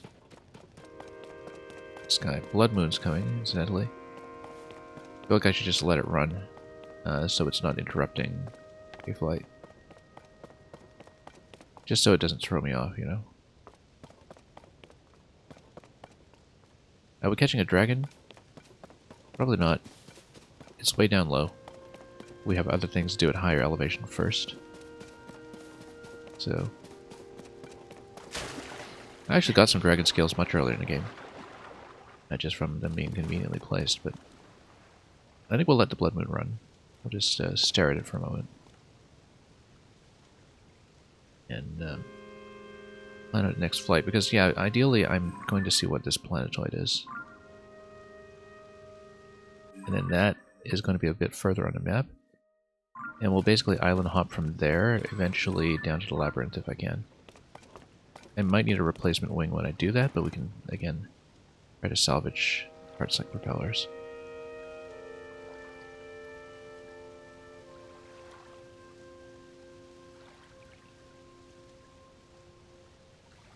Yeah, we'll see.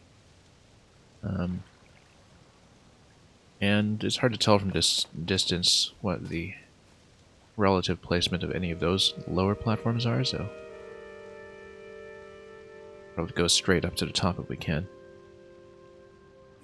depending on this whole configuration. Yeah, because this over here is actually close.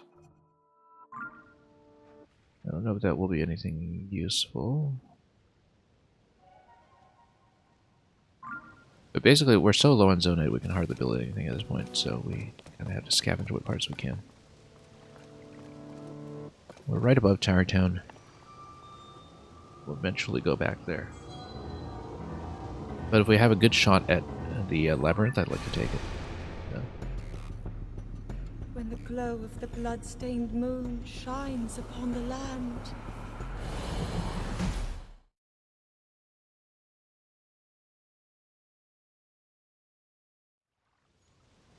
Okay. So, we want a control stick for the elevation gain, and we want a battery. I think one battery is probably fine. We've got lots of large charges, if it's not the case. But given the distance and the elevation gain we're dealing with, it's pretty close, actually. One battery as a bit of a safety. How much stamina you'd need to tame a dragon? Just lots and lots of elixirs, probably. The problem is that they're a little bit prickly. Okay. Let's do it. We're starting to run low and control the sticks, the steering sticks, but we know where to roll more. Eventually. So yeah, you kind of need steering sticks for the elevation gain. They do make wing-based devices a little bit finicky, but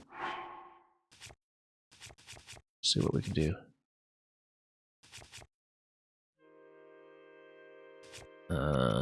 Single small battery. Got lots of these now, which is great.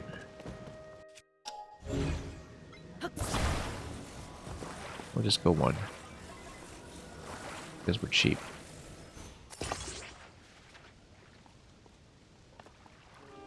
About an hour and 45 minutes unless you also watch the sequel as well. There are multiple dragons still in the sequels. You know, we could probably use that cart too as a takeoff point, but I don't want to add weight to this. We'll do the recall method. Once again, and with the control stick it should work a lot easier. Okay.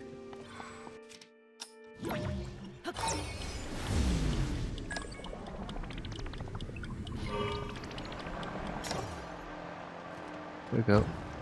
I said it should work a lot easier. Where are we? Come on.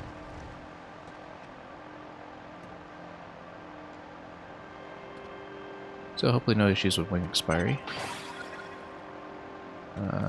Maybe one battery's a little bit short.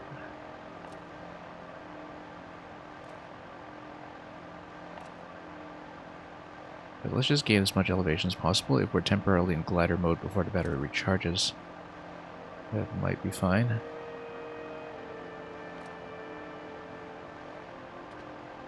Yeah, better just start high and then go low, even though we don't have the glider.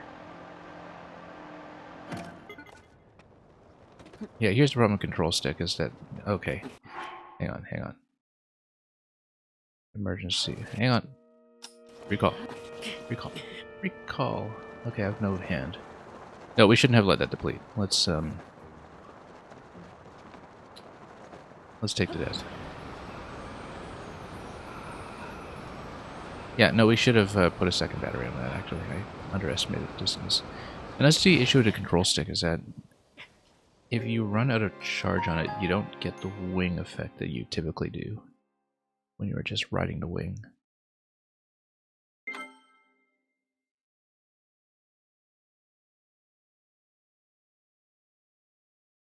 It controls a bit differently upon power expiry. Usually the purpose of using the wing at all is that you can let power expire and you're still okay, but... I'm not using the paraglider. I am able to build my own wings. It's not a rule or anything anyway, it's just a coincidence in some ways that I never picked up a paraglider that is the parachute based on the Deku Leaf from Wind Waker. And for that matter, the sailcloth and Skyward Sword. So that's the thing I'm not using. So, which is why I'm taking fall damage everywhere. Okay, we're back here at the completion of the shrine. That's fine. All we did was build a vehicle over there for the first wing. Plus fans. There was actually nothing really particularly useful there other than more wings, right? So we can actually just skip that if we don't care too much about it. I mean, we can always like do a short flight over there and then change wings just to close some distance, but might even be better just to go straight to this island and do a wing change. We'll want at least double battery. And we'll want a control stick this time. Let's see what the distance is. They're reasonably far. Let's see. The distance is here. So we landed there. It's just a short game, I guess. 2 batteries might do it. To at least get you down low. But the thing is, the elevation gain won't be enough from that sharp angle to get through here. So we'll see. Actually, once you kind of get in that area, it's too bad I don't really have enough materials left to build the quad rotor. Because that might be much better for sending that kind of location. We'll see.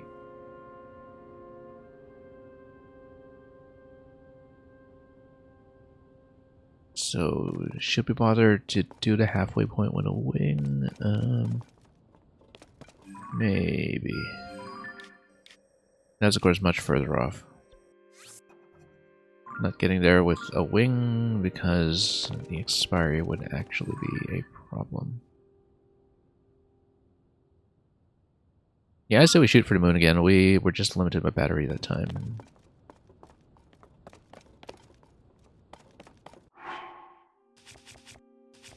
Let's go to control stick this time too. So let's go. And then fan plane. Okay. Go fan plane plus control stick as before. Just pitch forward like crazy here. Oh, hang on. No. Come on. How come I didn't assemble? Did it cancel out of that, or I guess it must have.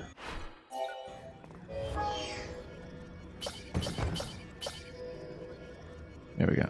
Yeah, you cancel out of it, the parts just scatter.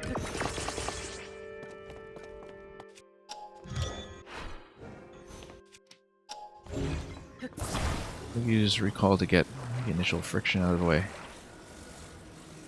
Or we could just put this on a cart, but you know who wants to do that?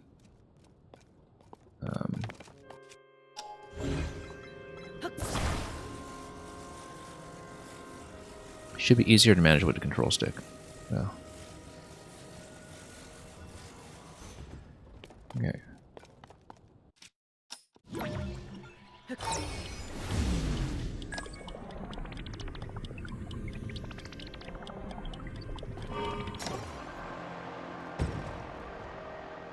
Nope. Keeps running into this. Yeah, we're too far back in the curve now, actually. We...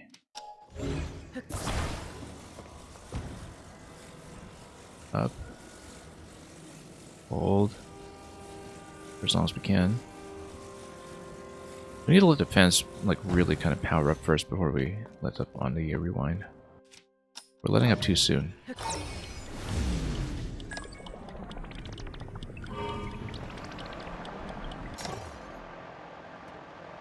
we go. Much better. Much, much better. We'll crash it. We'll change wings.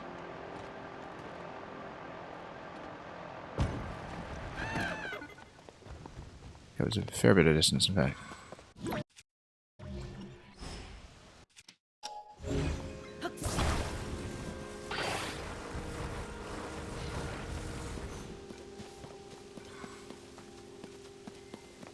Then we'll build another one.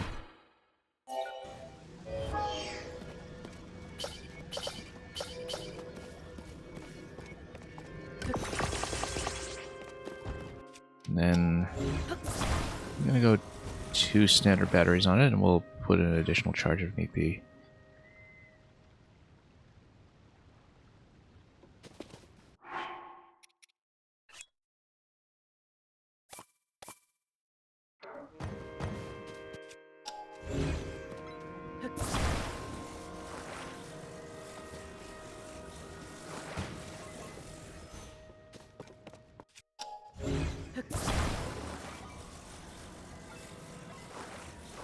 Well, hopefully the batteries actually do the smart thing and get expanded from the outside in.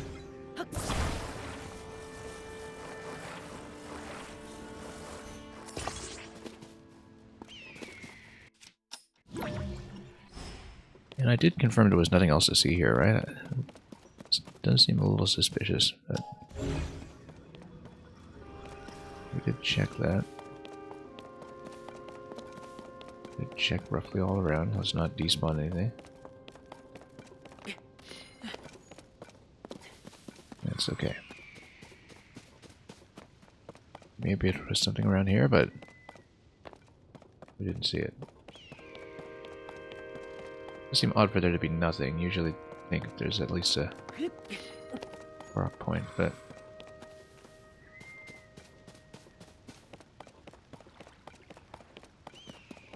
careful to stay within the vicinity and we'll check.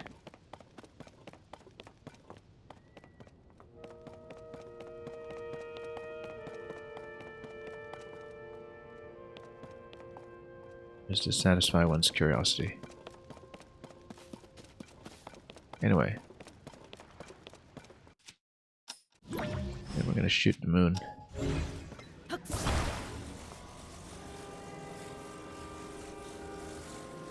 Might even tilt it a bit. We could even get a rocket to give it some initial boost here, but we're getting a little bit heavy with this in general, so.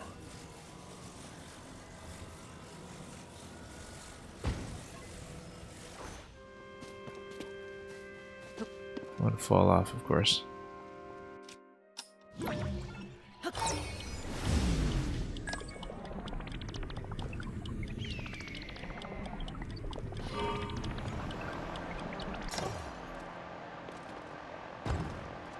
Fishing down immediately, that's okay. I don't know why the control stick always feels so front-loaded. Anyway, first battery's going to go down pretty quickly. Get a second.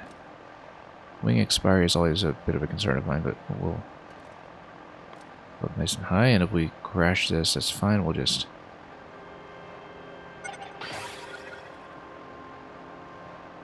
be prepared to turn the battery. Oh yeah, I guess I saved before Blood Moon, didn't I? We might need an additional charge here. Let's be prepared. Yeah, just to be absolutely safe. I'm thinking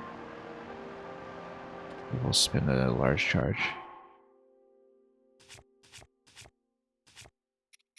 Do not want to take chances.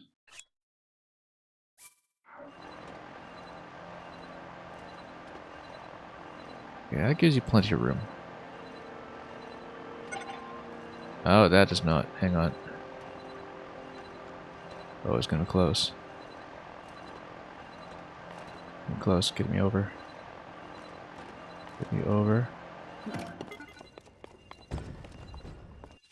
And then we might be able to preserve all this afterwards, but we might have an issue with despawning anyway after we drop in here. Actually, no. What we'll do... I'm gonna deposit the vehicle. No, we're gonna climb back out for it, I think. Basically, if this doesn't despawn above me, and we can figure out what's going on, then we will replace the wing and we'll continue flying with the other parts.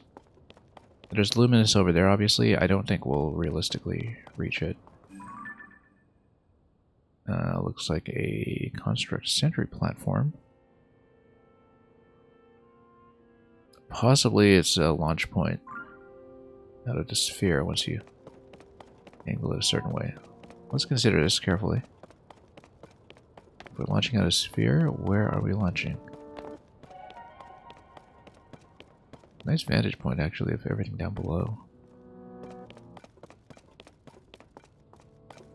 Yeah, we're getting pretty close to the labyrinth, too, which is nice. By pretty close, I mean that's about double the distance. Which means the wing will not be the vehicle we want to do that. We might need a balloon basket or something. Or something else that will not expire. When the glow of the blood-stained moon shines. Anyway.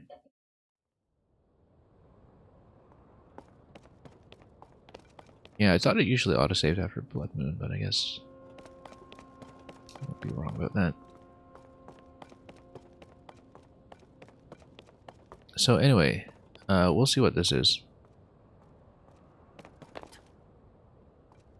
Oh, this is glowing. That looks interesting. Yeah, hopefully we won't lose the glider. The wing's expiring anyway, but we could salvage the other parts, so... Could be something interesting. This looks heavy. We should have brought the wing down just to put some weight on this. Looks really heavy, in fact. We should have brought it down.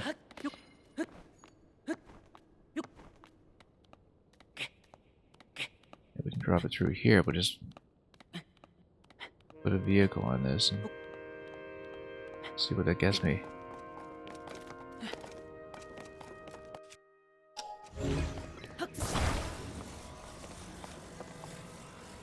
Oh, I see. There's tons of heavy objects there that we probably need to launch in here.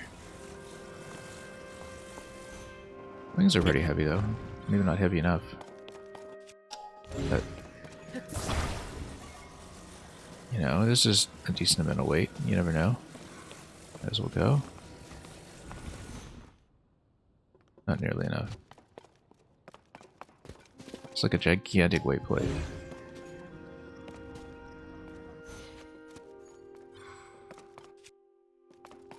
Let's take a look.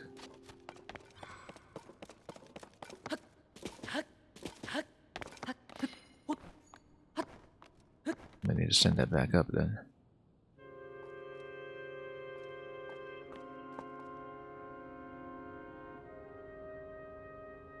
In order to get that to dive properly. I mean, obviously from this point it looks as though... Yeah, the idea is that you would use the launcher, I guess, to launch things in here, and then you'd have to come back up, probably by being launched yourself. I don't know what it'll do, but...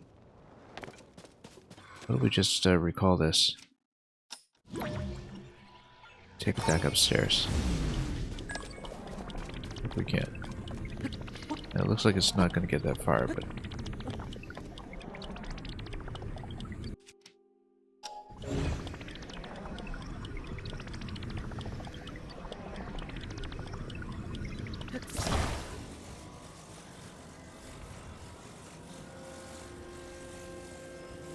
Take it back out with us. This way.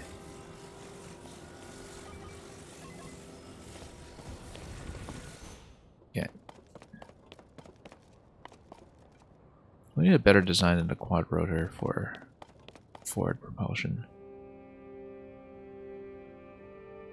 We'll have to figure that out.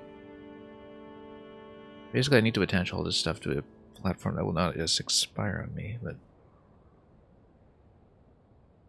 can't really just do it with the balloons. We need to create a new prototype, basically, once I get more access to standard platforms. Anyway, this guy, if we activate it, concerned about a wing expiry.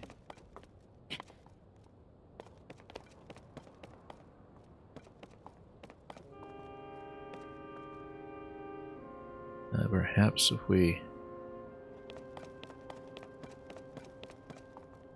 Let's see.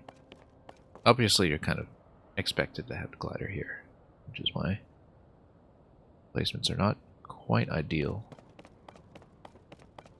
Really looks as though you want to launch as many blocks as possible from down there, while taking out the construct platform above that.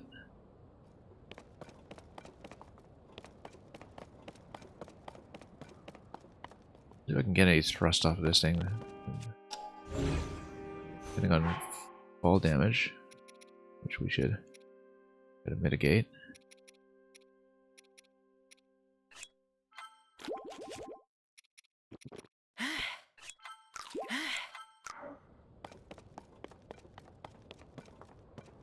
We could try to dive down towards that.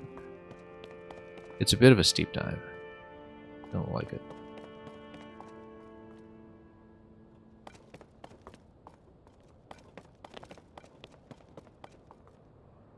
That's definitely too far for the wing, though.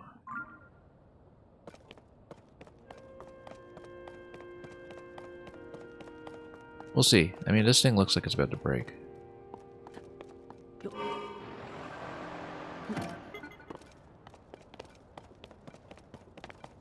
Maybe it will get me just enough distance to land there, and then we'll launch blocks and try to launch ourselves. Maybe even launch some of these straight parts, in fact. If we can disassemble this. Yeah, so no harm in just pitching this way down this time.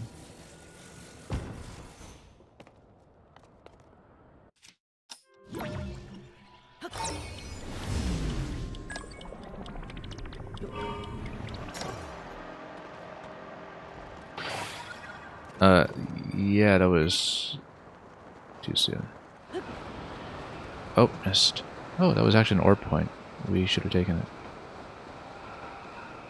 I wonder if I will respawn there or much further back.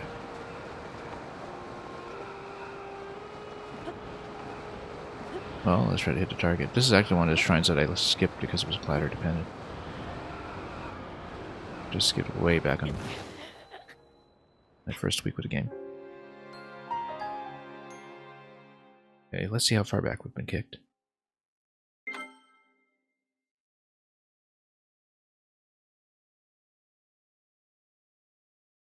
Looks like pretty far back, like back to the last point. Yeah, as expected, actually.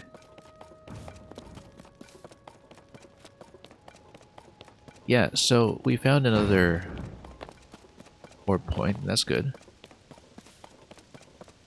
We found that there's no purpose in going directly to the moon, but we found out we'll also need a third battery to cover that kind of distance. Basically, if we aim a fan plane lower, maybe, and get over that archipelago and try to hit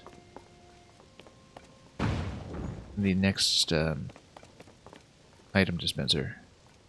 That might be something good, but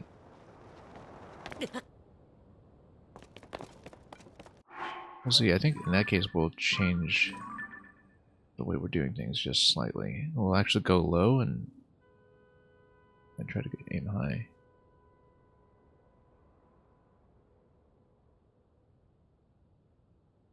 Maybe.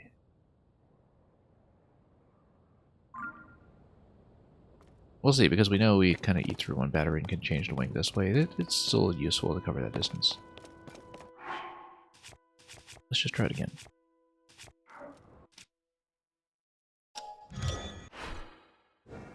With materials that we have.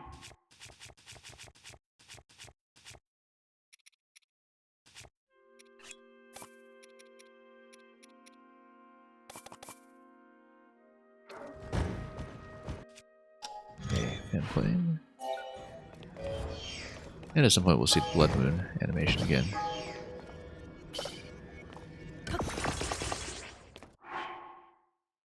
And we'll do it with a steering stick this time. That was beneficial.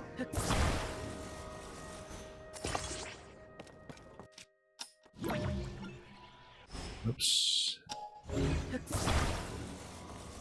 Okay, so same kind of sequence basically. Oops.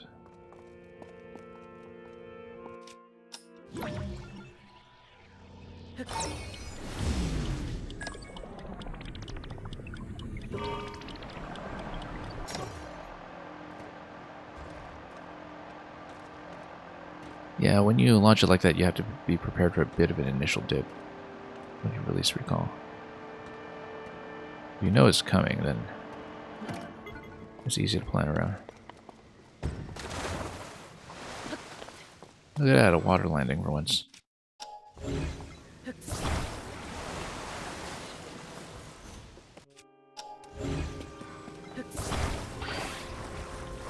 Okay, let's move move this out. Reassemble.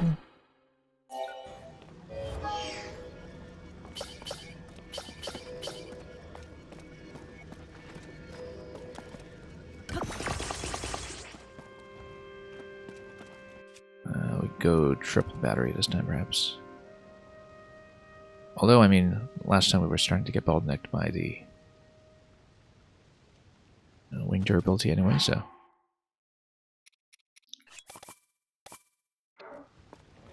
Oh, let's not drop this.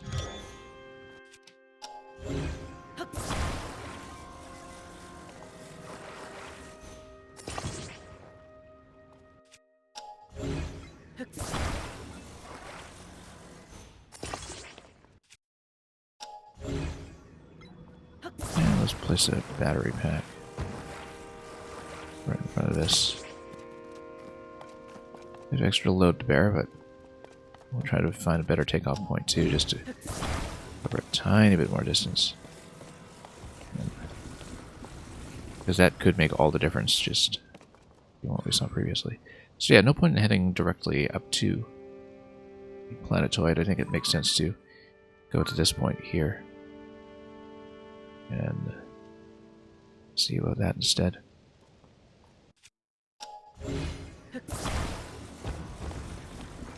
Feels kind of like cheating to use information like that on a previous death to manipulate our path, but what can you do? Okay.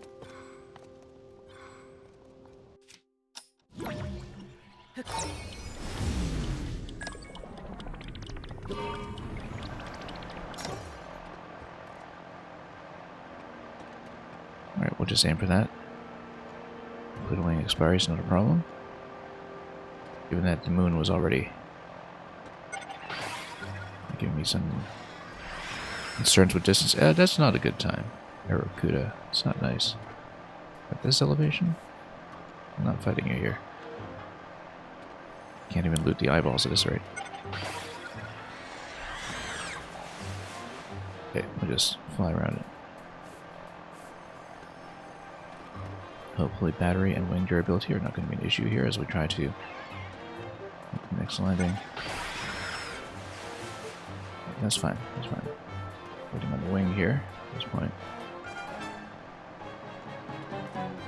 Yeah, we're not doing nearly as much elevation gain, so we should actually be slightly better shape. We should just barely make it. Just barely. Another happy landing. Okay, let's shake the wing out. Actually, no, let's leave it intact because then we can put everything in place. We'll have to remember to replace the wing if we want to fly it, obviously, but we'll... Oh, also, we can take this down so we can fight the construct guard. But to do that, we'll need to stack some blocks first to get within range to reach it. Even ascend through it, in fact. If we really want to be fancy. Which we do. Always.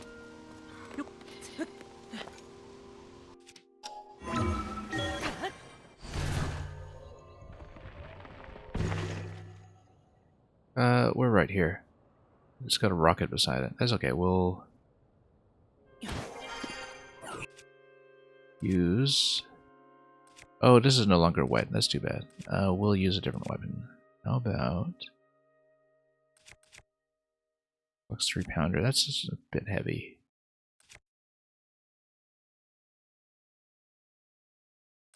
Let's go with this 44 Reaper. Oh, you know what? Oh, he's a weakling. We did unfortunately fire off a rocket, though. But... And I guess at this point we need to go back down. Yeah, that's okay. It's a tiny bit of damage. Okay, so I think the idea here is that we need to launch some packages into the moon.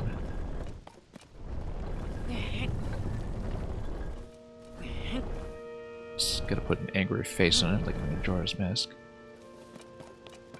Can't see the target very well from here, but the opening is correct. It's gotta be something like this, right? And how does this activate? We'll see. That's a lot of blocks.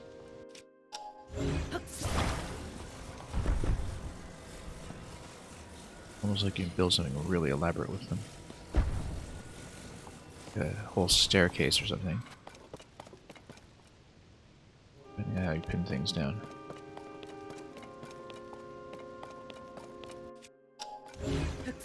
Yeah, I mean, maybe this is just awaiting an object. Is it? Oops. Don't know what powers that. It's clearly a launcher.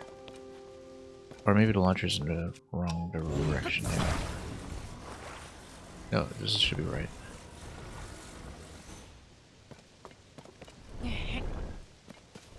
Yes, the idea should be that I want to send some kind of weight over to the center, right? There's so many blocks to choose from now. Who knows what we can do with this. Oh, also Blood Moon's going to respawn the construct. That's okay.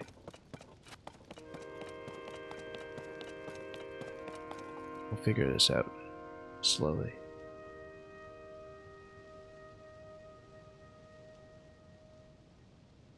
So I basically don't understand why this thing is not firing at this point.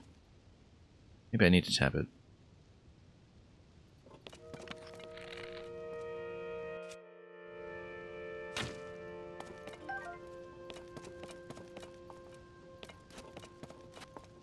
Or I need to ride it myself. I don't know. That seems like a Wile E. Coyote moment waiting to happen. Where you inspect if something is working and find out the hard way. We have this device here.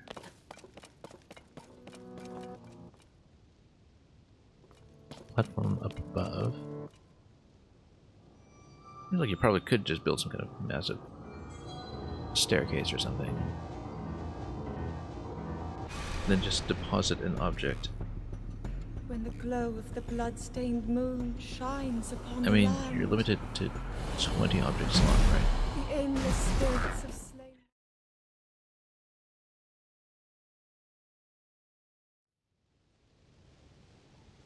We definitely have 20.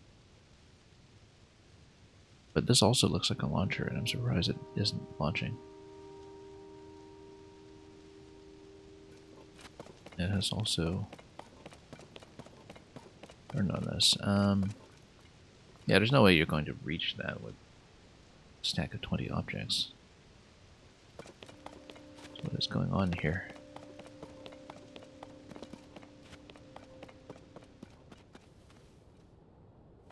Anyway, there is something down below.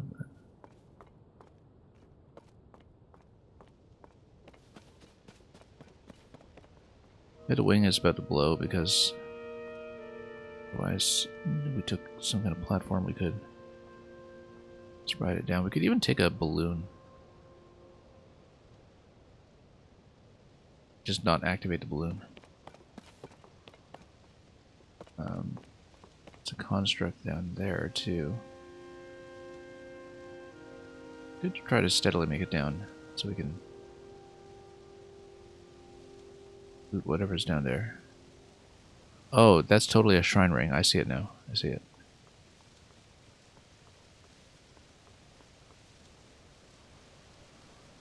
Yeah, I see it. The shrine ring. Right over.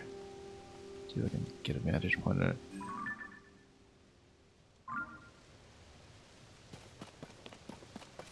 Yeah, so this is another load to shrine challenge. It's almost certainly to switch inside there.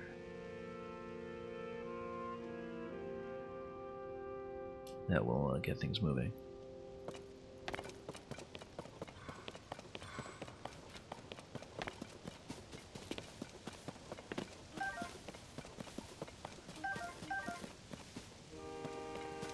Just see what's over this area.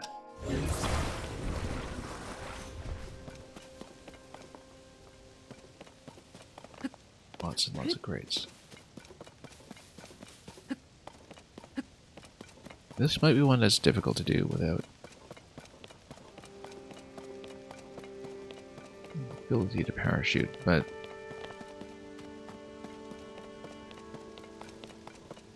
we'll see. We don't see a route towards it yet. We'll mark it down for later.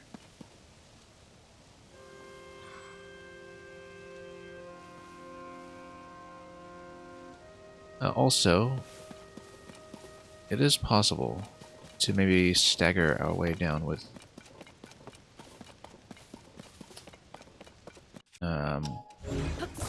hover platforms.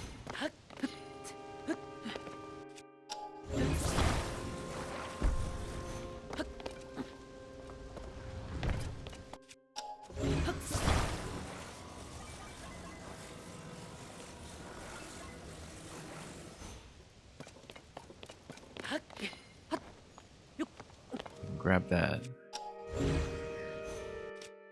Also, oh yeah, look at the blood moon. We should go up and fight again, perhaps.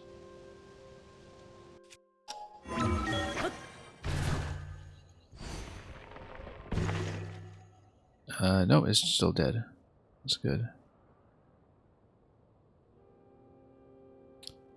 Actually, a rocket in that position, possibly double rocket if we hadn't expanded the other one, might have launched something accurately.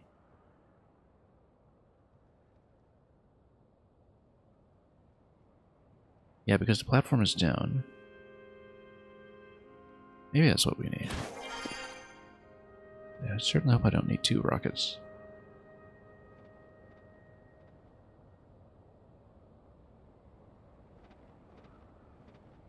Because that would make sense. It's too bad we launched one. That platform may be down, but it does give you an aiming angle for a rocket to do its job. So, say we dump this.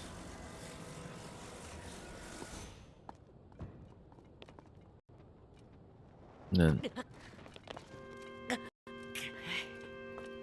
yeah, this looks like it's launch point that gives you an appropriate angle.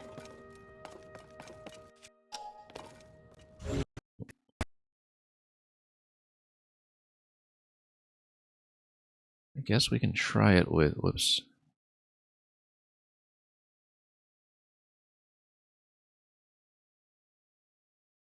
You know what?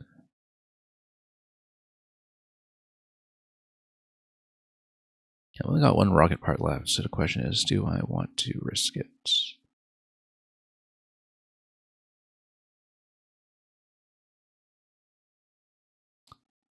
In the event that it doesn't work, we can spend Zonai on rockets to try again. Maybe.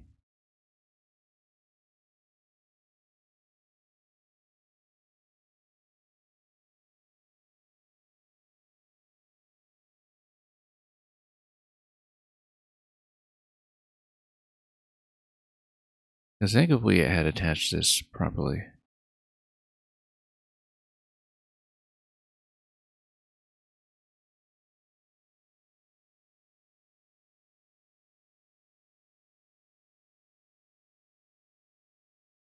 So let's say we attach one. Then if we were to build another one.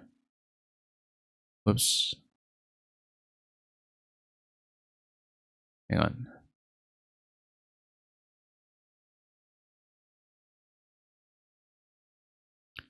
Material cost would be 3, okay.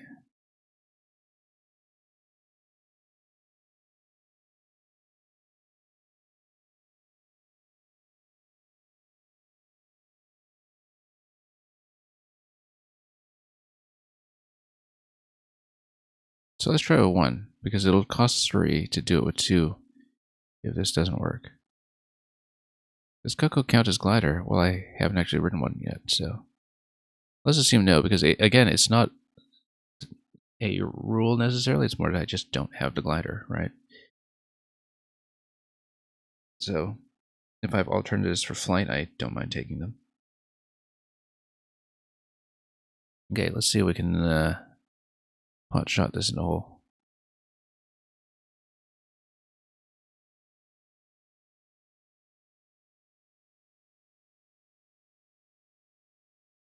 And we'll probably do this with an arrow shot. Oh, nope, come on, get out of the way. Line this up. Nope. I was trying to get away from this and I just end up over pushing it. Oh, off. No, come on.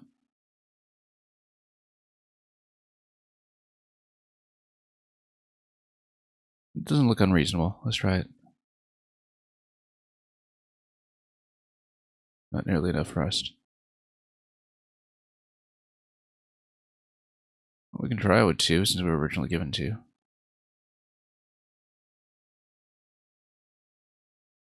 It's pretty heavy though.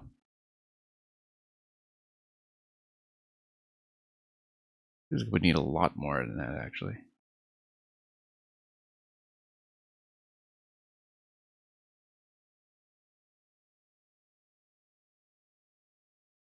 Given just how heavy it is.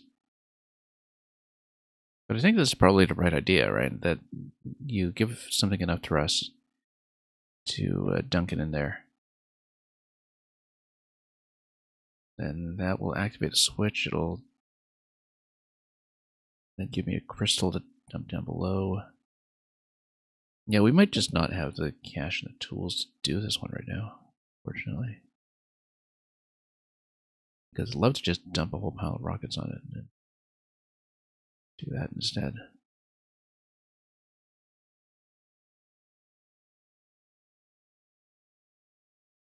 Also, it's giving you so many packages so you can try again and again. We might have to come back for this one when we have more materials to work with. Because right now we're just short rockets. And maybe we can try it with 2, but like given how far this fell off, I really don't think so. Truly do not think so. Yeah, anyway, we've got a couple of choices at this point. We can try to make a long flight over to the labyrinth, possibly by way of this way station, which has a Korok. How far along is this, in fact? Not far. Not far enough to work as a midpoint. Previously we covered this distance. This is a bit longer. We don't have to do as much with elevation gain. I think this is a little bit of a stretch for single wing still though.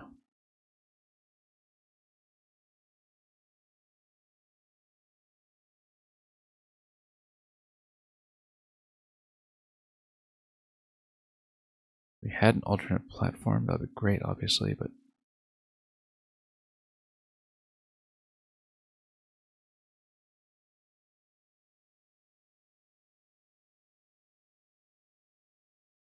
we'll see. Yeah, that's a Korok point, pretty obviously. One that we're unlikely to be able to take. But let's mark it. Oops. We've missed one previously as well.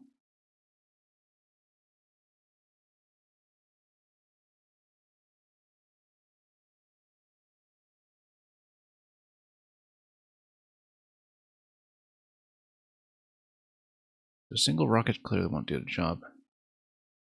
That'll also be the launching angle here. What if it's the opposite angle? No, that would just be longer.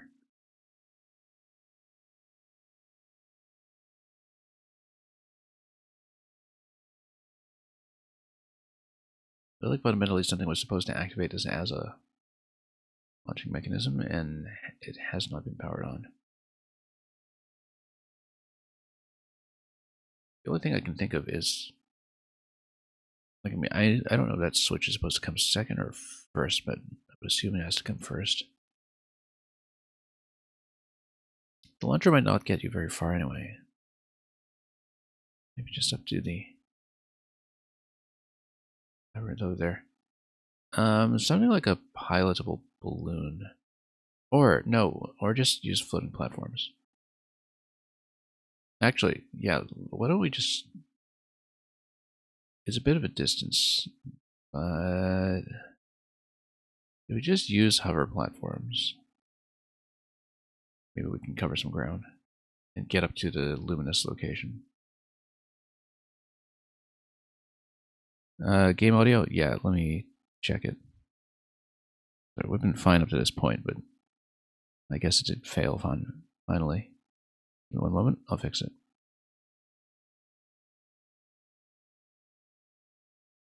Yeah, I don't know how long that's been the case, but we'll fix it quickly. We haven't had that problem in the few recent streams, but occasionally it gets bad, so. One moment.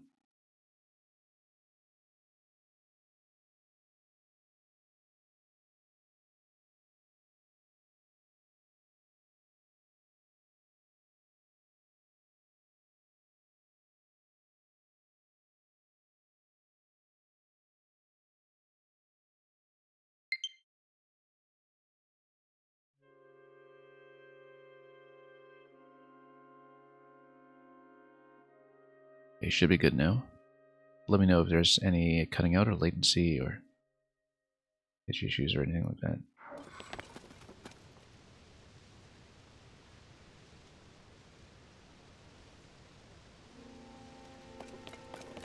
Yeah. Let's use the hover platform. Build up to it. And we can build some kind of massive tower.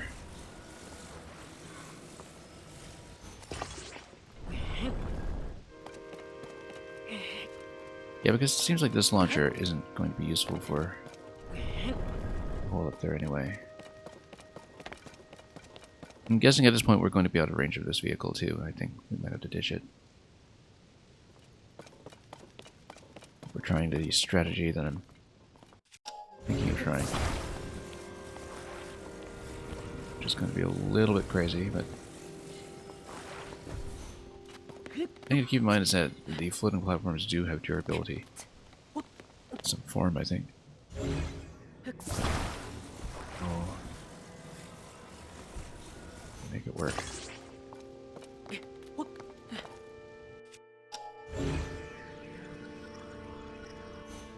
still out of range. Still out of range.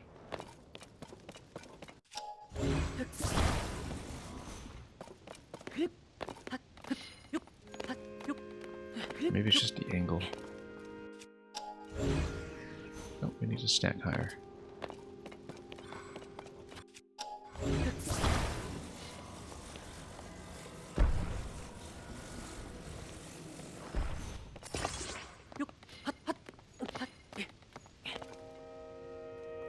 Okay.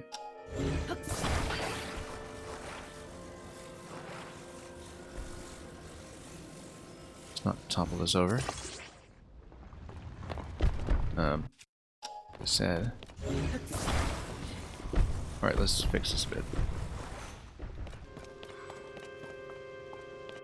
Maybe a little bit of additional support here.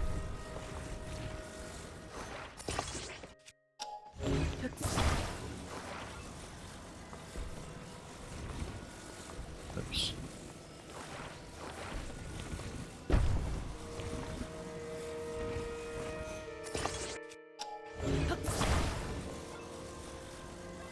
A little imbalanced perhaps, but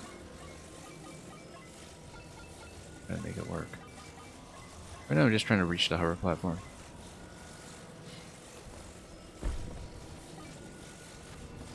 So we can potentially use it. That does look lopsided.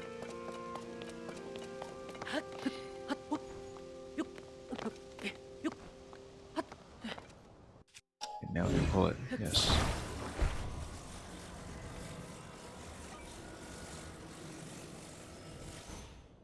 Okay. If we can create a hover step ladder or something. Thing is, I can never tell how it's going to sustain weight. Maybe if we use stakes. It's not a bad idea, in fact. So we know stakes basically support infinite weight. We can just create some kind of massive staircase.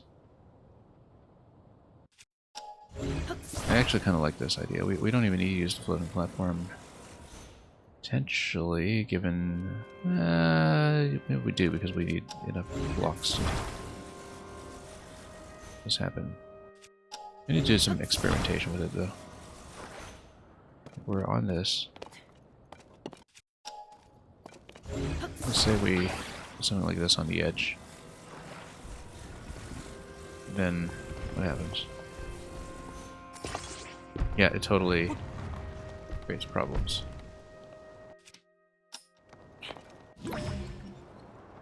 Nope, I was trying to recall that up. That's okay.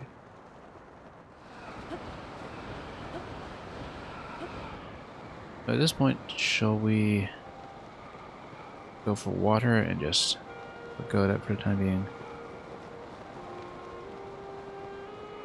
Because we're so short on parts at this point, it might not be worthwhile to redo it. I did have a particular idea in mind, it's just... You know what? I had a particular idea in mind. I think we can do it. Might be too long a reach, though.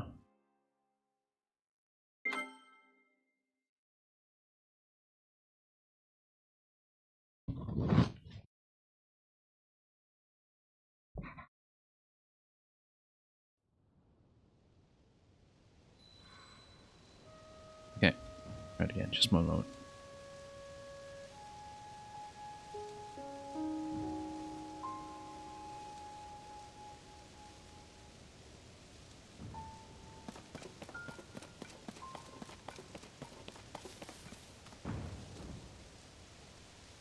So here's the thing. Yeah, so we're back at the pre-flight location. As expected. Also allows me to inspect shape of this, yeah.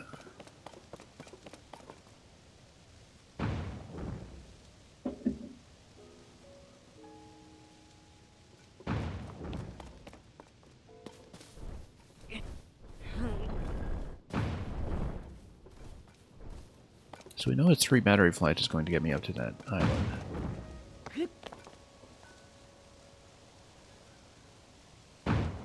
So the thing I was thinking about was...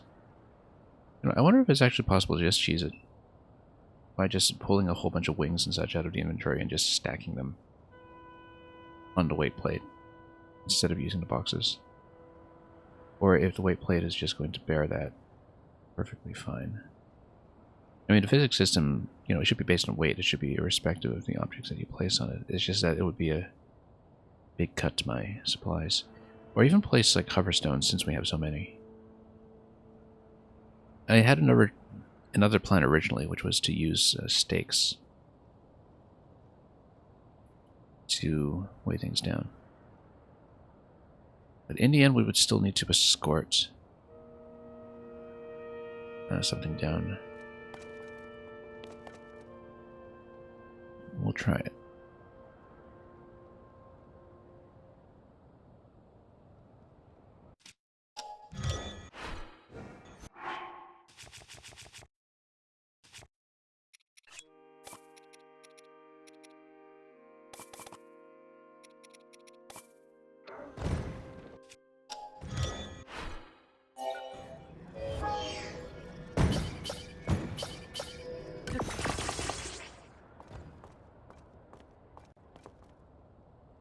So the same kind of path and build as before. Except we'll have 3 batteries. We'll go to the planetoid directly, actually. I'm going to try something. Like, we might actually use hover stones, since we have tons of them. Or even to cook pots, although I don't know how much weight they have. Hover stones, we've got like 42. Like, if they're deactivated, I think they're actually fairly weighty. So let's pitch this back a little bit. No, it's fine.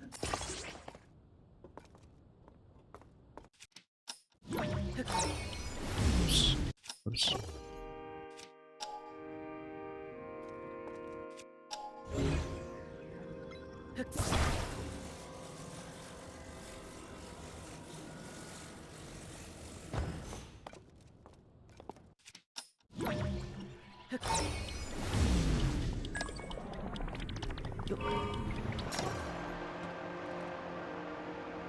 You just gotta pull back when you start that up, so you don't pitch forward too much at the beginning of the interaction when things begin to sink.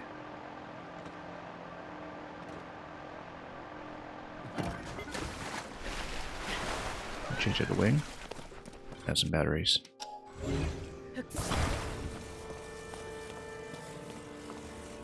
Also, was this a ferry point? Was that just me, or did we just scatter a ferry?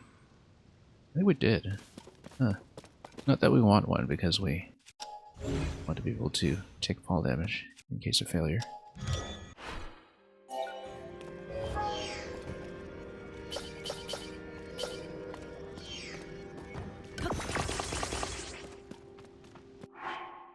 So the triple battery.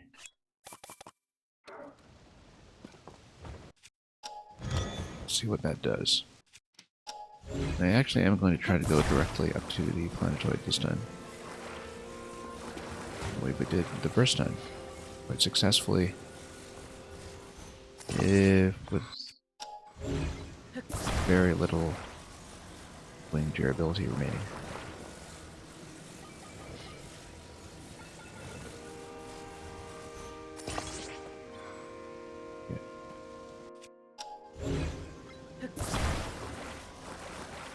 Did I attach this properly?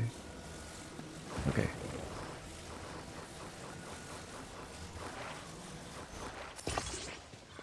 Oops. I want to attach it to the wing, not to the glider. Yeah.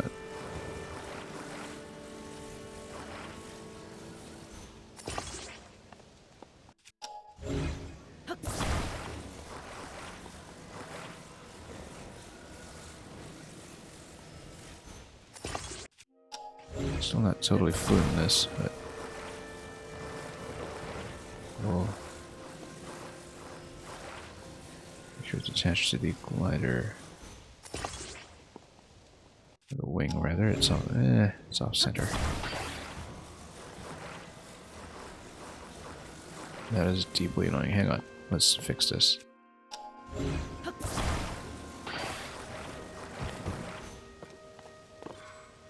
Sometimes these minute adjustments can matter in a big way.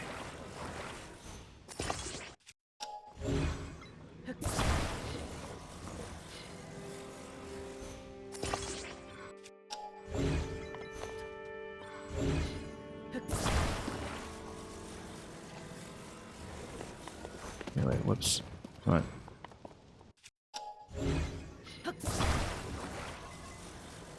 No, because the idea I had in mind was to use stakes to support the weight of the stones. And to do that, to create a self-supporting staircase that would eventually stack all the way up to the sphere, but that seems like too long a distance to cover. I think the plan, alternatively, is just to drop a ton of weight, and that's using my own materials. So I'll try that instead.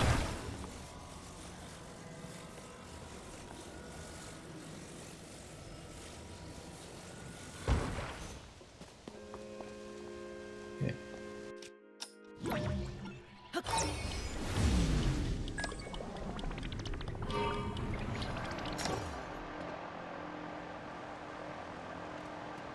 Okay, we'll head straight up. Hopefully no Aracuda issues this time. Triple battery, we should be okay. We know that the wing will last just barely long enough.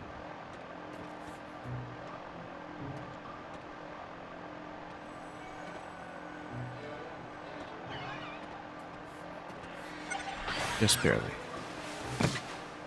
That's okay, if it clips me, no big deal. I'm not gonna deal with it. Also, Blood Moon already. It'd be nice if it would let me land first, though. Really be helpful.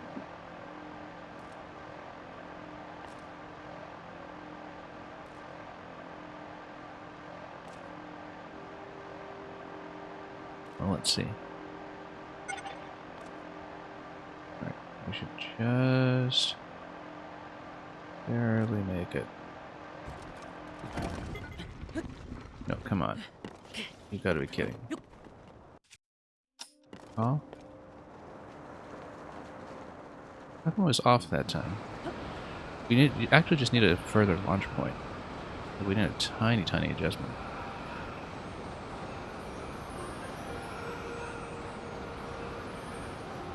Star fragment. I'm content to just survive and chase it.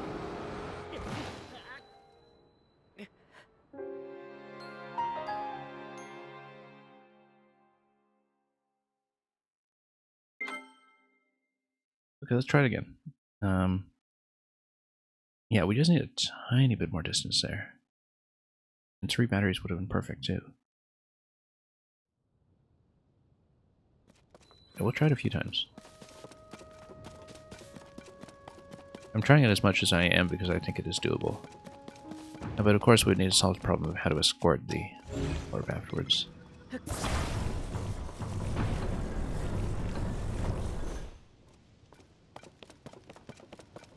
Escort the Shrine Crystal, rather. Which I may not have resources to do. Okay, same pathway as before. I like this initial distance that we're covering before we change wings, because obviously we will need it for the durability to be sufficient.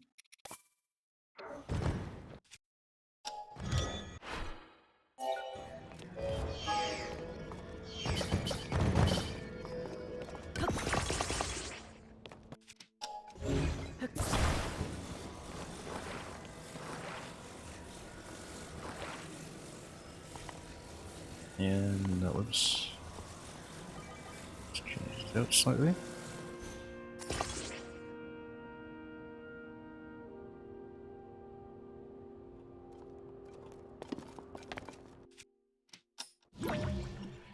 Oops, wrong button. No, hang on. Let's cut it off. Yeah, the muscle memory involved in doing a quick rescue of something with recall isn't something that's consistent for me yet, but it can be done. You can get out some real pinches that way, and then you have to do it with a lot of finesse.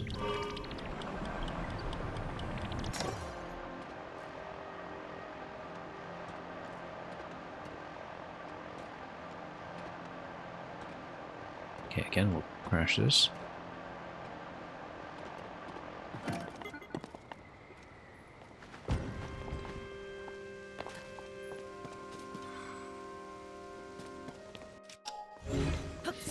We'll replace.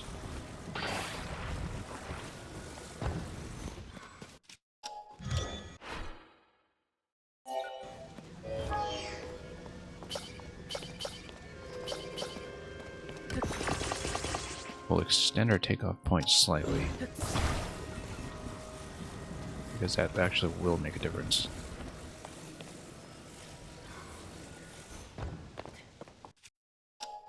This distance actually would have covered it. Now we'll probably want to reassemble the batteries here in such a way that they don't fall off a cliff or something.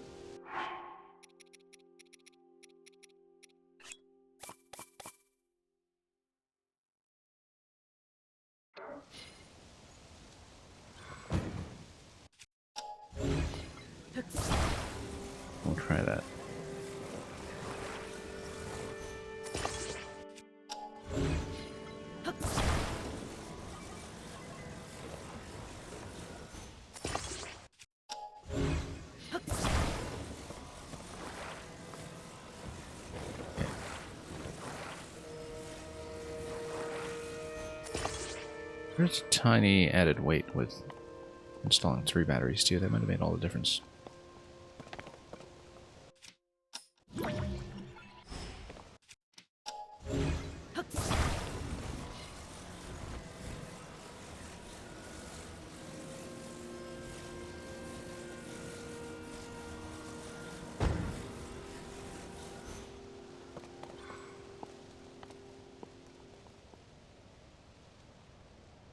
Okay, just one moment before I start. Just gotta take care of one thing.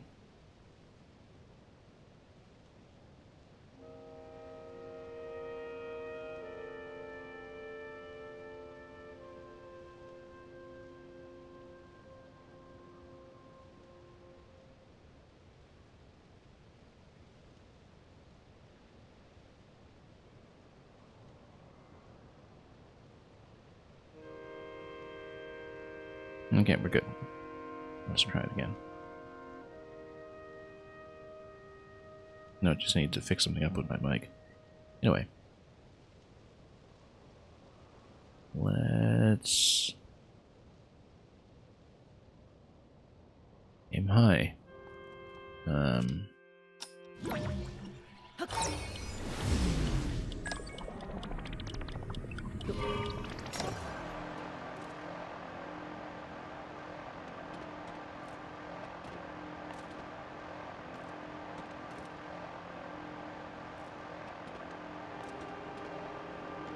So now we should gain just enough distance.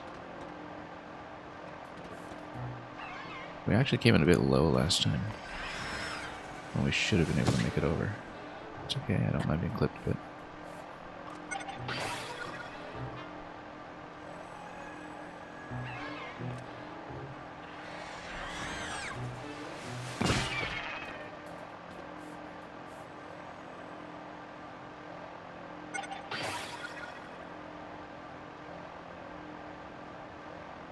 make a decision as to whether to leave the vehicle up top. I think we will. It's easier to get it down than to put it back up.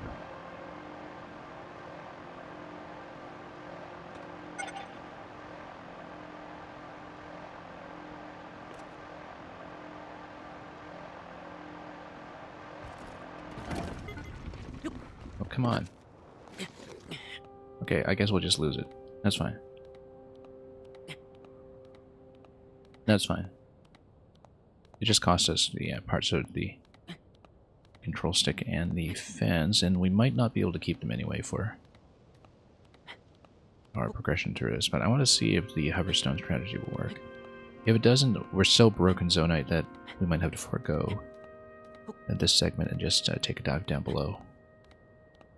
I was really hoping to keep the plane though and just replace the wing. But maybe just a battery weight that made a difference here when it came to the elevation.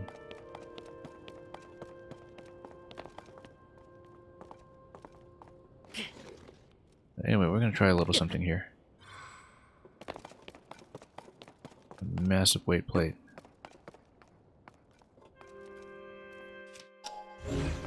Pillars are not really movable.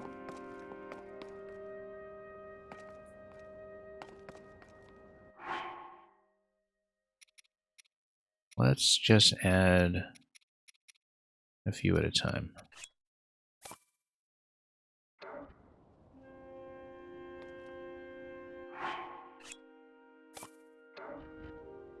It does respawn to the weight just fine, so we'll just... Yeah, 3 is actually all that's it. Okay, great. Now, what does that do? It's moving.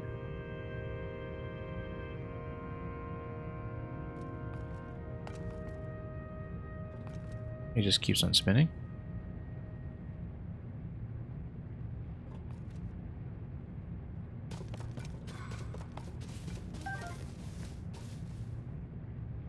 And where's my opening?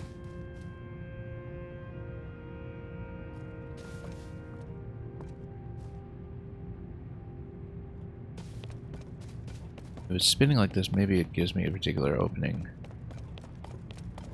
at some point. Or maybe you need to remove one and stop it.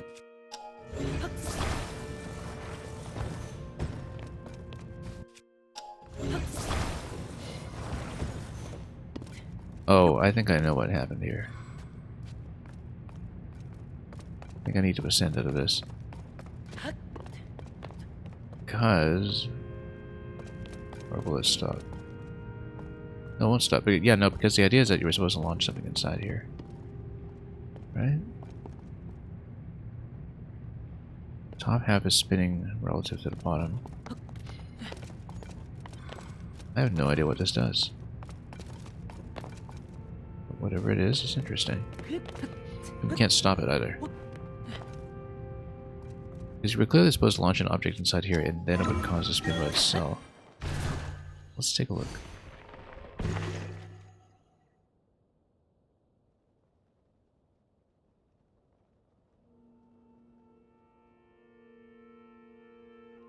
Well, I mean, it just turns, right? Then what happens?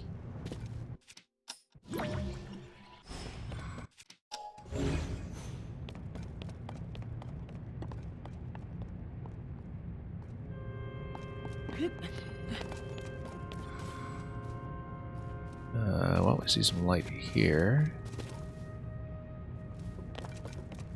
We don't see the opening at any point.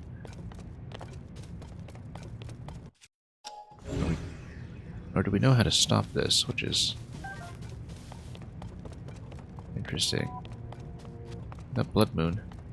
Let's wait out Blood Moon and let's see if it does anything to this mechanism. Just in case there's some kind of state change.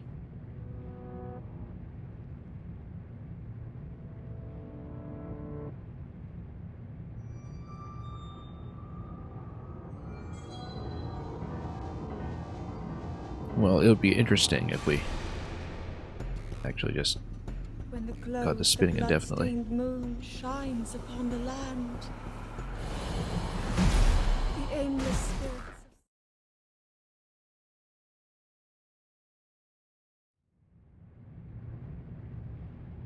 So yeah, here we are. I have no idea what this gets me. But let's get up on top and let's spin around. And if we are down by 3 hoverstones, so be it.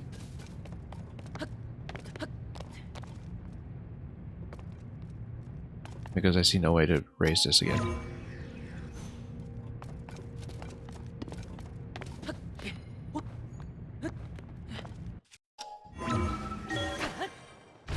I mean, once we're out, I wonder if it stops or something. Nope, it just keeps on going.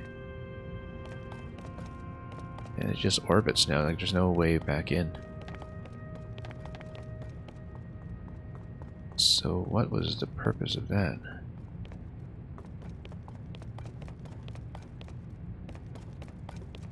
Well, that's very curious. Yeah, because we closed this off somehow, and we don't know how to open it up again. No, because the aperture is shut. No.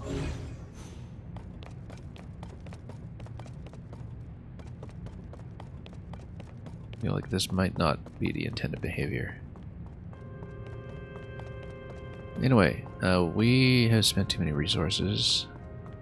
I don't know if there's a good way down. We can try to pitch a glider down. Like pitch a wing down. Rather. Maybe a little tricky at this point. We'd need some forward propulsion on it. Maybe one wing, one fan. Take you down slowly. Just dive. Or hoverstones, actually. Hoverstones would be better. So we can get a pair of them and just get out of this trap. Maybe go over to the Luminous. The thing is, if we want to take a water landing out of this spot, we can. So, it's not unthinkable.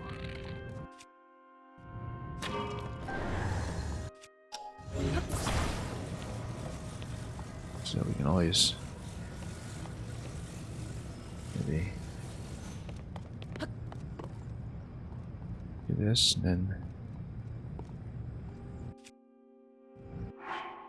just take another one out.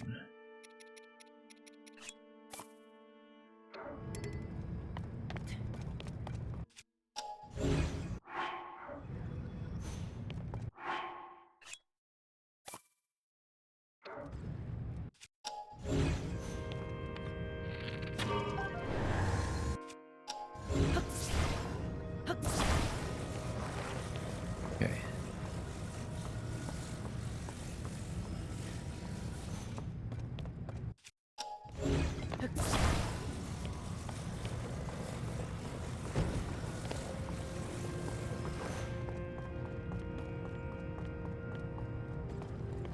Whoops, got displaced slightly. It's appropriately dangerous. Now we gotta be quick. Or we could use more battery.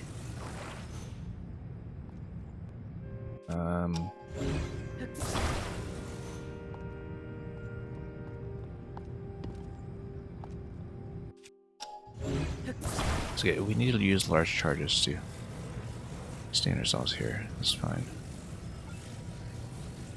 I'm gonna get out of the trap. See what's going on.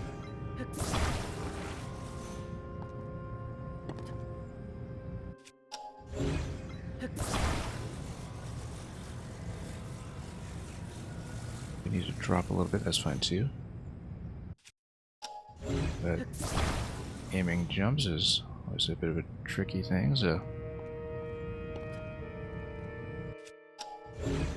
let's try to get out of here mentally.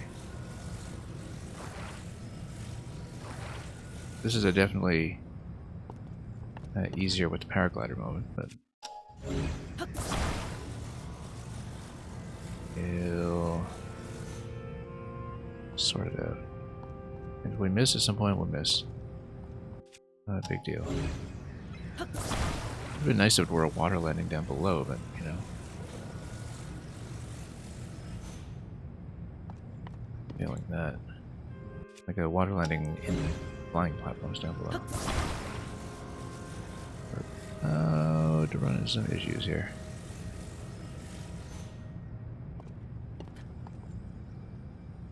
Not even that far yet. We better charge up. And get over to the luminous mine.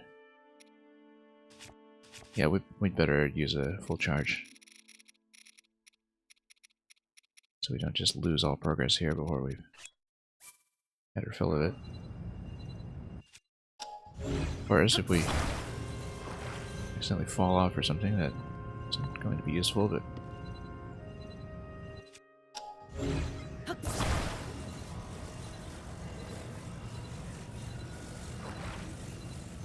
the other thing too is that we can do a safe fall if we're sure we are above a location that we want to hit. And so if we run out of power, that is fine if we are able to just center ourselves on this and fall gracefully. Because it would break fall damage if we just go straight down.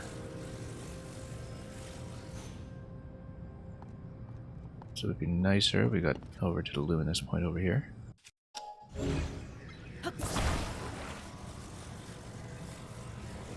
Try it because we like to do these silly things. Whoa, that was close. Way too close. Oh, I see. There's a lower point now. That has opened up. Eventually you could launch into it. Now I understand.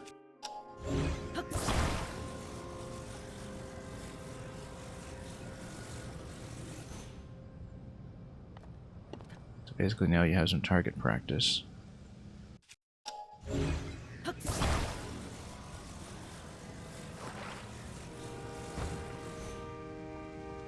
We could even have used the hoverstones to enter down below if we knew that. But something tells me it's not the way it's going to go. Anyway, let's attach this so we can unpower them both at once.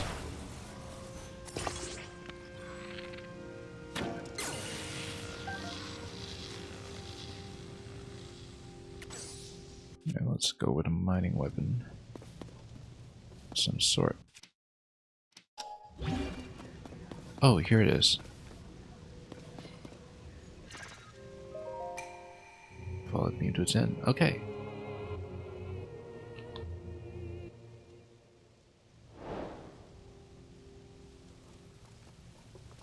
Alright. Yeah, because I thought the luminous mine was just a luminous mine and not something interesting. But of course, you know, heading back into that slot is something that is a longer term objective. I don't think we can do it right now. You can do it with another hoverstone escort from this elevation. I wonder what's in there. Not much, just an entry point that I think allows you to ascend. Unless it's a Korok or something, you know. Want to find your friend. But here's a sky mine crystal. Maybe we can just drop it.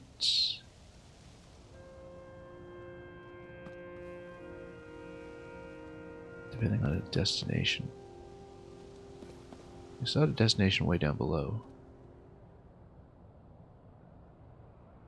Like basically, if we locate where to drop, might still be able to do this and salvage this whole mission. Pretty narrow band to drop there though, so. Basically, if you took two hoverstones, located them directly above, bridge down below, I sink on one, the object sinks on the other. Maybe add a stabilizer. Good measure. Stabilizer would actually inspire, except you'd have to unpower the platforms, but power to stabilizer, so that doesn't work. Anyway, let's whack some of this. Use the luminous stone talus because that's apparently what it's good for. Breaking other luminous stone. Yeah, because we'd seen one of these luminous mines previously and it wasn't apparently anything other than a luminous mine, so I didn't even consider that this would be the orb location rather than the planetoid. Which then makes me wonder what is the purpose of the planetoid. Whoops, nope.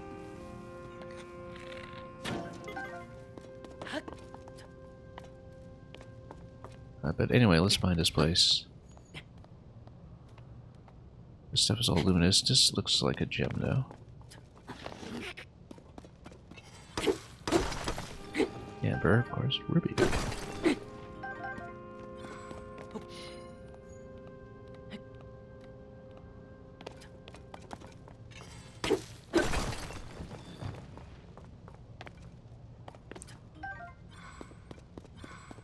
Yeah, we might as well just skip the central one here. I suppose if we had a large hover platform that would have been helpful, but we don't, so we'll find an alternative.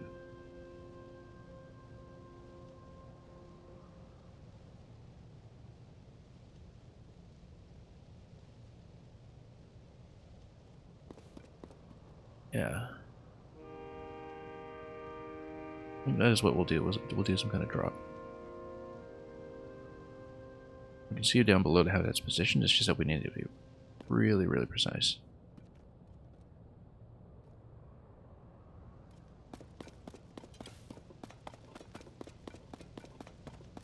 And we could do it, like put two hover platforms together. Yeah, the problem is the weight. It's one thing to drop the stone down below. Also, if we drop the stone down below and it misses, that's fine because it would respawn here, right? So why don't we just... Why don't we just dunk it? Oh, no, no, not like that. Not like that. Freeze.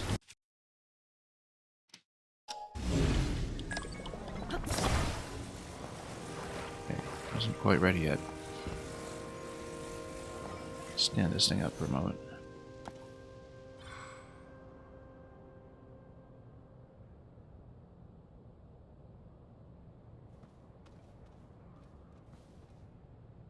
Yeah, because why don't we just line ourselves up properly and drop this thing? Or is that two separate platforms or is it a shadow? This is a shadow.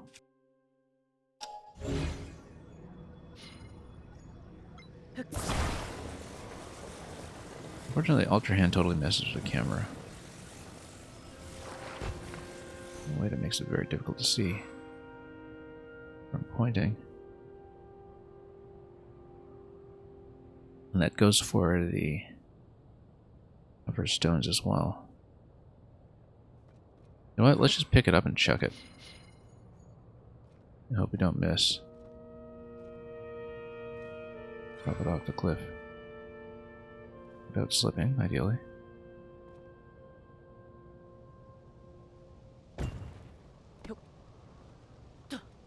That's a big miss.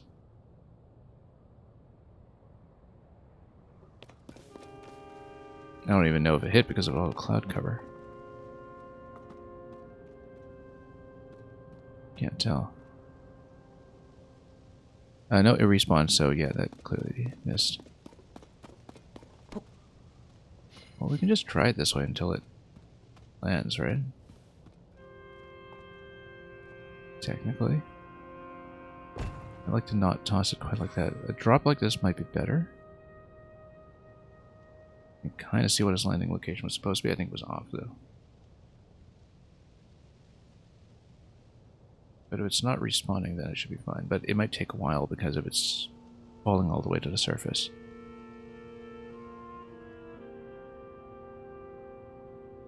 However, if it's still not respawning, maybe we did actually make it.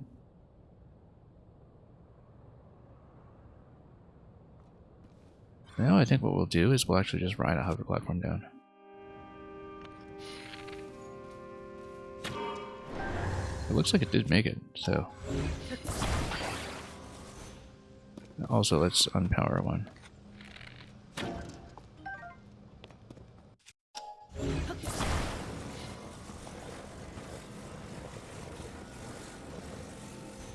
So hopefully we can fall safely. If we don't, then... Well, I mean, we want to maintain a safe position because, you know, even if we lose out on this, maybe we can still recall out of it.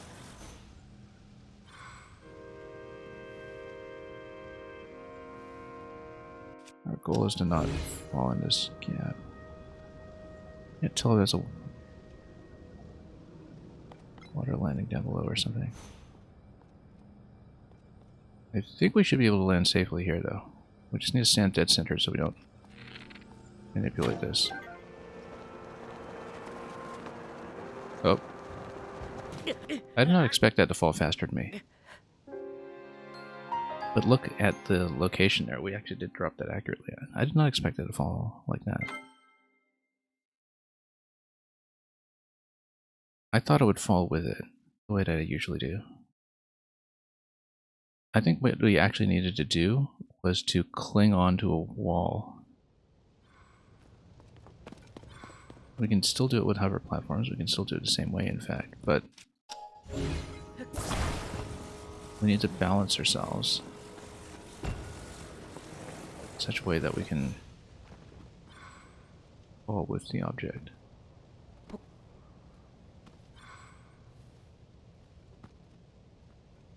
But we could do it this way. It's a bit of a crazy thing, but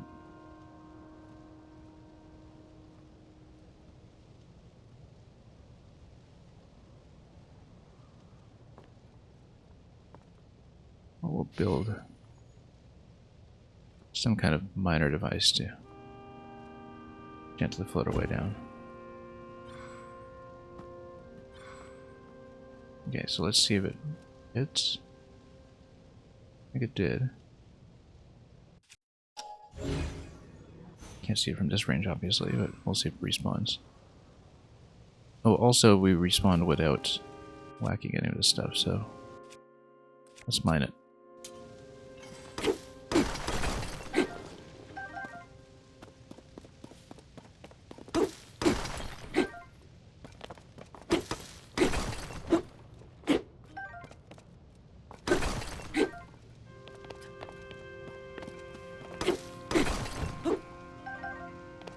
So, if I take hover platforms, maybe latch myself onto one of them as a wall. Worry about the balancing, perhaps, but the other thing that could happen too is that you can also just maybe hang onto a control stick. The problem with the control stick is that it powers everything on. But or you could just do something like a platform with a stabilizer and then drop it. Like a spring or something with a stabilizer. And then just drop it.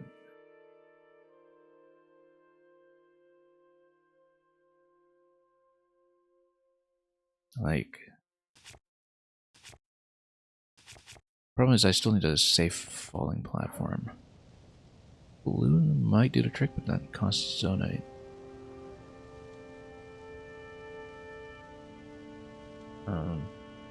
Just thinking about how this is going to work.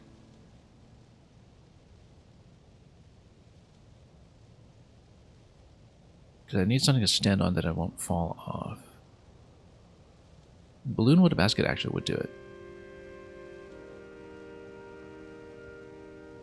But I don't know if I can afford it.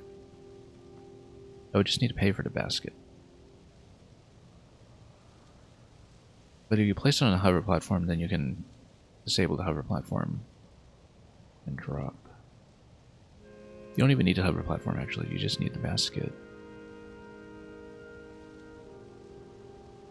And fall safely without activating the balloon.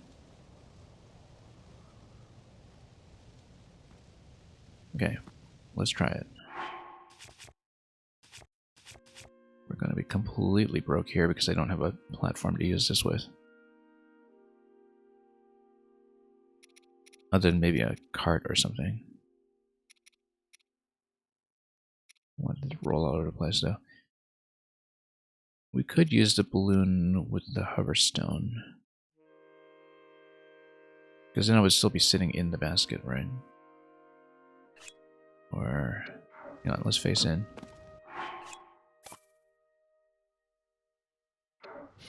So ordinarily we don't need a balloon, we just need a platform, but the thing is my only platforms are in recipes with a balloon. Like my only basket platforms. So I actually do need to assemble it this way. And waste it. Oh, and my recipes also have the flame emitter, so I might need to waste one too. Don't I? Hang on, we might want to spend a flame emitter so we don't burn so much soda.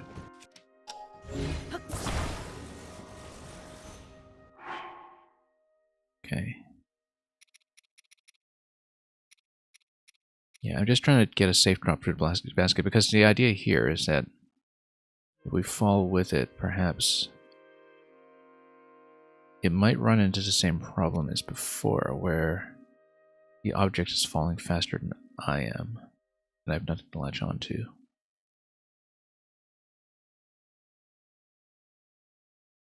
Yeah, this might not actually solve the problem, unless I turn it upside down. Well, no, because fundamentally I just need something that I can climb on. Just fall into it like a sack. I feel like that's a bad idea.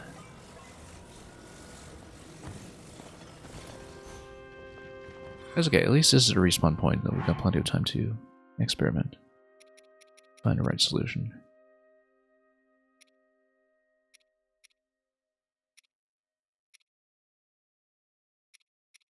Yeah, but we basically need something to cushion the fall. Oh, you know what I could do? We could just dive into this, fall, and then break the fall using the spring shield. Or... oh, no. I tried that out on a shrine before. That actually still takes fall damage, I think. Regardless, we need to brace for more fall damage. Just in case. So. Let's get a meal. Probably finish off. Last half a heart. Half-heartedly.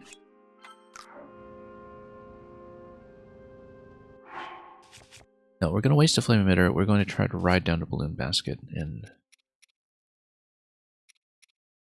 hopefully that will work. Yeah, I just didn't expect the platform to fall faster than I did, but that might be a function of... well, we'll see. Let's, but I think generally I'm able to fall with a balloon without trouble.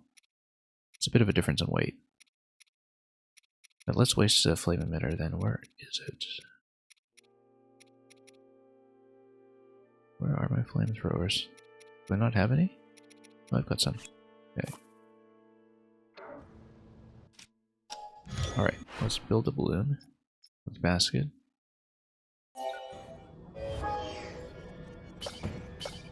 Got 5 Zonite left after this. Is going to be tense.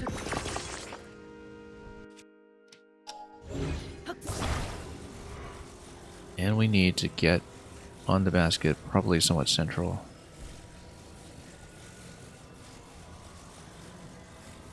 Build like this.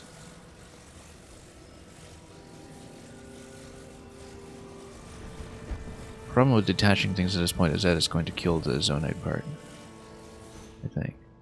Although it's a pre-built flame emitter, so maybe we can do that and then add stabilizer and then just fall with the stabilizer. I'm not sure about this. Let's just fall into the center. Oh, was that even over the correct area? Let's just...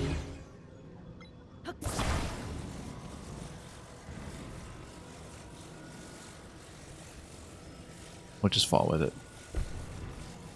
This might be a total disaster, but then we'll find out pretty quickly. Might like climb up here, if you will. Climb. There we go. Oh, except we can't use the altar hand when we do that. Okay. That's good. We've fallen safely in the basket before. Let's...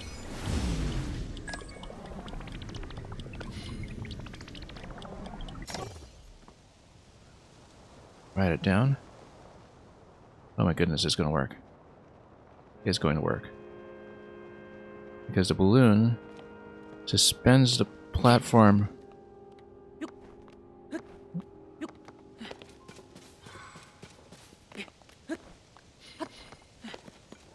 The important thing is that we made it. That was inelegant, but we made it.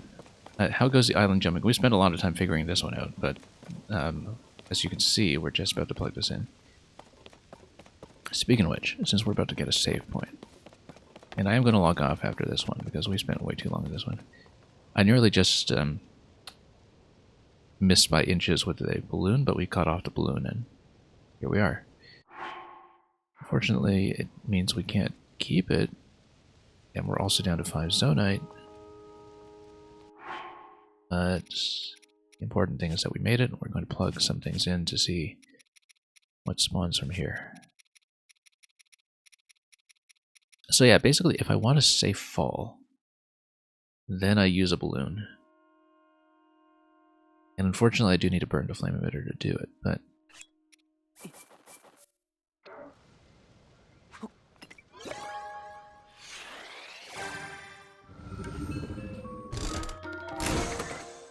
but that'll work.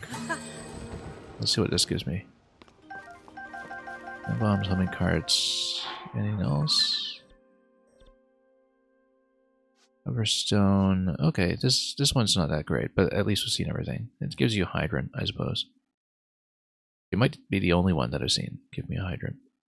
So maybe we should plug in another round. And I'm so broke at this point, though. We can plug in some construct parts, maybe. Where are my construct parts? Just a couple of the mark ones to see if we can get another hydrant.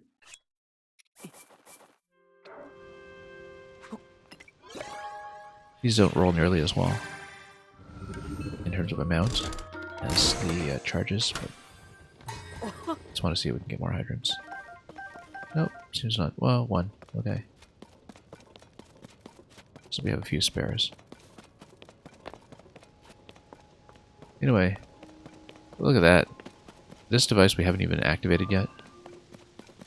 And we're not going to until we've done this. I wonder what it even does.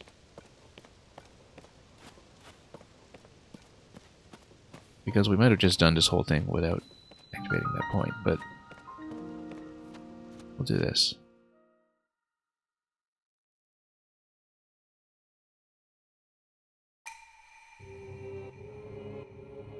And this will be the last thing we do today. I absolutely do not have the resources, unfortunately, to fly to the Labyrinth Island from here.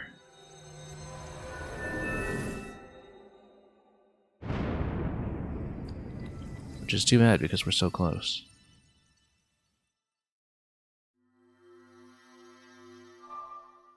That's okay.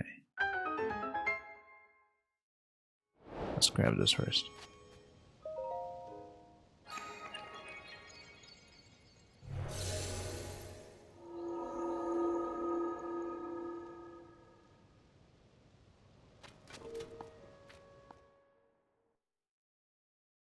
I think at the beginning of all this stuff I had about 300 zonite before we went on the aerial adventure over the past week. We just spent so much on vehicles that sometimes we inadvertently dumped off cliff sides that resource depletion was going to happen just as a result of fall depth. Ruby, yeah, well, sure, we'll take it. Money is money. Who knows what upgrades we need for this time.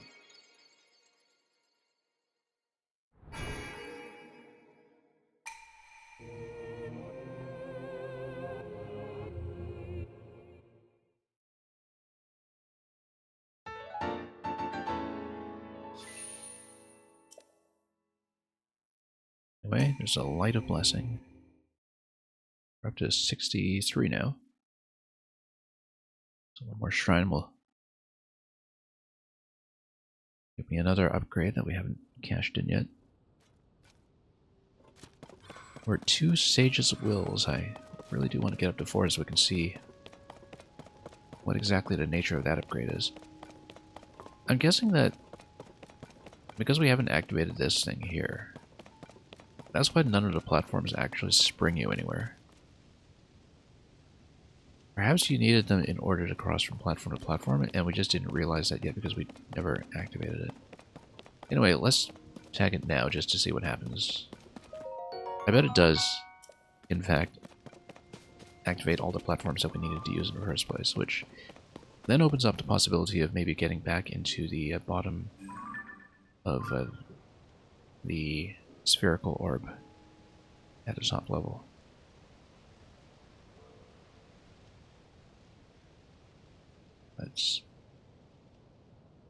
That's okay. I think we've accomplished the objective here. We don't really need to get back up there, given that we have seen all the islands. The only thing we didn't see was the bottom half of the sphere.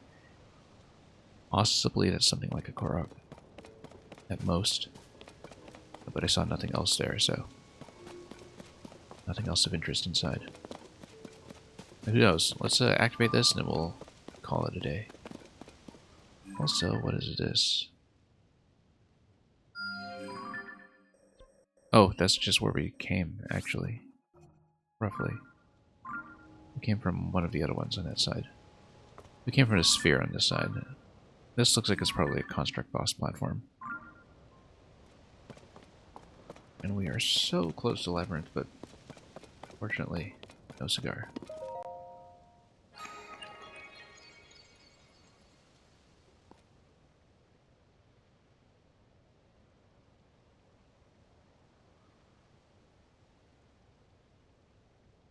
And yeah, as expected, it activates all the platforms. Thank you for the raid, MGM1. However, I am actually just about to log off. We had just said, in fact, that this was the last thing I was doing. But thank you, I appreciate the raid anyhow.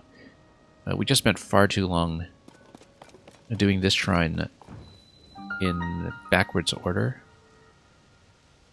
without the paraglider. So I started high, I came down low, I finished the objective, then I activated the beginning of the objective. And that's how I play. But like I was saying, I'm completely out of resources. We just don't have the parts to make it here. But I think I now have vehicle builds that are good enough that I can gain the elevation I need. Particularly using the quad rotor design that I have, which doesn't have any expiring parts. That next time I go back to the Labyrinth, I should actually be able to fly up into the sky and do it. I wasn't able to do so before, but I think I'm able to do it now. Next time we log in, we'll also just... Yeah, you know what? If we were able to make this... Like, if we had enough fans, etc., to get over here and fly, that would have been nice. I think, though, with only a single fan, we won't be able to make it. But basically, that location looks like it could potentially reload you with materials to hop over to the next one, like with additional fans and such, because that looks exactly like the airport platforms that we saw previously, so maybe we can make a run at it. But that'll be for the next stream. I think we're pretty content with what we've seen today. And we'll just have to keep that in mind for next time. So. Why do I still have that hat on? I actually just changed back to it today.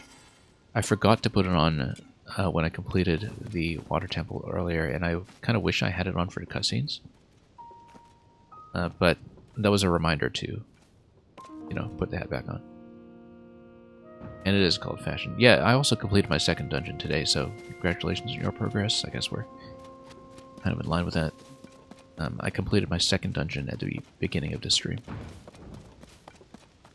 I actually did part of it early last time, but then hit a roadblock that required me to actually do quest content. But here we are. We'll take the time to explore here a bit, but I think I've probably seen what I need to see in this island and in this cluster, apart from the bottom half of the sphere that we had opened up. But I think that was just part of the intended interaction that gets you to the shrine down here, which we've already completed. Look at that little aperture over there. Let's untag. We know our distance at this point. Here, though, that might be interesting. Anyway, that's all for today. We're completely broke. We've got 5 Zonite in the bank. We've got no parts that I can build with because I've only got 1 fan. Maybe rocket launch with a glider with the fan could get me over to the next station, but I feel like we're really stretching thin at this point.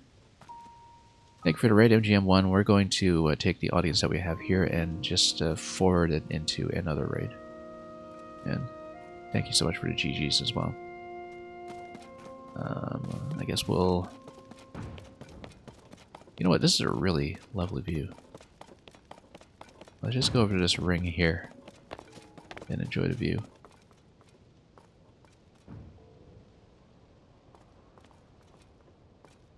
Put a little bit of Death Mountain inside a ring or something. Anyway, this is the sky world, I guess. What a lovely panorama of this, in fact.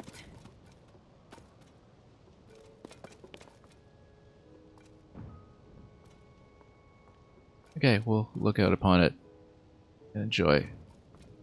And that's how we will bid farewell to this session, so. Thanks so much for the raid once again. Thank you for watching. Anybody who stayed at any given point, we'll pass you on to somebody else if I can find somebody interesting. And until next time. Yeah, everywhere's a nice view. This is just a design philosophy between this game and Breath of the Wild. Everything is just picturesque and cinematic. Sunset falls in the sky. So thanks for watching. Have a great day ahead of you. I'll try to be back again tomorrow, given that I've been on this game practically daily.